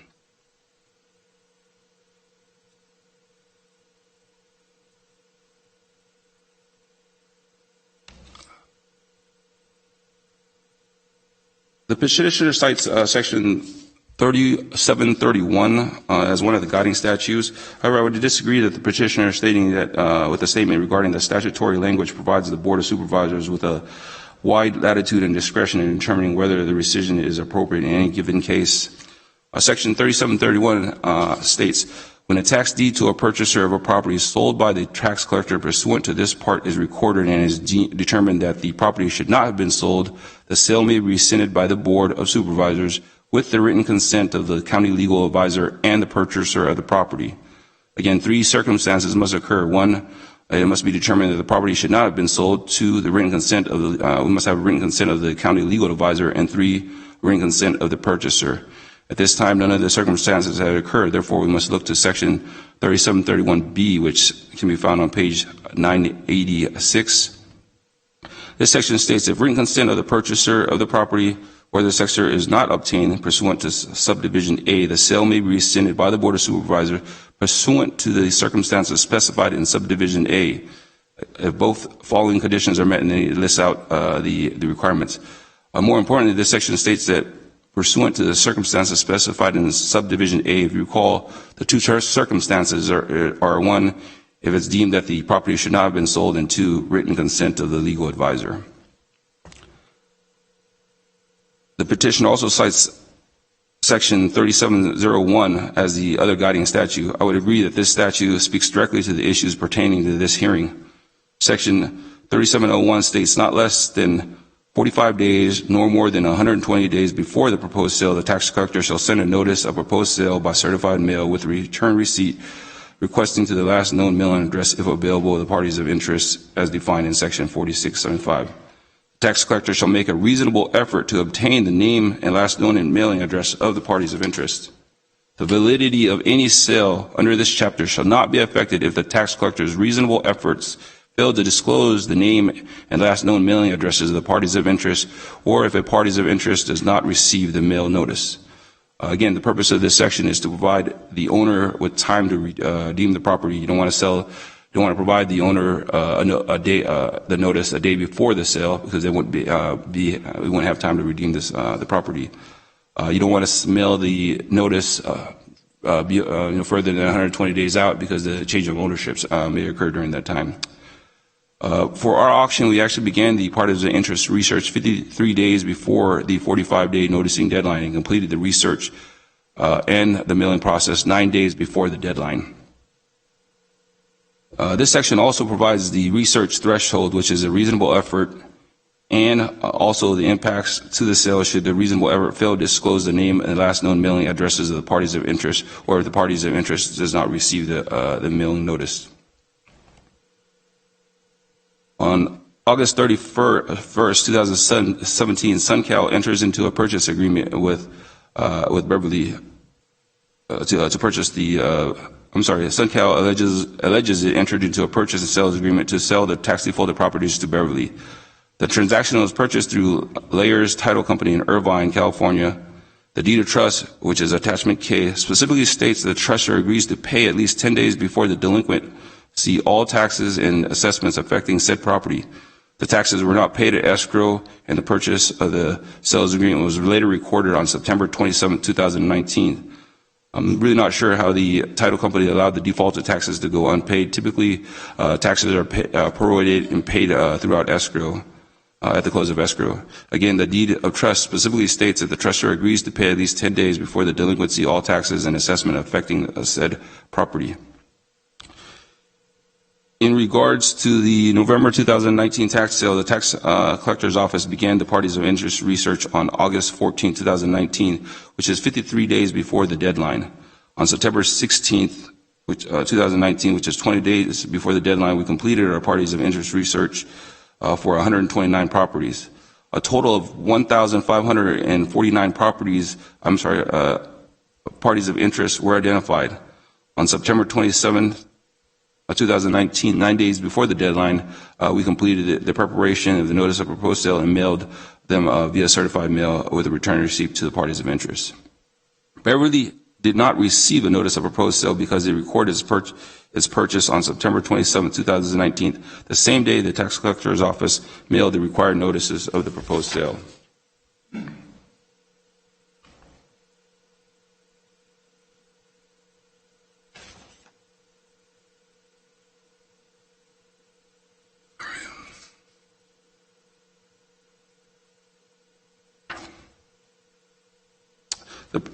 The petitioner argues that they were entitled to rely on statute about the notice and fails to address Section 370C, which states the validity of any sale under this chapter shall not be affected if the tax collector's reasonable effort fails to disclose the name and last known mailing address of the parties of interest, or if a parties of interest does not receive a notice, does not receive the mailed notice.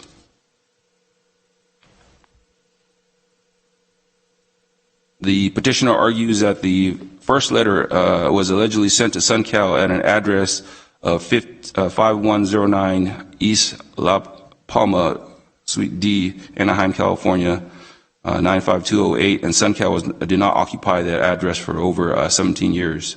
The second letter, although the address is correct, SunCal claims that they did not receive the letter.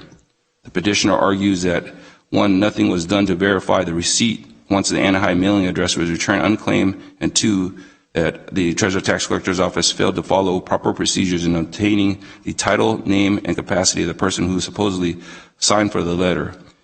SunCal further states either omission could itself be adequate to show the lack of reasonable care, but both together leads to a definite conclusion that the property should not have been sold. If you look at attachment L, which is page 1069 and attachment M, you'll see a list of parties of interest. Again, the information is generated by reviewing recorded documents. We've identified 19 parties of interest for the property. 19 certified letters were mailed, and notices were mailed to entities that had recorded deeds going back all the way to 1989. This is done to improve the possibility of redemption and just to notify everyone. Proposed tax sale notice was mailed to SunCal at the address, which is 510, at their current address, which is 5109 East La Palma in Anaheim, California, and it was returned. However, the certified notice was also mailed to SunCal's current address. SunCal states we failed to follow proper procedures in obtaining the title, names, and capacity of the person who supposedly signed for the signed for the letters. I'm not aware of any code that requires us to verify the capacity of the person signing the letters. Again, we mailed a total of 1,549 parties of interest letters. If the petitioner would like us to verify the signatures of the certified mail to make sure that there's an employee of the company, I just don't think we'd be able to do it. The petitioner also provided a declaration of employees of the company stating that they did not receive the notice. I'm not sure how much weight we could possibly put into this because it's not coming from a third party or an independent source.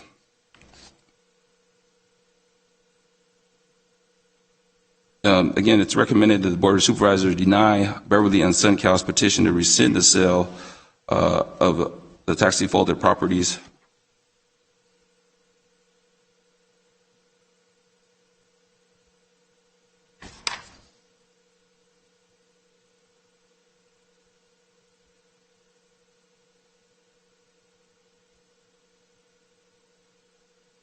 Because we conducted our sale in accordance with the Revenue Taxation Code. We made reasonable efforts to obtain the last known mailing address. The validity of the sale, specifically in regards to Section 3701, states that it should not be affected if the parties of interest does not receive a notice.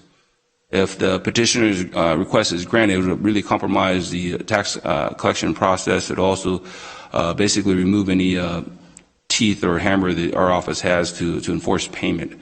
The taxpayers would simply say that they didn't receive the notice, and we would potentially have to rescind all the sales that we made in November.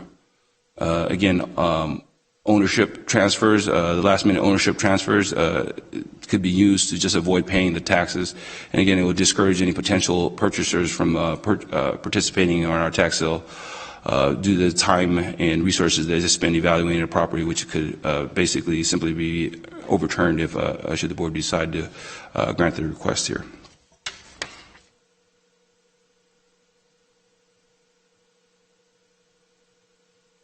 As the tax collector, I'm elected to apply the tax law fairly and equally. We've done that here. It would be extremely unfair to the 98% of the taxpayers in our county that pay their taxes on time, and also to the property owners who we've sold their properties over the last years if this sale is rescinded. Madam Chair, members of the board, this concludes my presentation. If you have any questions, I'm here to answer your questions. Do any members of the board have any questions for staff? Okay, then I am going to open the public hearing. And I'm going to ask if the petitioner is present to speak in favor of the petition. Yes. My name is Phil Green, and I would be. Great. If you want to just step to the podium, and we will change the microphone cover between each speaker so that you don't have to worry about that. Yes, you may. Okay. If you'll please identify yourself for the record. Yes. Thank you. My name is Phil Green. My firm represents the petitioners SunCal and Beverly Group on this petition. There will be four of us talking on behalf of the petitioners, none of us very long. The panel, I'm sure, has read our petition, and it's not my desire to repeat everything you say there, so I'm going to try to just hit some highlights if I can.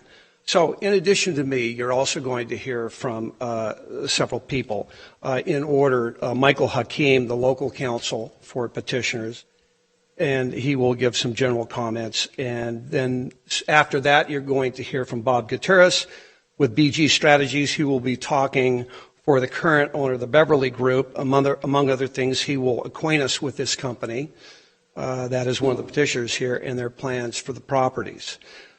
He's also going to relay a very important conversation that occurred with Mr. Keokam, the tax collector, in February of this year that impacts, we believe, our request and justifies, in part, our request for asking that the sales be rescinded.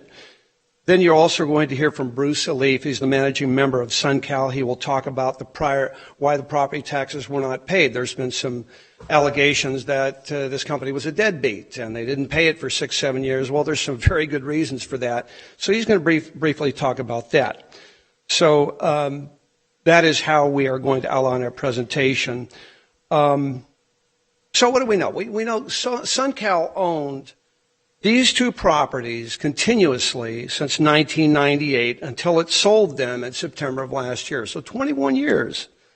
So the question is, why and how could a company that has owned and paid monies on this property for over 20 years, including property taxes for 14 years, have these important properties basically sold out from under them?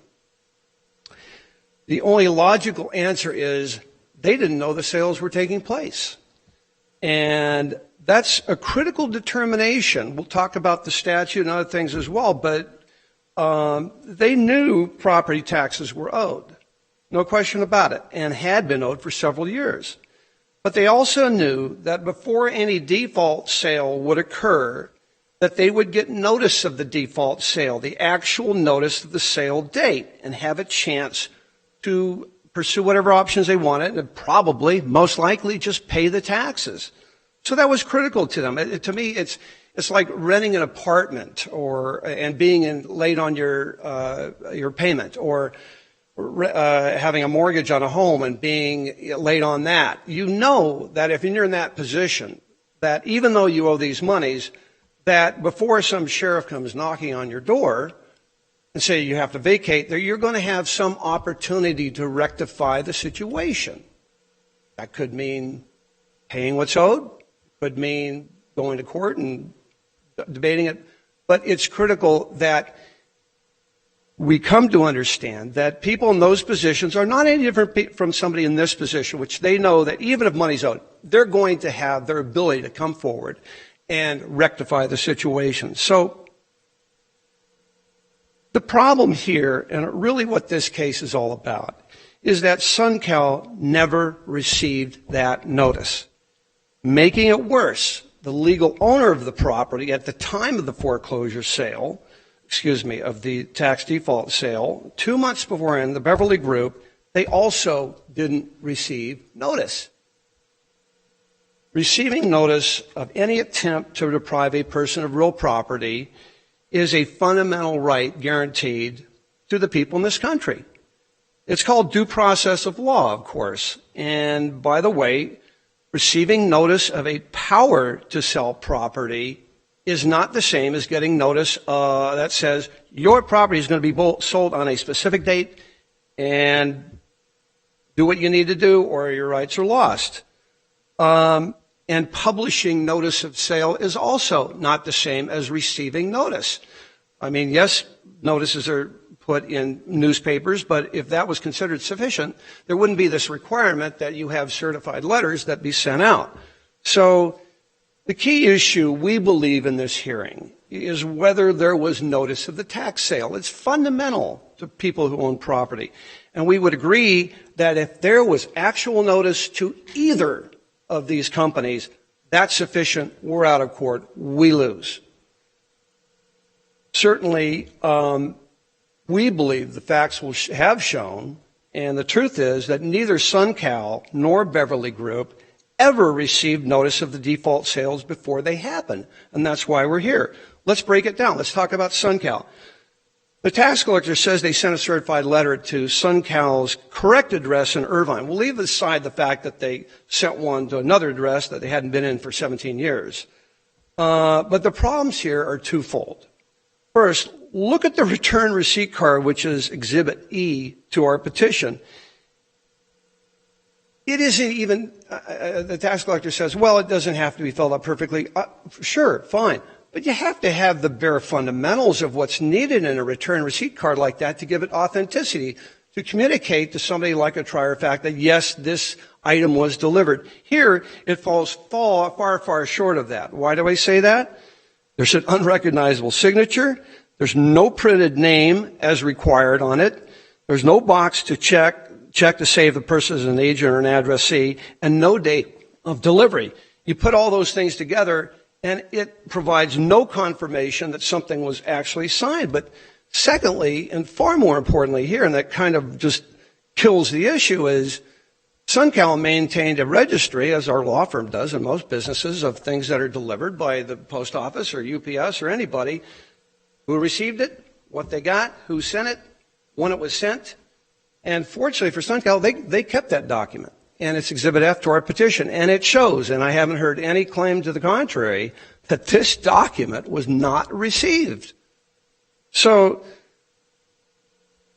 and the tax collector, I looked in their papers, they have nothing to say about that. I haven't heard anything here that contradicts the fact that the best evidence of whether SunCal got this document would be in this receipt log. It's not there. Let's talk about Beverly Group. The tax collector admits that no notice was ever given to them. They said, well, we didn't have to give notice. Counsel, and I've said that the key part of this hearing is whether actual notice was given. So I will address something about the Beverly Group. Counsel for one of the property owners who bought one of the properties, Linda Fenn, read a statement by Bob Gutierrez on January 2, 2020, to claim my client, that it proves my clients knew about the sale before it happened. That assertion is false. And what we have done is, and we didn't receive, and weren't aware of this claim until 4 or 5 days ago, but we did provide to the board yesterday, and I have 5 copies if they're needed, a declaration from a gentleman, Jason Chan, who was the first person from either company to become aware that this property had been sold. And he says very categorically, and I provided this to counsel yesterday and also opposing counsel, that the first time we knew about it, either SunCal or BG, was in December 9th and December 11th. So that assertion had been correct. We would be out of court because that shows actual notice. It's wrong. He took some language in a document and misinterpreted. So,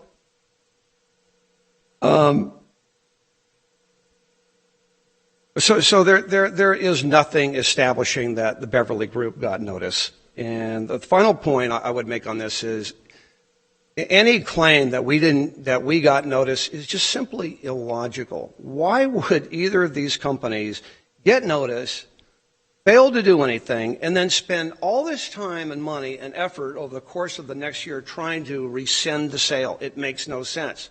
You can only come away from it thinking notice was not given.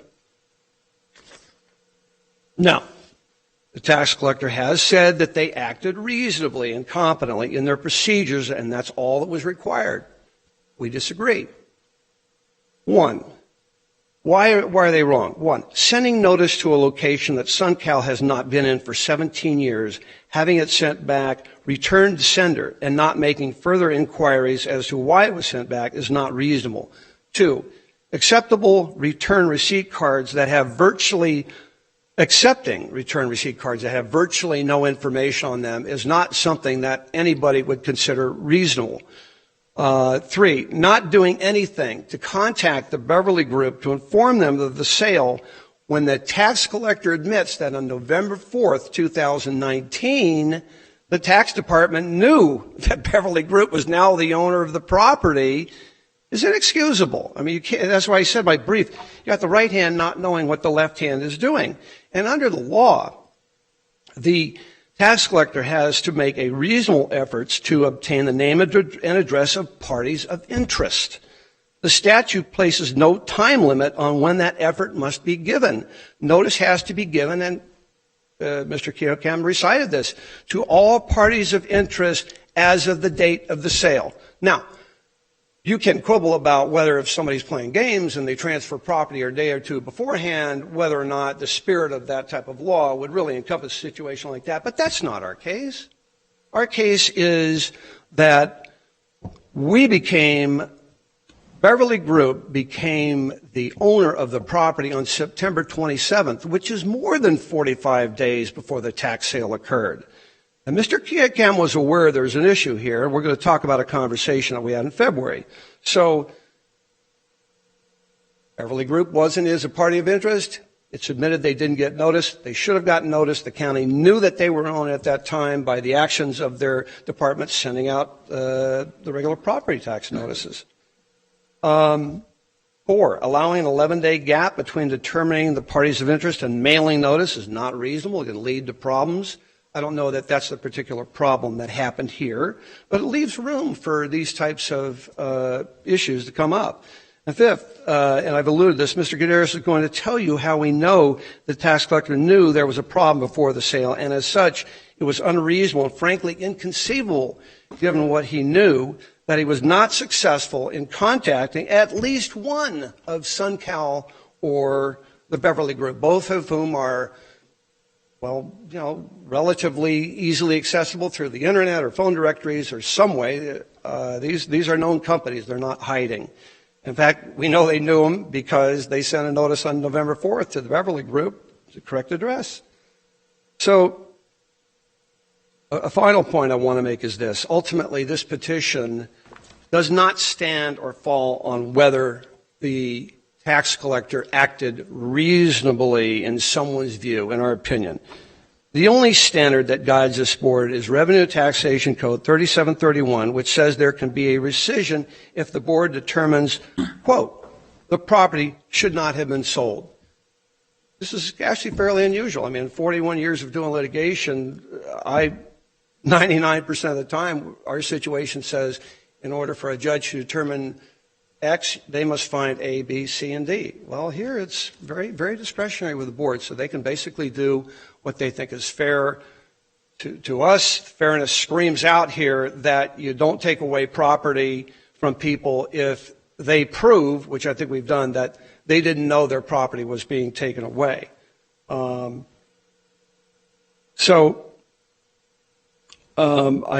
add this kind of in closing. Perhaps the board would want to grant the petition based on certain conditions. And certainly my client's more than willing to pay the taxes and based on any reasonable conditions, including paying interest, including paying whatever reasonable expenditures were made by the property owners who acquired the property, knowing when they acquired it that it could be rescinded within a year since the law allows for that.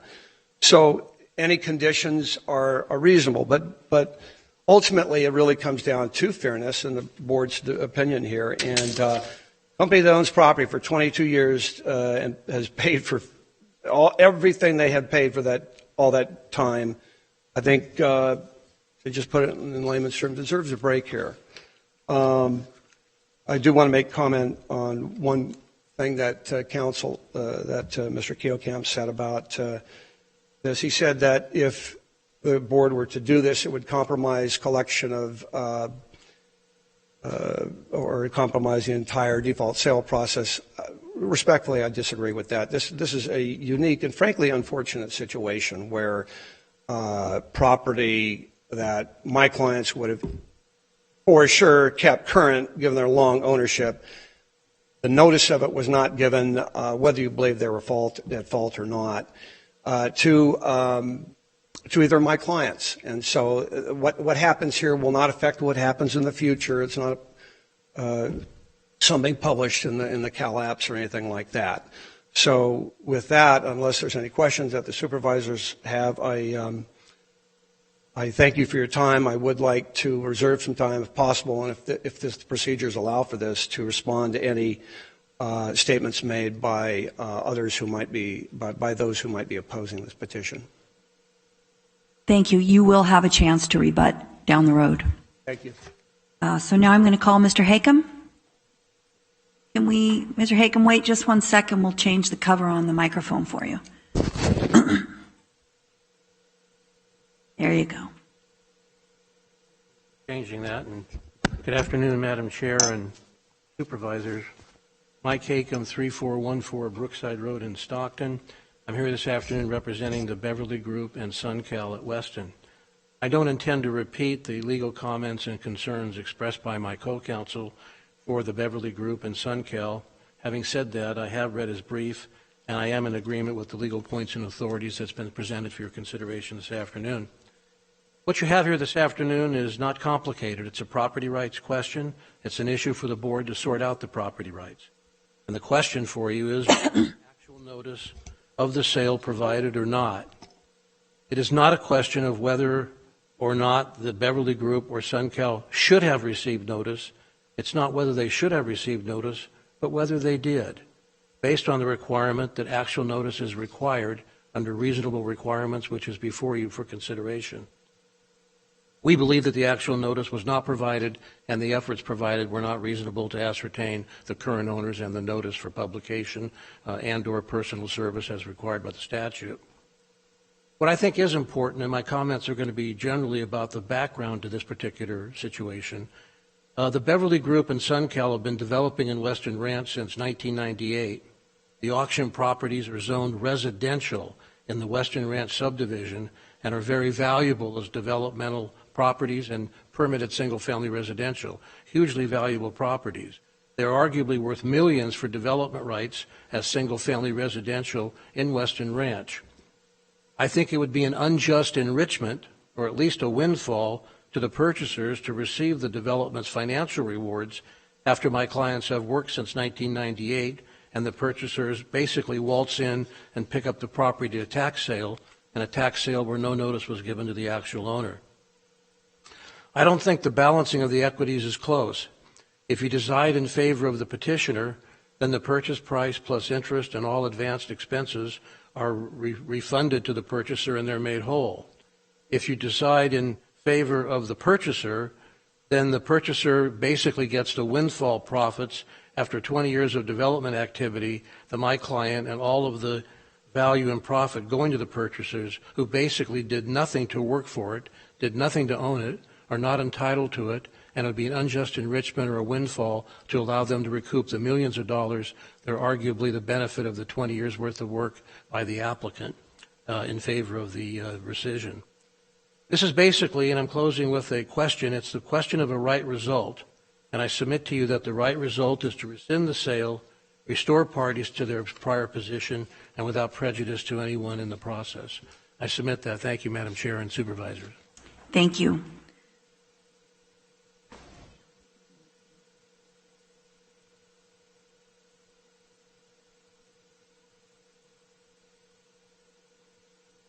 Mr. Gutierrez?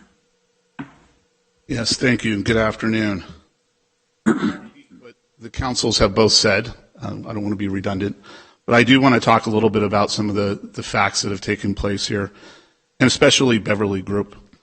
Beverly Group became owner, recorded by the county, September 27, 2019. From that time until November 11th, or November 1st, nobody contacted Beverly Group about the pending sale.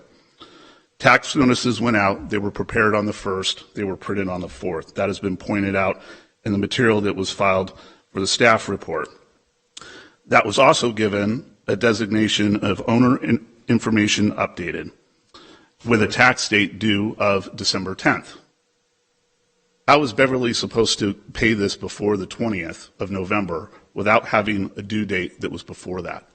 The only notification that they received was their tax bill, and it was labeled as new owner information update. Why is that significant? What's significant about it is that the county sold property that they knowingly knew had a different owner. And the reason why we know that is because in February, after initial discussions, both with the assessor's office and the tax collector's office, we sat down and talked about this very issue. We talked about the importance of it. We talked about what would it take for rescinding the property. And one of the things that was indicated was that the tax collector understood that this was an important deal. It was such an important deal that he tried to reach out via communication via phone and through the websites. We are on both. Our phone numbers are on both. So if Beverly Group would have gotten a phone call, they would have immediately taken care of that before the 20th of November. But none of that happened. And the reason why that didn't happen is because, for whatever reason, they decided to stick with the code. And what they told us in February was that we're going to go ahead, we tried to reach out, we tried to get a hold of you, and nobody was contacted. So we're not sure how they reached out, but it's pretty inconceivable that they couldn't reach Beverly Group, considering the amount of information that's been submitted for the staff report. Clearly, there's resources available to do that. There was several pieces of information that were put in there that were never discussed earlier in the year when we met, and now we're looking at having this sold out from under us, Beverly Group, without any notification.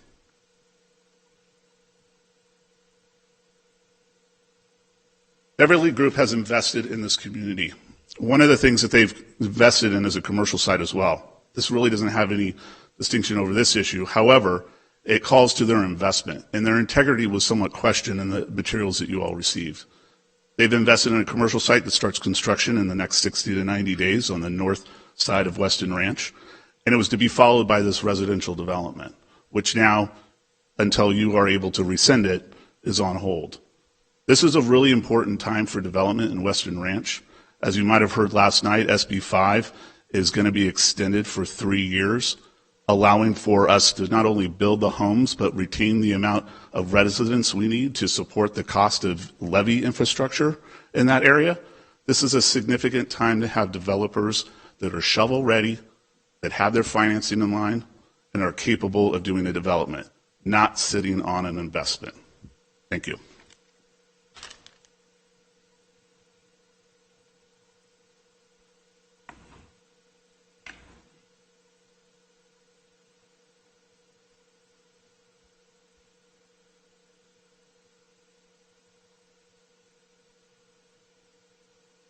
Thank you for giving me the opportunity to speak today. My name is Bruce Eliff. I was the primary party involved with SunCal back when the Western Ranch property was purchased in 1998 and oversaw much of its development through years thereafter. That caused us to deliver home builders and home buyers almost 3,000 homes in that community. It was a very successful project. It was a very successful time in this area and certainly in this country. That project went along very well until we were nearing the end of the project, which was really the last approximately 60-some acres. The property's in question today, and the property that Beverly Group had previously, earlier, also in 2019, closed on, the retail development that Mr. Gutierrez spoke of. Who, by the way, they purchased it, paid their taxes on it, and getting ready to proceed forward in development. A little more history on this. Well, I've had this involvement. The partner on this project, when purchased originally, was a company that some of us may still remember called Lehman Brothers. Lehman Brothers was a huge investor and one of the largest real estate investors in the world. They happened to be our largest real estate investor and really pretty much ran our world and ran the decisions on this project. When they went bankrupt in 2008, certainly this project and close to 30 others in our world came to a halt. The world came to a halt. City of Stockton felt its pain. We all felt its pain. But through that process, we had always continued to try to motivate Lehman Brothers to put necessary capital forward, and taxes were paid up through approximately 2012.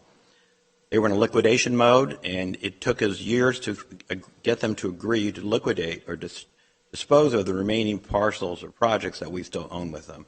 That decision finally came in 2017.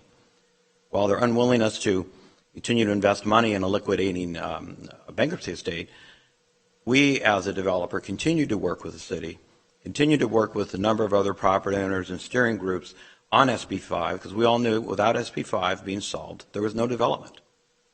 Continued to work. Another serious issue that took place with with this property specifically, it wasn't until December, I believe, 2018, when the city of Stockton took the proactive moves to update the general plan, update their zoning.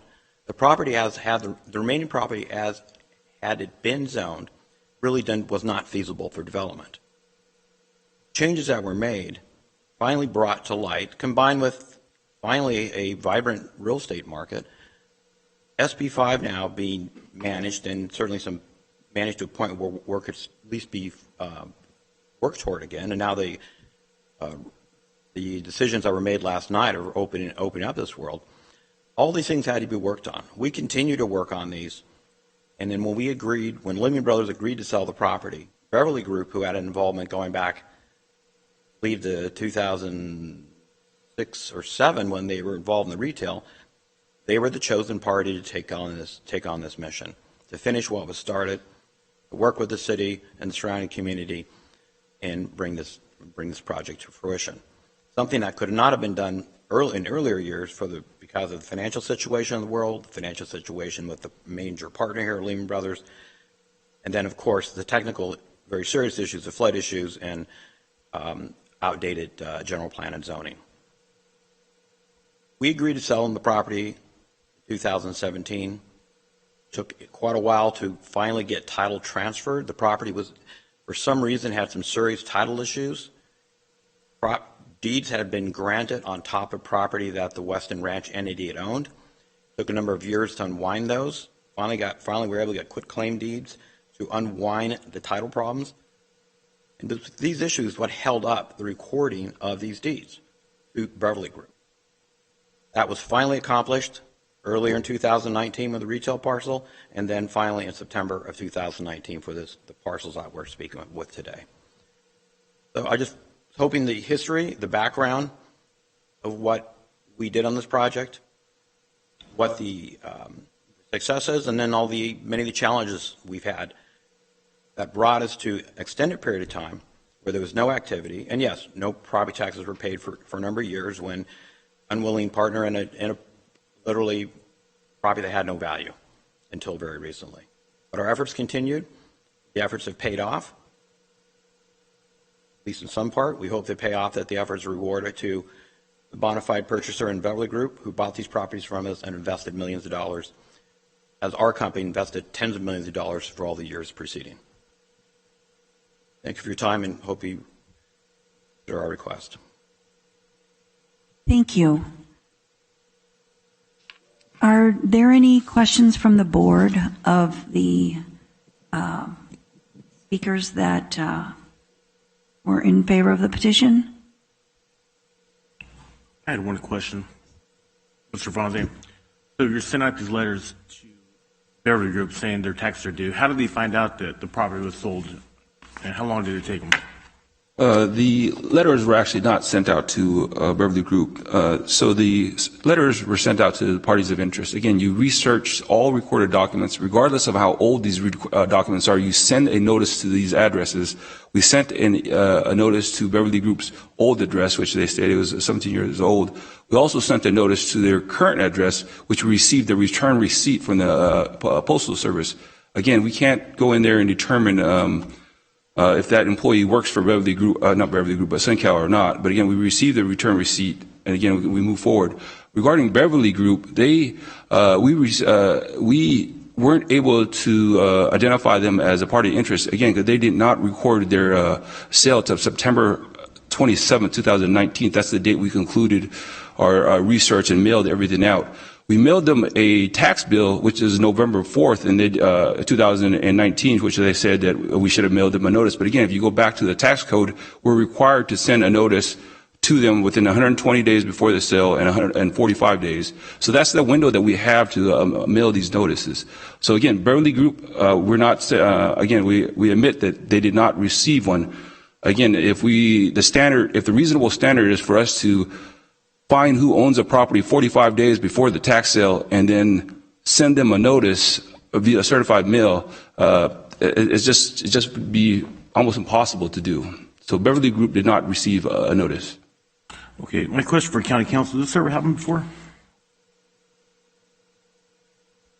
I'm sure it's happened in other locations. I'm not aware of it occurring here in San Joaquin. This is the first in San Joaquin County? As far as I know, yes. Okay, thank you. Okay, so next I'm going... I have a question I would like to ask. Excuse me. Thank you. Supervisor Elliott, go ahead. Thank you. Yes. So, so I understand then that the taxes had not been paid on this property since 2012. Is that correct? That is correct. Okay, so that's one question. Why were no taxes paid for basically, 7 years? Correct. Typically, after 5 years, we'd be eligible for sale, but we didn't have a sale in 2018. We did have a sale in 2019. I can't speak to why the taxes weren't paid.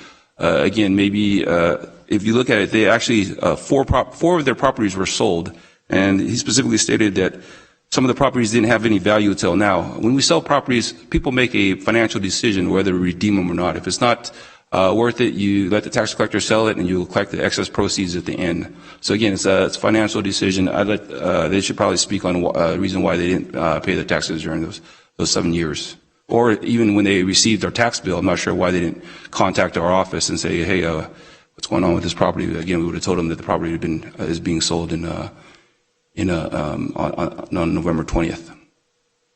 Through the chair, could we have them come up and explain why they didn't pay the taxes for 7 years? Is there anyone who wants to address that? I think this last gentleman pretty much covered it. Yeah, just a quick summary again. I mentioned from the property was controlled while everyone used the name SunCal. Actually, not SunCal. Lehman Brothers was the controlling member of this. Lehman Brothers was a very large entity, largest bankruptcy in the history of the world. They controlled it and would not allow any further payments of property, of any expenses. We continue, and they went bankrupt in 2008. We continue to fund those expenses out of reserves up and through about 2012. And we had to put a lot of effort in to get them to finally agree to sell the property, which took a number of years later. So the property was effectively held in abeyance due to a recalcitrant majority owner who wouldn't do anything about it. It was our efforts that got them to finally break the property free in 2017 to be able to sell it to a party that was capable to take over the process, get the property so it could be developed, and yes, pay the taxes. And yes, it was certainly, we were aware, Beverly was aware the taxes were in default. When the first parcel recorded in earlier 2019, all the taxes were paid. In fact, how we found out, Jason Chan in the SunCal office called tax assessor's office December 9th, 2019 to get the final amount. He was helping the Beverly Group to pay the taxes, as when he found out the property had been sold. So it's a history to it. I hope that's helpful. Okay, can I answer other questions? So then why were the taxes not settled, though, when the sale was made? And usually that's done as part of the settlement of the agreement. That would be typical, yes, and I do not understand why. We were the seller of the property at that point and not the buyer. That's something the Beverly Group could address better than myself. It was certainly the anticipation of our agreement and the way the property was sold that they were to bring all that current. We know the Beverly Group. I know Jim Righeimer for many years. They're very capable professionals that would handle these issues. Not sure why they didn't do it before, but they were prepared to do it, pay it prior to its due date. The only notice they had was December 10th, 2019.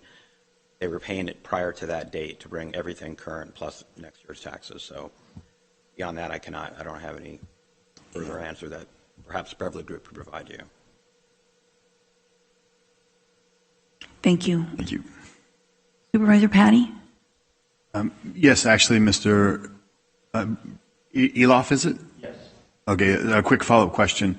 Do you have any documentation from Lehman Brothers that verifies that this was all held up and kind of in suspense while they were going through their bankruptcy? Not that I have anything with me here today. Nothing that's been submitted in this for today. Nothing present. No, I didn't bring any documentation to that effect with me today.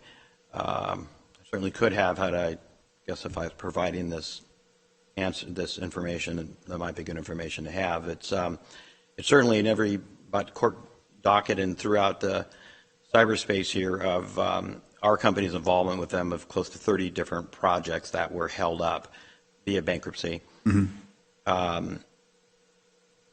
There are settlement agreements that I certainly would be able to retrieve that Weston Ranch was involved as part of the last 3 or 4 properties. They were grouped and they were different entities and different groupings. It wasn't one big partnership with 30 different projects or whatever the exact number was. They were in groups of assets. And the Weston Ranch, I believe, was the last group that included 3 or 4 other properties, that there was a settlement to dispose of those properties. I can certainly I can follow that information and provide it, but That was definitely the situation. Understood. A question for you, since you have intimate knowledge about the property, was the property purchased, it was land, did you entitle, and there's lots all broken down, so all the properties have been subdivided and entitled for future development? Well, when we purchased the property, to go back even further, in approximately 1998, the property, it had been a failed project. It was done by a very reputable company, the William Lyon Company, who was caught up in very tough financial times, as a lot of developers were in the late 1980s, early 1990s. When we purchased the property with Lehman Brothers, there was already a lot of work in the ground, but I think several hundred homes or more that were built. We took that over. We completed all of the infrastructure, all the backbone infrastructure that's out there, roads, water, sewer, storm drains, you name it, were money we invested into it. Hundreds of millions of dollars were ultimately invested into the project. We built it out until which time there was only two main parcels remaining. The parcels we're talking about today, the remaining residential parcel, and the commercial parcel, the retail parcel, which Beverly Group is in the process of developing currently. So when we had built everything out up until that point.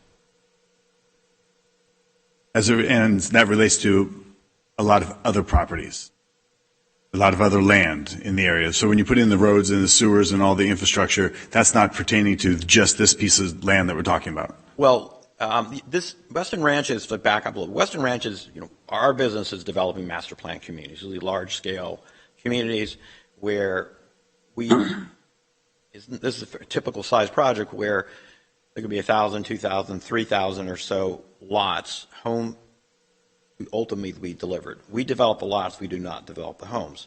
So when we developed Western Ranch, we developed, other than the work we inherited, we developed the entire project. So that infrastructure was put in was for the benefit of the people who live there today and was for the benefit of this property that's in question today. Sure. I understood. We made all that investment. Understood. So the land that we're talking about today, has that land been entitled so they're ready to pull permits, they can build? Has there been any infrastructure put into that land itself? Yes, all the infrastructure, the backbone, what we refer to as backbone infrastructure, the main roads out there. And I got the roads part. I'm talking about, Are there individual lots? There's a piece of land that's in discussion today, correct? Correct. We're discussing a piece of land. Has that land been entitled for lot development? In other words, I can go pull a permit. Each inch of dirt has been entitled for development, or is it just plain dirt? Answer is as simply as possible.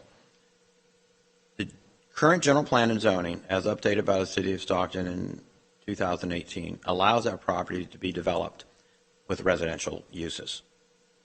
To do so that it's basic land use now exists. I understand what it's zoned for. Okay, it's now exists. If you actually want to go develop, what Beverly Group was working on, they developed plans to do a residential community that would take the approval of the City of Stockton. Anyone would need to do the same thing, which would lay out the product types, lot sizes, unit types, etc. So that hasn't been done yet?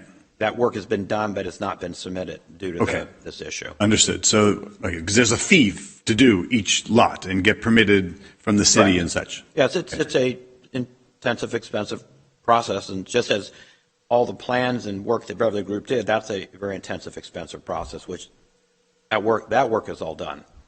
Understood. But the fees have not been paid to the city yet? Correct. Okay. It hasn't been granted. The lots have not been entitled. I'm not a real estate guy, but I just understand a few basic things, that these lots have not been entitled yet. That's correct. Okay, thank you. That's a good, important question. That's all for now. Thank you. Okay, thank you. Now I'm going to ask if the opponent or their representatives are present to speak in opposition of the petition.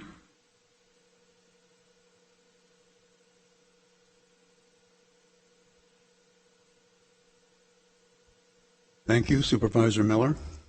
My name is Tom Keeling, and I'm here today on behalf of Linda Fenn.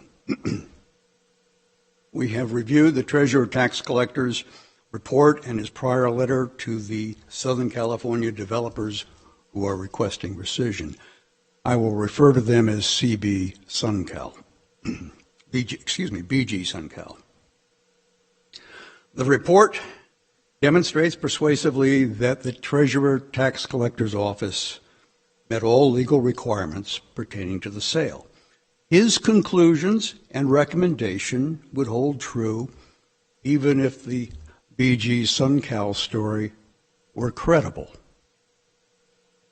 But it's not credible.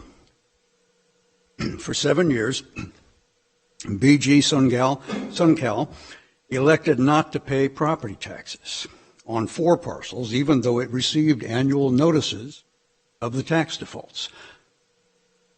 BG SunCal elected not to pay property taxes when, in August of 2017, it received the Treasurer Tax Collector's Notice of Power to Sell Tax Defaulted Property.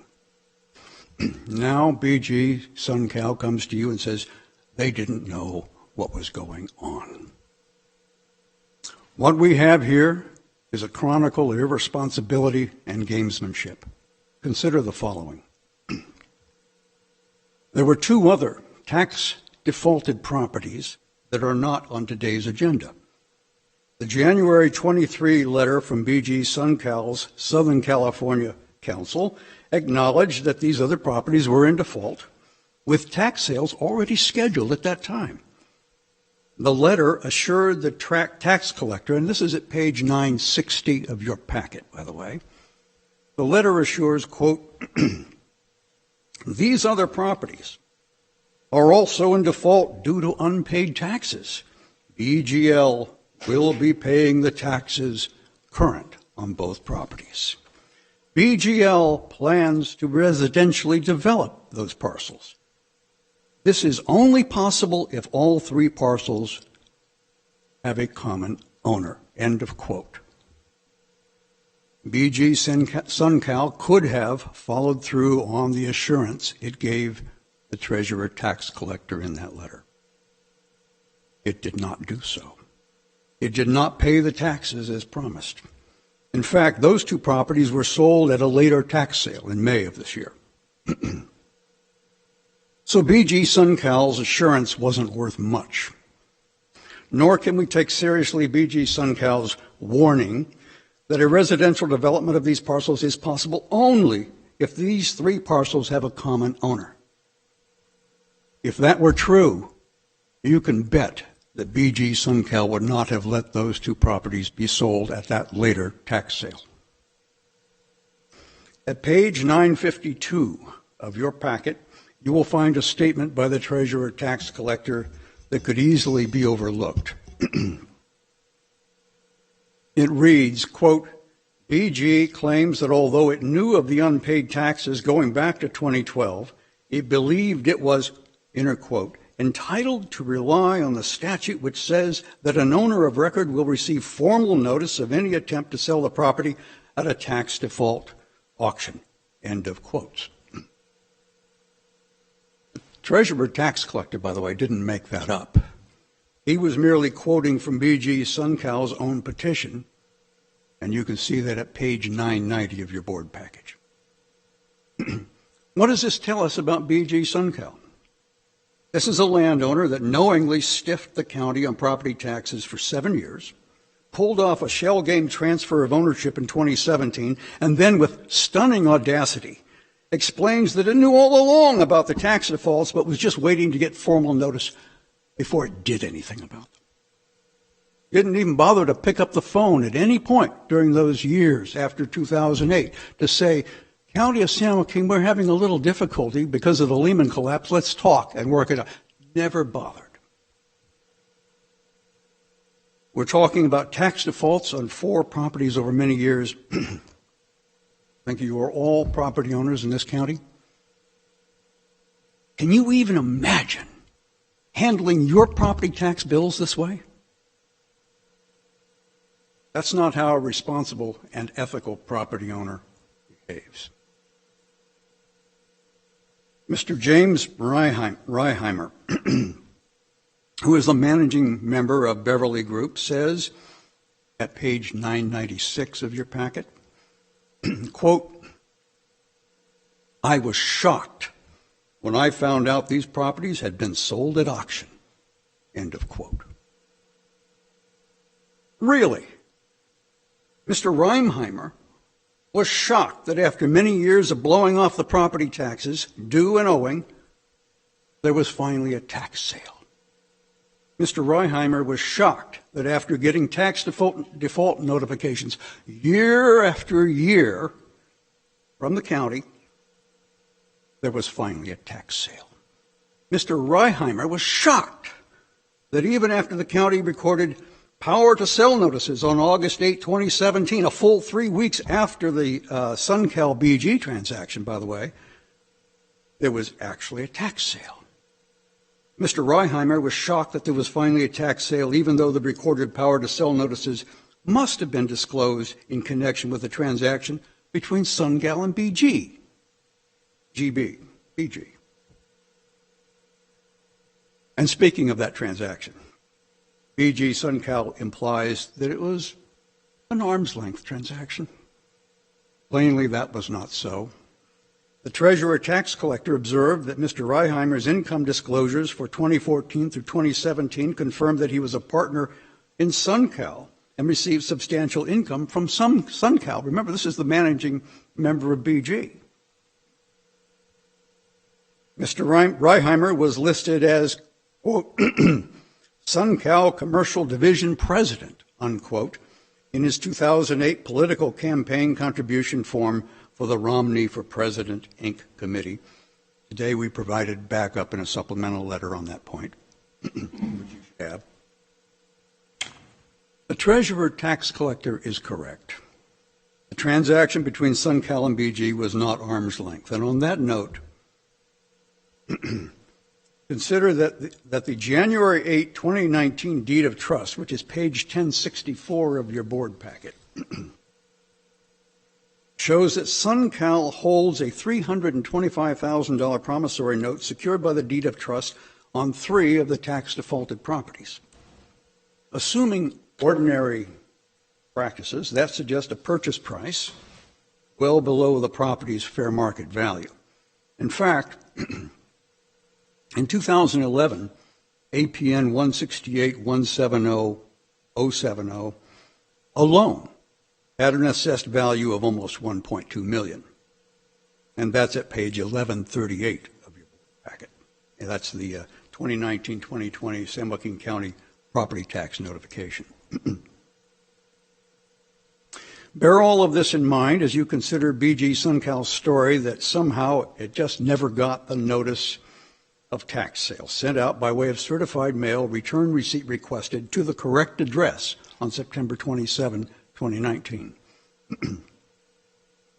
And I may be wrong about this, but unless my memory fails me, I think the Office of the Treasurer Tax Collector also sends out the tax sale notice by regular U.S. mail in addition to certified mail.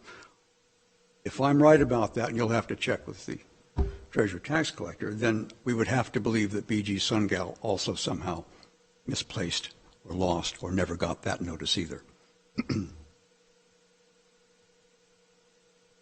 BG SunCal showed little interest in maintaining this property.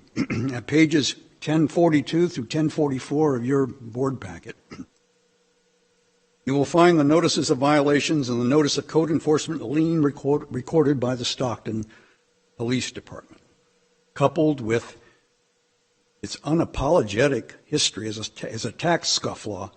These are also revealing. BG SunCal's track record speaks for itself. In contrast, Linda Finn, who is here today and will speak after I do, exemplifies the type of responsible property owner this community needs and values. She timely pays her taxes.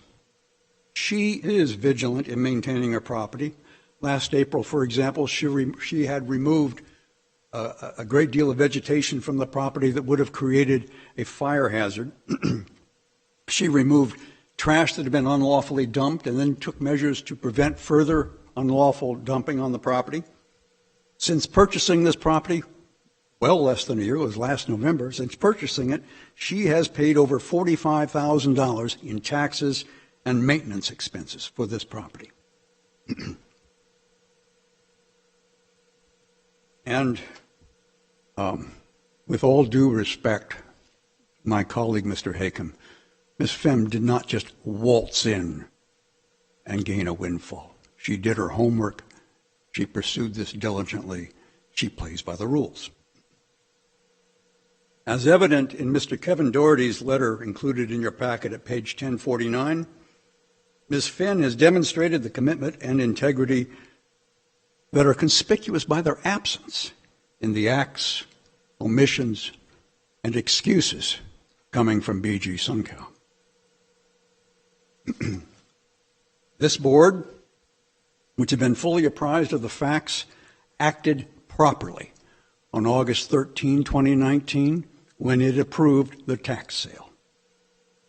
Rescission now would deprive Ms. Fenn, someone who has, as I said, played by the rules, of the benefit of her diligence in purchasing and maintaining the property. It would reward BG SunCal, which obviously did not play by the rules.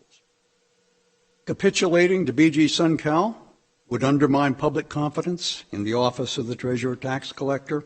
It would make a mockery of that office's carefully vetted and properly applied procedures and practices. Capitulating to BG SunCal would also create a perverse incentive. As the Treasurer Tax Collector observed, granting rescission under these circumstances would set a pernicious precedent for other delinquent owners. It would tell them that they can evade the board's authorization of a tax sale by simply transferring ownership, by gaming the system. And I would like to respond at this point, before I continue, to one point made by Mr. Green. He said, and I think I'm quoting, that this decision today is, quote, very discretionary with the board, end of quote. Then he said the board can do what it thinks is fair. Mr. Green is absolutely right. You can do what you think is fair. This board does have the discretion to do what it concludes is fair. Finally, I would like to invite your attention to Mr. Eliff's statement at page 1004 of your board packet. Writing in support of rescission, he talks about certified mail, return receipt cards, and signatures. He says, quote, this further causes me to believe that purported signatures were never obtained, may be fraudulent, and in any event, most certainly were not obtained from anyone affiliated with SunCal. Fraudulent? Fraud by whom? By someone here at the county? By one of the other BG SunCal related entities with the same address in Anaheim? Fraud for what purpose? To what end? Mr. Eliff leaves all of that to the reader's imagination. Such innuendo is another example of the tactics used by BG SunCal in coming before this board. The Treasurer Tax Collector was not intimidated by them, nor was he intimidated by BG SunCal framing its request as a captioned petition looking for all the world just like a pleading in litigation. In fact, it even includes the words case number on the caption page. Of course, there is no case number and there is no lawsuit. The Treasurer Tax Collector was not fooled. He was not buffaloed, and he was not intimidated by BG SunCal. You shouldn't be either. Thank you very much. And I'd like to introduce now Ms. Linda Finn, my client. Come on up. Unless there are questions for me now. I don't don't see any. Ms. Fenn, if you'll hang on just one second, no, that's all right. Stay right where you are. We're just going to change the cover on the microphone for you so that you don't have to worry about that. Thank you, Mr. Keeling. Yes, we do. We definitely do. Thank you.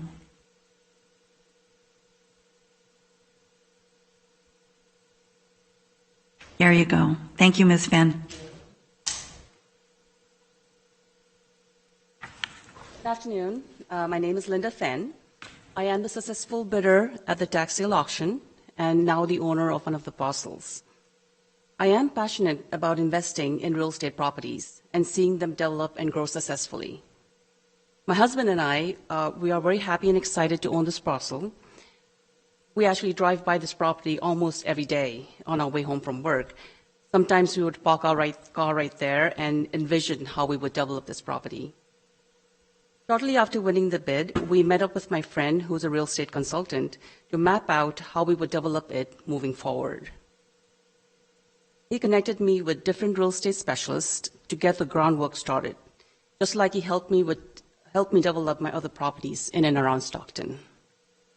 My husband and I live and work here in San Joaquin County. We love the people in this community, and that is a reason why we set our roots here over 20 years ago. My husband is currently operating a successful dental practice here in Stockton for over 20 years. Not only did I attend and graduate from a local school here in Stockton, but also my 3 kids were raised here. They went to our local public schools. My eldest 2 attended UOP right here in Stockton, and they're currently in UOP in the dental school in San Francisco. My youngest has just been accepted to a medical school. Hopefully my eldest would take over my dental practice when he graduates.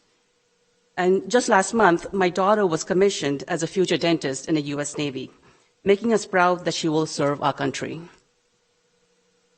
My family has been active members in the community for many years because we want to see it grow and flourish. I pray that you would make the right decision in not rescinding the sale. Thank you. And I'll be happy to answer any questions you may have. Thank you. Any questions? I just had a quick question. Have Yes, you sir. invested any money in the property? Have you any upgrades or anything? I beg your pardon? Have you spent any money in the property? Have you upgraded it all? Have you invested any money?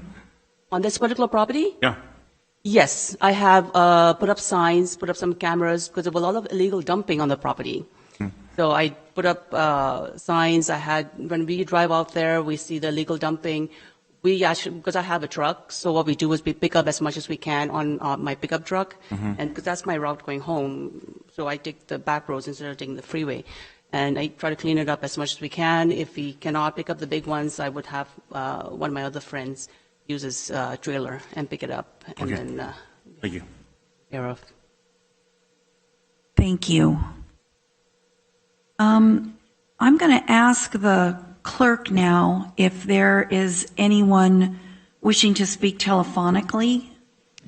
Madam Chair, I'm not aware of anyone wanting to speak in opposition or in favor of this position telephonically, but I will ask, just in case anybody has called in, if there is anyone wishing to speak, to go ahead and speak now. Okay. We have somebody who wants to speak telephonically. He's just waiting to be patched in. What is his name? James Rickheimer.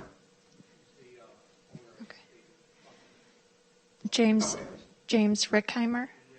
Rickheimer, are you available to speak at this time?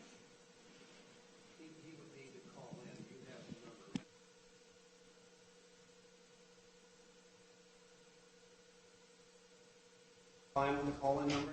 Call-in, yes?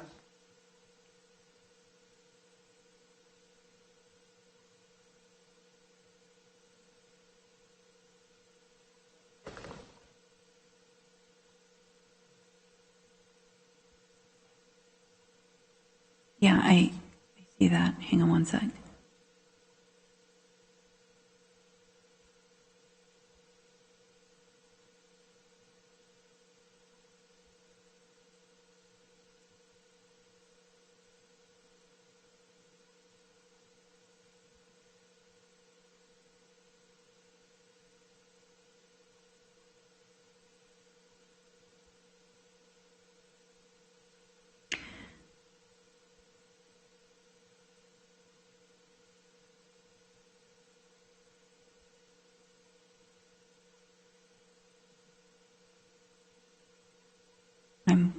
Hang on a minute here. County Council, in terms of members of the general public to speak, it was my understanding this was not open to the general public. Am I mistaken? Oh, all right. Then I will ask you to go ahead and come on down. I'm assuming you're speaking in opposition? Okay, great. Why don't you come on down? We'll change the cover for you. Thank you. If you could identify yourself for the record, that'd be helpful. My name is Gurpreet Singh. I'm 31 years old. I've been a resident of Joaquin County since 2002. We immigrated from India back in 1996. I've been an investor for the last 10 years. I'm a full-time registered nurse at St. Joseph's Medical Center and Behavioral Center. So that's a little bit of my background. We picked up these properties along with Ms. Linda Fenn the day tax sale happened. I just want to pitch in. Just recently in June, the parcel between me and Ms. Linda Fenn, I own 616 William Moss Boulevard, 644 was sold on June 6th. So if this sale is rescinded, this Beverly Group and SunCal Group will be back in this office in a few more months to rescind that sale also. So I own 2 acres here. There's a 4-acre parcel between us, and there's a 50-acre parcel that Ms. Linda Fenn owns. So if this sale is rescinded, in another few months, Beverly Group will be back in, asking for you to rescind that sale also, on the same grounds. That one was sold for $325,000 also. So also, like they said, if this property is worth millions to them at that time, why was their exchange price of $325,000 at that point? Why would someone exchange hands for almost 60 acres at $325,000 and come back a few months later and say this property is worth $1 million? Also, I buy and sell property all the time. We use title companies that sit both buyer and seller together and say, okay, this is what you owe, this is what is owed, these are the fees and assessments on it. If they had followed the correct judicial closing systems, they would have known at that time that there's property taxes that need to be paid up at the time of closing, and that's the only way to successfully close a property. So those are my 2 cents. Okay, thank you very much. Clerk, do we have Mr. Rickheimer on the line? I believe so. I'm on the line. Okay, great. Go ahead, sir, if you would like to make your comments. Yeah, my name is Jim Righeimer, and I'm watching online, so my timing's off a little bit. I apologize. I'm the owner of Beverly Group. I've worked with this project for over 13 years. SunCal was the owner, and I worked with SunCal on this project over 13 years ago. When it went through all the hassles that it went through with Lehman Brothers and the bankruptcy of the city, we had the commercial center leased out literally 10 years ago, and it all fell apart. We went ahead and bought the property, commercial property, and we finally got the title cleared, and we paid the taxes after that because of the issues that we have with the city of Stockton. We had to make sure that we could actually develop the property. We did the same situation with this property. Once we finally got the title cleared, we had it under contract for 2 years. Once we finally got the title cleared, we closed escrow on it the exact same day that they did their notices. And that's the problem that happened here. It was just like ships passing in the night. We did get a notice 7 days later. It said our taxes were due in December, and that was it. We had done this before, where we paid taxes after we had closed on it. And I take offense to somebody saying that we're a bad player. I am not a bad player. I'm the former mayor of the city of Costa Mesa. That's why there's so much public information out there with me, because I filled out 700 forms that show anywhere I make any dime of income, which I do like you all do. And for someone to say that we are somehow, bad actors or didn't pay it. Beverly Group never got notice. And for someone to say and to try to lump this into SunCal is just not the fact. We had done this before, and we closed on it, and it's been taking years to get that commercial site going. and now we're doing it for the residential site. And this would be a travesty to have a multi-million-dollar piece of property just go to somebody else. I'm not blaming Mrs. Finn for doing it, but there's a reason why you cannot get title insurance for 1 year after you buy a property at a tax sale. That there can be a rescission because it allows for the body to say, we think this was a mistake. And all I'm saying is we were never noticed. We are a completely separate entity, and this whole idea that we're being lumped in is just wrong. And I would just appreciate it if you could rescind this thing and we can move forward with the project and the work that we've been doing and I've been doing for over 13 years. Thank you very much. Mr. Righeimer, I have a quick question for you, if you don't mind answering. Why weren't the taxes paid when you finally recorded the deed and closed escrow in September of 2019?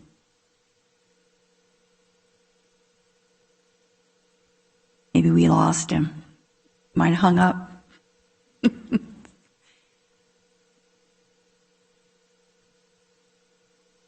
Unless one of you, we can come back to that.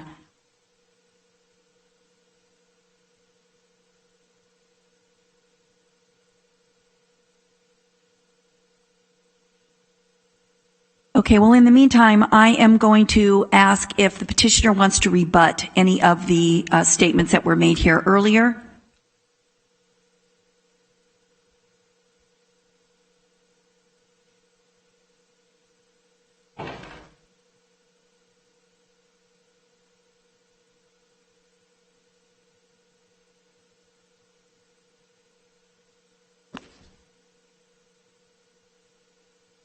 Thank you. Phil Green again for the petitioners.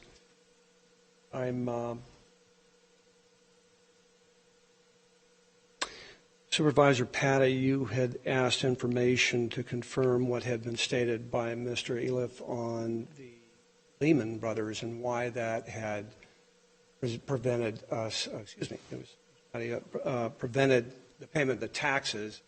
And I was going to offer that we could provide that information, if you wished, after the hearing, either through a declaration or other documents, as you might desire. Would that be helpful? Okay. I want to give some brief comments to the comments made by Mr. Keeling, just kind of in the order in which they were stated. Mr. Keeling's pre-prepared remarks included a statement that we elected not to pay taxes. That's not the case. What I think was made very clear by Mr. Eliff is that during the Lehman Brothers fiasco, Lehman Brothers was the majority partner of this project. They were the ones that controlled the ability to pay taxes, not his company. So that's why they weren't paid. Two, again, I listened very carefully to Mr. Keeling, and I heard a lot of comments. I didn't hear anything that convinces anybody or any facts proving that there was actual notice to either of these two companies.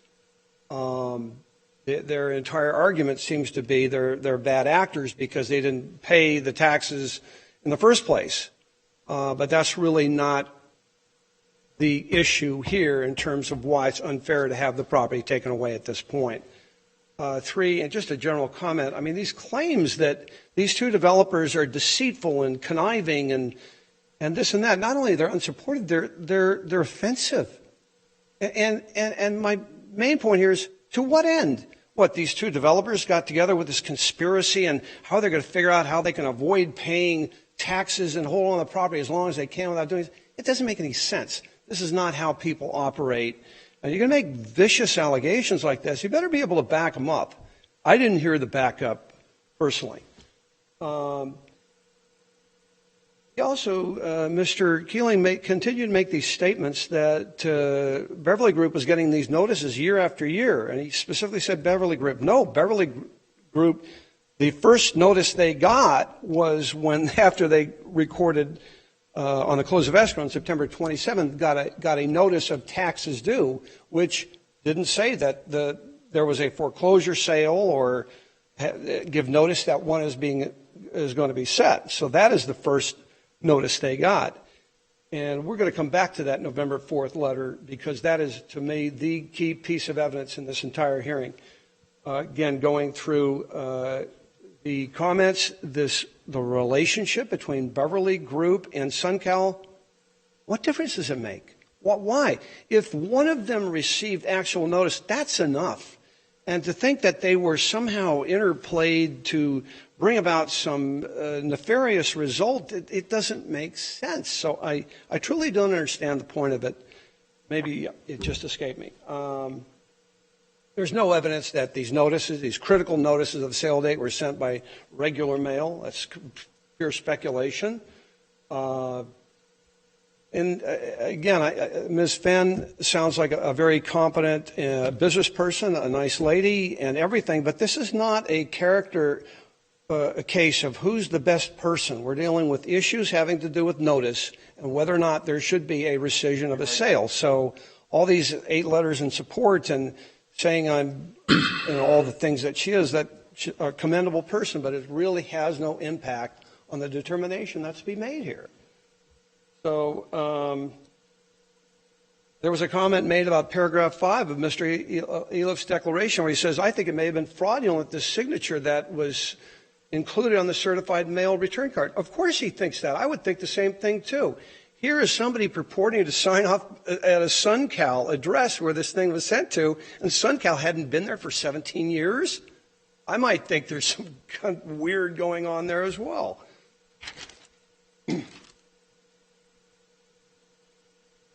I didn't hear any, and I listened for it because this would be key, I think, or important on the petition claim. I didn't hear any indication from either of the current property owners of any significant expenditure of money, which could impact really the fairness of reversing the sale, but there wasn't any, and predictably there wasn't any, because there's a year during which people can do just what's happening here and seek rescission of the tax sale. So you are well advised as an owner not to make any significant expenditures.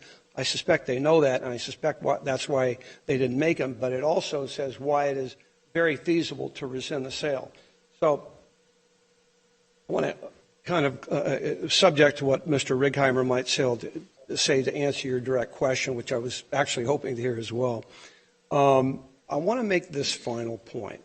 To me, there is nothing more important than this notice of the taxes that are owed that was sent by their admission on November 4th. Because that means, as of that point, they knew who the owner of the property was. So, at that point, when Mr. Joaquin is interested in trying to resolve this, and we heard this conversation that occurred in February, and he was trying to reach out and contact people, how you cannot contact or be aware of information in your own office indicating that the owner of this property is the Beverly Group, this is 2 weeks before the sale, is bothersome to me, and more than bothersome. I think it indicates that there was not, that they weren't reasonable. And I want to bring attention to 3701B. As it states, the tax collector shall make a reasonable effort to obtain the name and last known mailing address of parties of interest. So a couple points there. There's no time limit there. It doesn't say you need to do those things and then that obligation ends effective at the point that you make a determination and send out your notice. No. This is a continuing obligation. It's not limited by time. And if, in fact, the tax collector becomes aware of information, then he must act as a reasonable person would do. If he becomes aware that, hey, the people I sent those notices to, maybe that's not right. And I think there was a lot of information that came in that showed that. And most importantly, there was information in his own office telling him that they had not given notice to the party of interest, that's the key term, and that notice must be given any time prior to the tax sale, and certainly as of a time on November 4th when the sale was 2 weeks away, or really any time after September 27th when the recordation of the grant deed occurred. So pending any questions, I thank you for your time, and that concludes my remarks.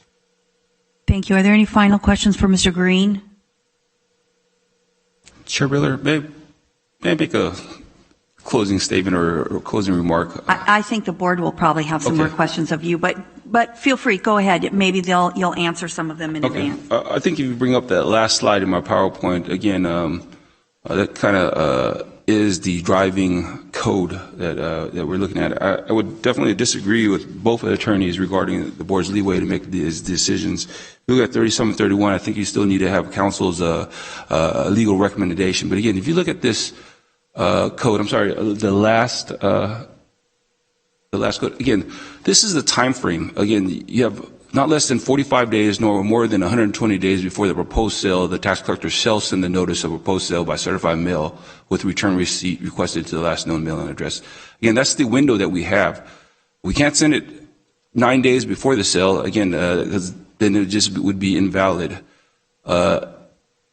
One of the other things we want to discuss is, the reasonableness of our office. Again, if we determine it is an owner of occupied property, we'll go out there and knock on the door to make sure that the person knows that, hey, the property is being sold. If it's a religious property in your district, I'll call you and let you know, hey, there's this church out there. We try to reach them. We just haven't been able to get a hold of anybody. We'd like to let them know that it's being sold. In regards to the phone call and everything, again, that kind of demonstrates just the beyond the reasonableness of what our office does. Is to, again, we want the people to redeem the property. It's not our intention to sell the property. The intention is just to redeem the property. And if you look at the reasonable effort portion of it, again, I think we've went above and beyond that. And I think the last thing we really need to look at is the last section there, C. The validity of any sale under this chapter shall not be affected if the tax collector's reasonable efforts fails to disclose the name and address of the last known parties of interest. Again, what the petitioner is saying that is, if on the 45th day, which is the deadline, if they change if they changed ownership, I'm still responsible to send that new person a notice. Again, you look at the tax code, it doesn't put the onus on the tax collector or the county. It puts the onus on the actual taxpayer to make their property taxes. Again, this section C right here basically states that. So that's all I have to say in conclusion. So, quick question. The date that your office became aware that the Beverly Group was the owner was? November 4th. Again, we are, when you sell a property, it goes to the assessor's office first. The assessor's office conducts the change of ownership information. Then the bills automatically get mailed out through the system on, November 4th is when the bills were mailed. Correct. But when was your office when did you actually become aware that title had transferred? In November. So you did not, even though it was recorded in the end of September, you didn't receive that notice then? Correct. It goes to the assessor's office first, and then it trickles down to the auditor's office, then to our office to create the bill. Okay. Thank you. That answered one of my questions. Are there any other questions from the board? I have a few. I have one question. Supervisor Villalpudua? Go ahead. Mr. Fonzie, I guess when there's a parcel number, is an APN number, is it, when you're selling it, is it flagged? Is that correct? Is APN number? Yes. Is it flagged that you're going to sell it? With, not on the system. Are you saying, would the assessor's office know about it, or? I don't know. I'm just asking. I was wondering if there's an APN. It is, what's on our system will say there's a power to sell recorded on it. So anytime someone would go try to redeem the property, they'll know that, hey, there's a power to sell on the property. They have to contact our office for the full payment amount. So. And this property was flagged for sale? Correct. Okay. Okay, thank you. Supervisor Elliott. Okay, back on this November 4th date. So that was the date that the tax bill was mailed, and that was also the first date that you became aware? Correct. That BG actually owned it. Correct. Again, we conducted our parties of interest research. We concluded that on September 10th. We mailed the notices on September 27th. Again, it takes that long to stuff the envelopes. It takes that long to mail them out, certified mail. Again, we also mail it out regular mail because we know when people see certain certified letters, you just don't sign for it. Again, that's not the statute is not designed to for you to just be able to avoid a sale by simply not saying I didn't see the notice or I didn't have the notice. So. Okay, did you give any consideration to the fact that, okay, just in 2 more weeks now, we're going to actually have a tax sale on that? When you sent the tax bill out, did you give any consideration to that, to make any notification along with the sending of the tax bill? Again, when we mailed that out, when we found out that it was too late to send a notice, again, we have that 45-day deadline to send a notice before the tax sale. We reached out to, looked online to try to find a telephone number to contact them, and we did reach out and again try to call them and let them know that, hey, your property is being sold. Again, if only they would have, when they received the tax bill, they could call their office at any time. Would have told them that the property is being sold. The information is on our website. The information has been posted to the paper 3 times. The information is on the state's website that the sale is occurring. Again, I'm not sure how much more notice we need to provide. Okay, so you're saying that the window had already passed. Correct. Notifications. Correct. About the sale. Okay, so, well, do you think you took all reasonable measures to notify BG and SunCal of this tax sale? Yes, we did. We followed the tax sale procedure manual. We followed the code. We also followed, my colleagues in the state would do the exact same thing. So it's not, what we're doing right now is not unreasonable. This is the standard. Again, you look at the recorded documents, you mail out notices to those addresses, regardless of how old they are. Again, we've identified 19 parties of interest for these 2 parcels. Mailed them out to everybody. We received a signed certified receipt back from their current address. Again, I don't know how much more we could do. Okay, thank you. Question for County Council. Yes, sir. So, was there anything improper about this tax sale then, based on what we've heard here today? I don't believe that there was anything that was improper about this tax sale. Mr. Kilcomb is correct when he directs you to 3701A, where it sets up that time frame, not less than 45 days nor more than 120 days, as a window within which to send those notices out.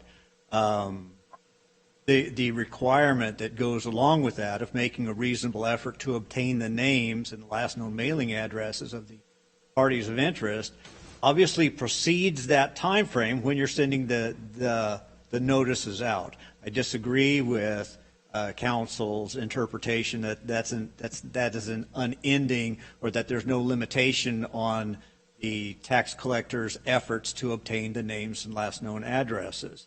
They're to send out a notice within that time frame, and so in order to do that, they have to make their reasonable efforts before they send out those notices. There's not a requirement that they continue all the way up to the day of the sale to continue to try and determine if some change in ownership has occurred that would cause them to have to send out a new notice. The other part that I would direct you to in 3701 is the last clause in 3701C. Mr. Kilcomb referenced the first part, which says that the validity of any sale under this chapter shall not be affected if the tax collector's reasonable efforts fail to disclose the name and last known mailing address of parties of interest. That's true.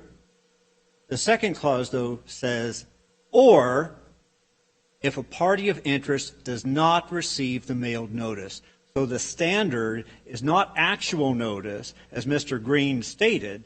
The standard is even if they didn't receive notice.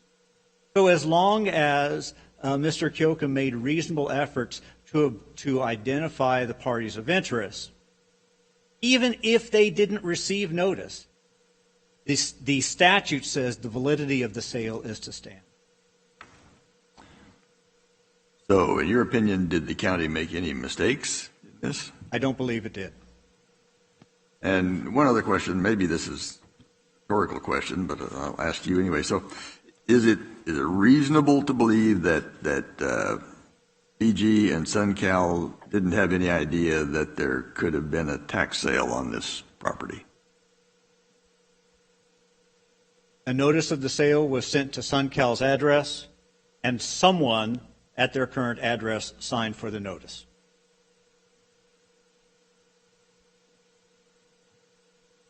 I think that you can,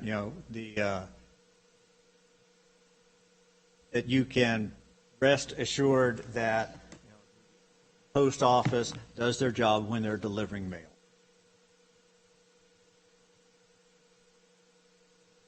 Thank you. Question? Supervisor Patty? I do. Thank you, Madam Chair. Through the chair, County Council, you just said someone at the current address had signed for the notice. That's correct. That's what you just stated. Yes. Okay, so I'm a little bit confused, and perhaps Mr. Green can come back up, because when he was speaking, he said that notice was sent to an address that's 17 years old. Notice was sent to two addresses for SunCal. It was sent to an address in Anaheim that he stated was they hadn't been at for 17 years, but it was also sent to their address, their current address in Irvine. So he just forgot to mention that part. Well, I don't know. I won't say what he forgot to mention, but it was sent to both of those addresses. Current and past. Current and past. Okay, so thank you. And Mr. Joaquin, just for clarity, you said you had sent out notification to the history of that parcel. Is that correct? That is correct. How many notifications did you send out? 19 per parcel. You did say 19. Correct. And it's listed on page in the package. The list of parties of interest is listed in there, and it'll also cite the document that where we received the address from, deed of trust. Again, we sent one out to an address from a recorded document from 1989. You just send the information out. You don't care, who gets it. Again, the idea is to get the parcels redeemed. Understood. All right. Yeah, I think that's all that was my only question. I wanted to clarify that 17-year window, and I know that, as you said, you put out 19 notices. So not only did it go to an address that's 17 years old, but it went to, as County Council pointed out, a current address. Correct. And we all have current addresses. I have a business address. If somebody signs for something, I'm going to know about it. But, thank you. Supervisor Wynn?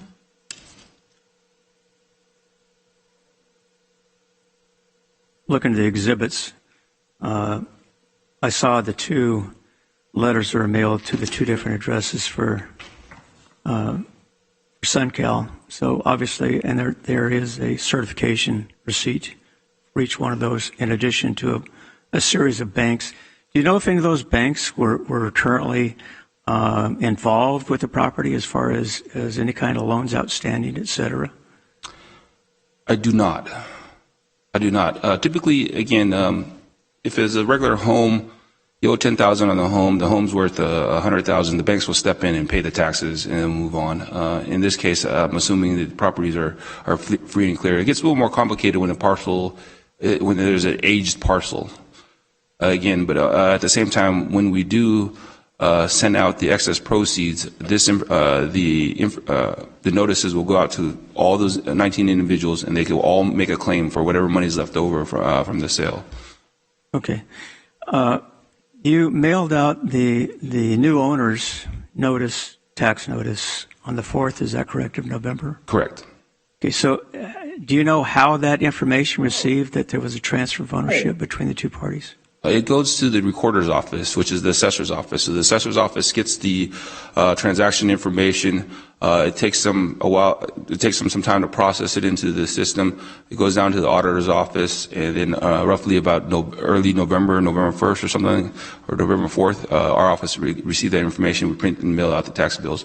Again, that's generated for that's done for any new owner in the county.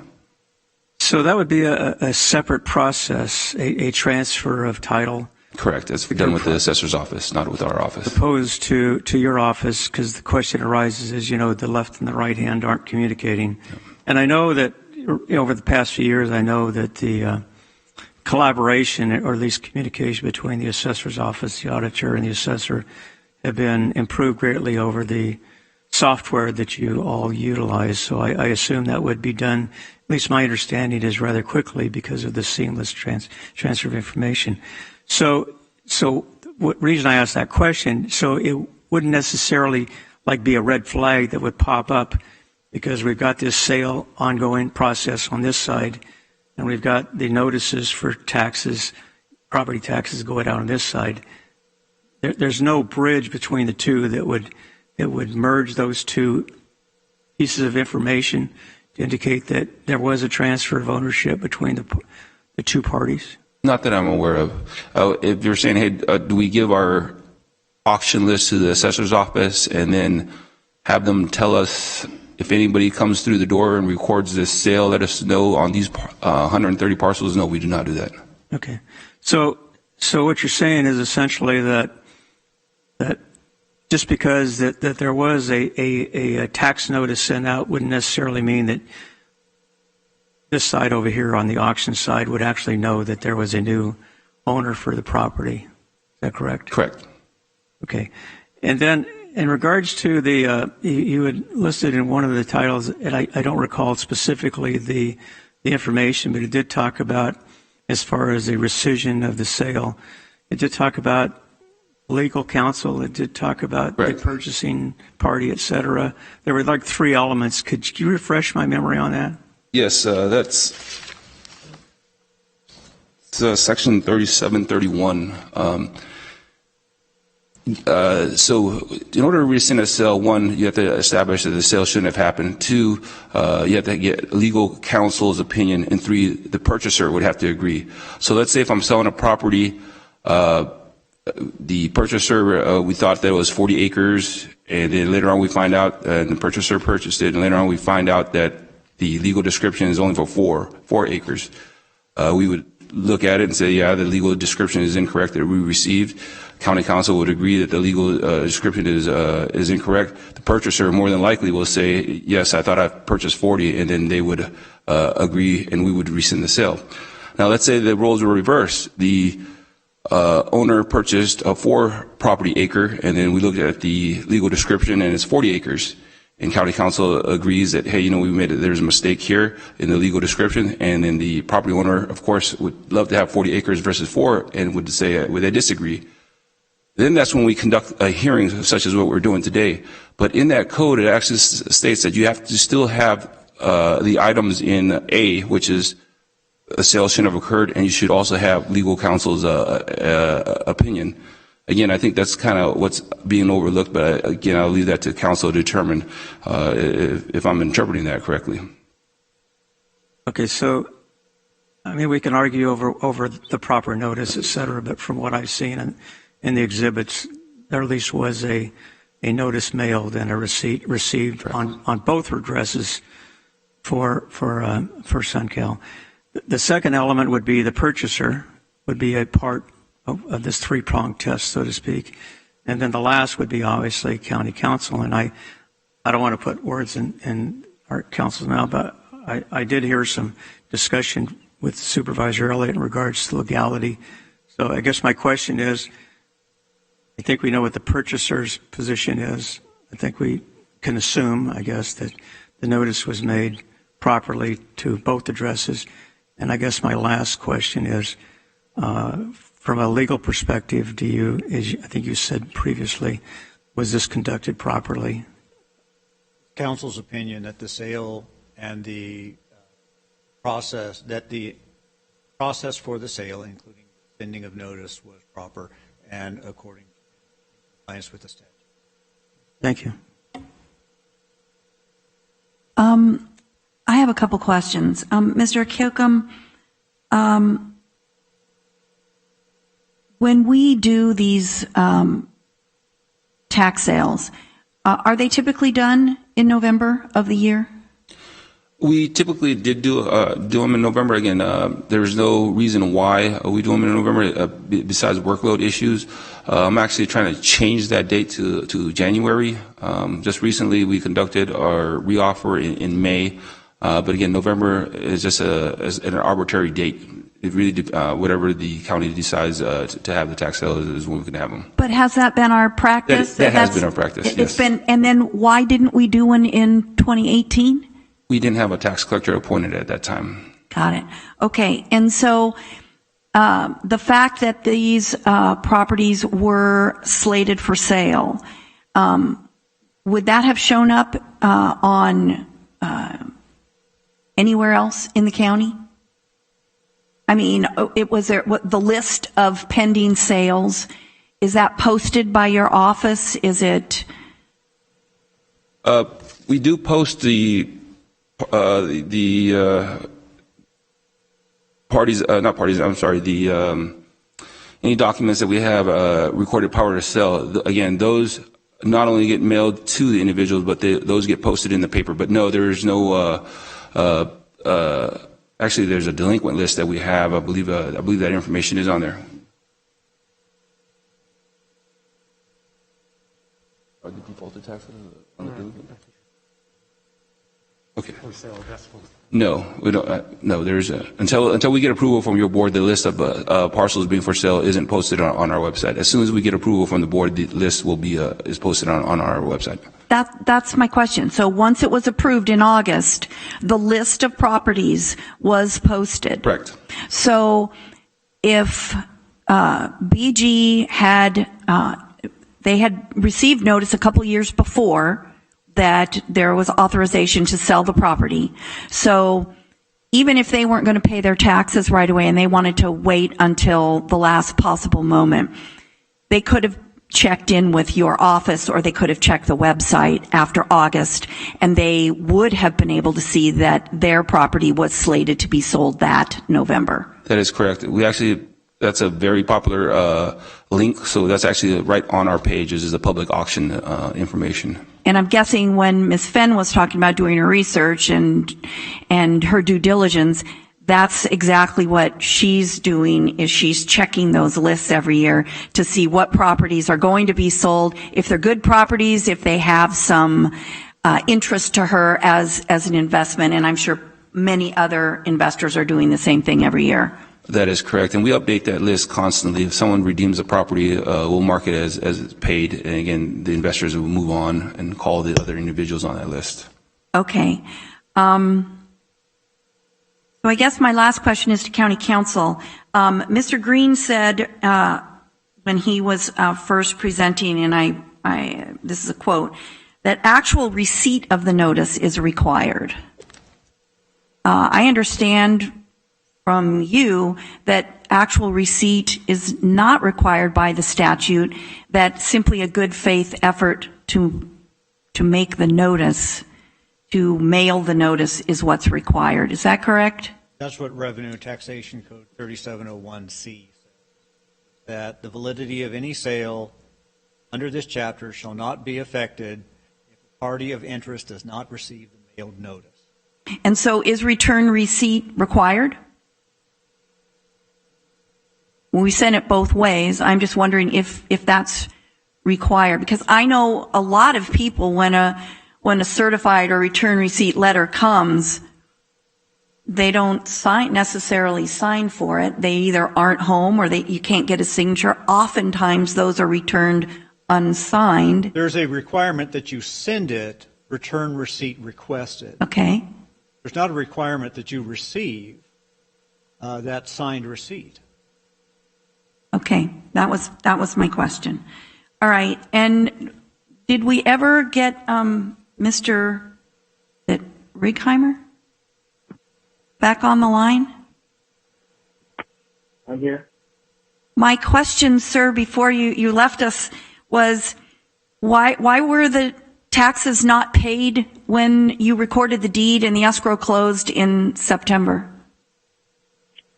Because just like what we do with the commercial property, the issues that the city has between SB5 and other issues which would not make the property buildable at all had not been cleared up yet. They were getting cleared at that time. That's why we closed on the commercial piece. The same thing. We didn't pay the taxes. We closed. We paid the taxes a few weeks later. The same thing we did here. We needed to get title to the property before anybody's going to fund the $400,000 or $500,000 check. So it just was not clear if it could be developed or done. We had talked to the city. It looked like everything was going the right direction. We said, let's close on it so at least title is clear. Because as he was just saying earlier, the reason there's 19 pieces of mail that went out is because there's all sorts of deeds and issues on the property. And so once we got those cleared, we went ahead and we closed on the property, and then we just paid the taxes a few weeks later. A mistake that keeps on being said is that the November 4th date, we got our tax bill 7 days after we closed. 7 days after we closed, we got our tax bill. It didn't say there were previous taxes. It said what the taxes were now. We knew there were previous taxes, and it said it was due in December. The only thing we got, and anybody, when they talk about, what can you or can you not do, anybody can go online and see who owns the property. Anybody in the office could go online. So to say there's like some confusion between different departments, it's public information. I go online right now, and within a couple of days of a property transferring, I can see who owns it. So we were online. We got a tax bill that said that the bill's not due to December. We were going to pay it in a couple of weeks anyways. It didn't really matter. And we called to find out the amount, and they said the sale had happened. But they're continuing to say they didn't know until a month later, November 11th. No, we got the tax bill October 4th, 7 days after we owned the property. And it said, updated owner.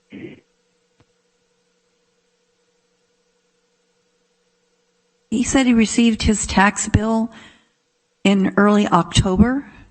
That is incorrect. Actually, if you, in the package, the tax bill is in there, and the actual date of the bill is very difficult to see, but it's coded onto the bill. It'll read November 4th. Again, I could find that page here.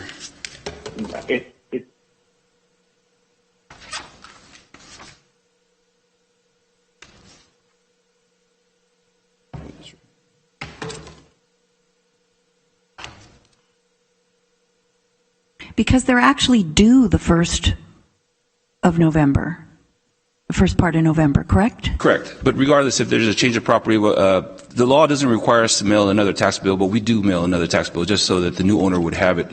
In the past, we didn't do that, but again, we mail a tax bill regardless of the change in ownership, even if it's due tomorrow. Right. Again, it's just the idea is just to give the information out to the new taxpayer to say, hey, this is what's due. Okay, so I get it. So this wasn't a routine tax bill. Correct. This was a new change of ownership tax bill that was sent out on November 4th. Correct. So SunCal received was mailed a tax bill in September. Change in ownership occurred. The new owners received another tax bill in November. Okay, great. Well, the due date would have still said November 1 due and delinquent on December 10th. Correct. Right. And our October 4th bill said it was due on December 12th. December 10th. Page 967, on top of the stub, I know it's very, very difficult to see, but you'll see the November 4th date stamped in there. Okay, thank you. Yeah, it's also on page 1131. It's actually highlighted on that document. Okay. Any other questions? I'm going to close the hearing then. I would like to be heard. Excuse me.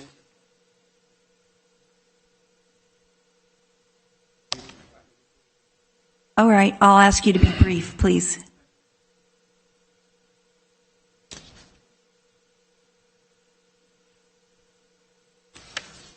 I didn't follow the statement, if I heard it correctly, from County Council that the notice that there was proof that the notice of the sales had been received. Yeah, there's a signature on the card that went to the correct address. Nobody disputes that, but to go from there and say, well, that proves that SunCal got it, I disagree. It's a matter of proof. There is a signature there. That's all we know. But what we have counterbalancing that, and again, you have to weigh the evidence, is a listing. It's Exhibit F to our petition. It shows the login dates of everything received at SunCal at that address from September 26th September 30th, and there's nothing showing anything sent by the tax collector. So the proof, the weight of the evidence, if you will, is that they didn't receive it, and there's nothing about an unidentified signature from gosh, who we don't know who it is, that countermands that. Point one. Point two is I also don't understand there's this point that's attempted to be made about 3731, which has certain requirements. It says that you have to determine the property shouldn't have been sold, and the sale can be rescinded by the Board of Supervisors with the written consent of the county council and the purchase of the property. Yes, those things are required if you're trying to rescind on that basis, but they say if the purchaser doesn't agree, which they don't agree with here, then you go into 3731B, which says basically that it can be rescinded if the written consent of the purchaser or successor is not obtained. Then you can rescind it if you have a hearing and go through here. So I want to make sure that there's no understanding, at least my belief, that it is essential to granting the petition that county council agrees to it and or that the purchasers agree to it, because that's now not how I read 3731B. And then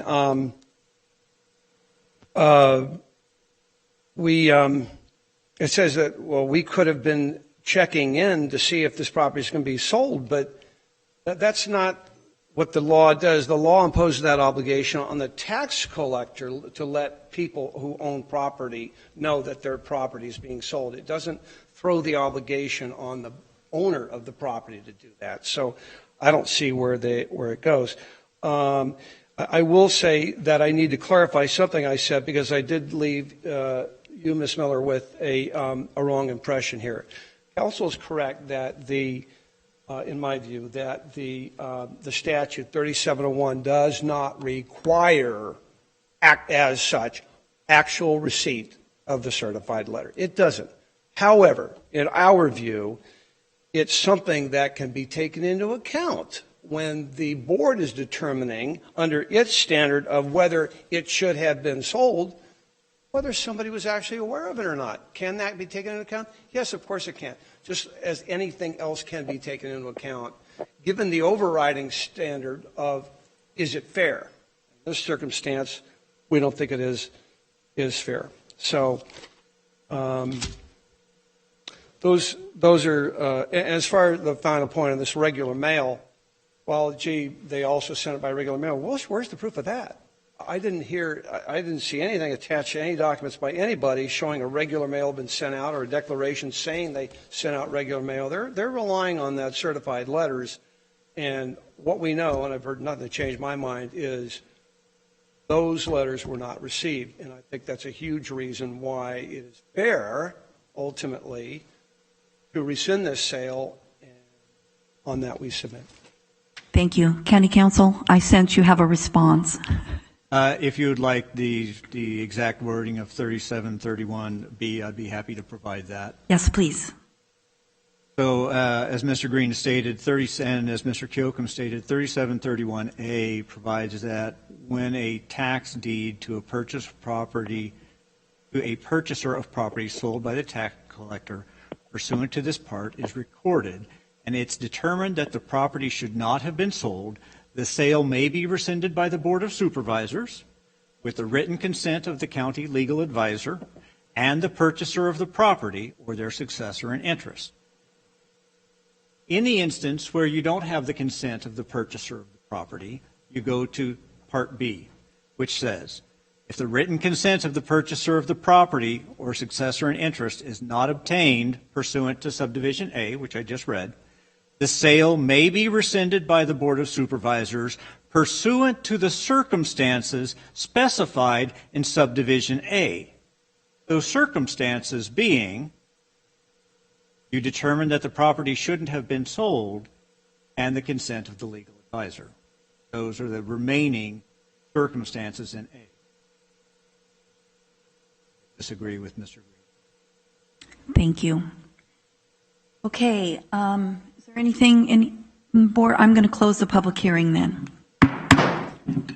I now declare that this public hearing is closed, and I'm going to ask the board if you have any final comments.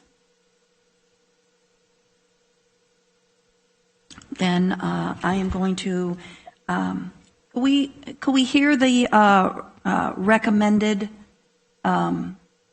action from the Treasurer Tax Collector? Correct. The recommended action is to deny the petition to rescind the sale. So we're denying their petition to have the sale rescinded. So I'm going to ask the board if... I'll make that motion. Okay. Supervisor Patty is making the motion. Do we have a second?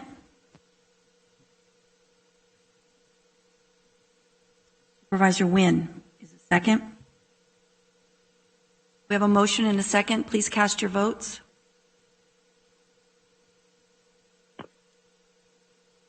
And that is adopted 4-1.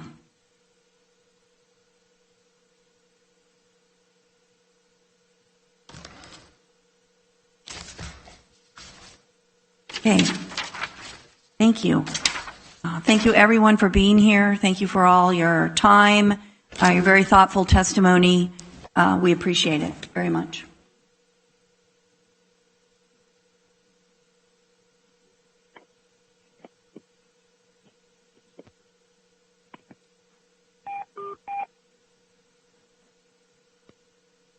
Miguel, any word?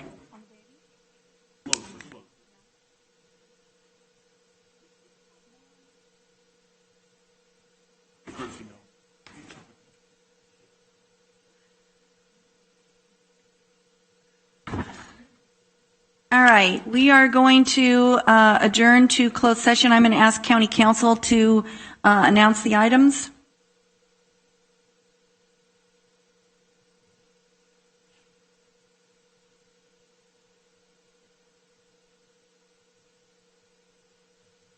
Board will meet in closed session on the items listed on the agenda. There are no announcements expected coming out of closed session.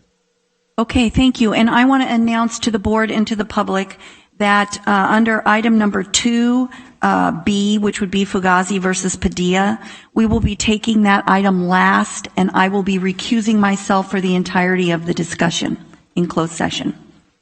So we are going to adjourn then. We are not expected to be back until Tuesday, September 15th at 9 a.m.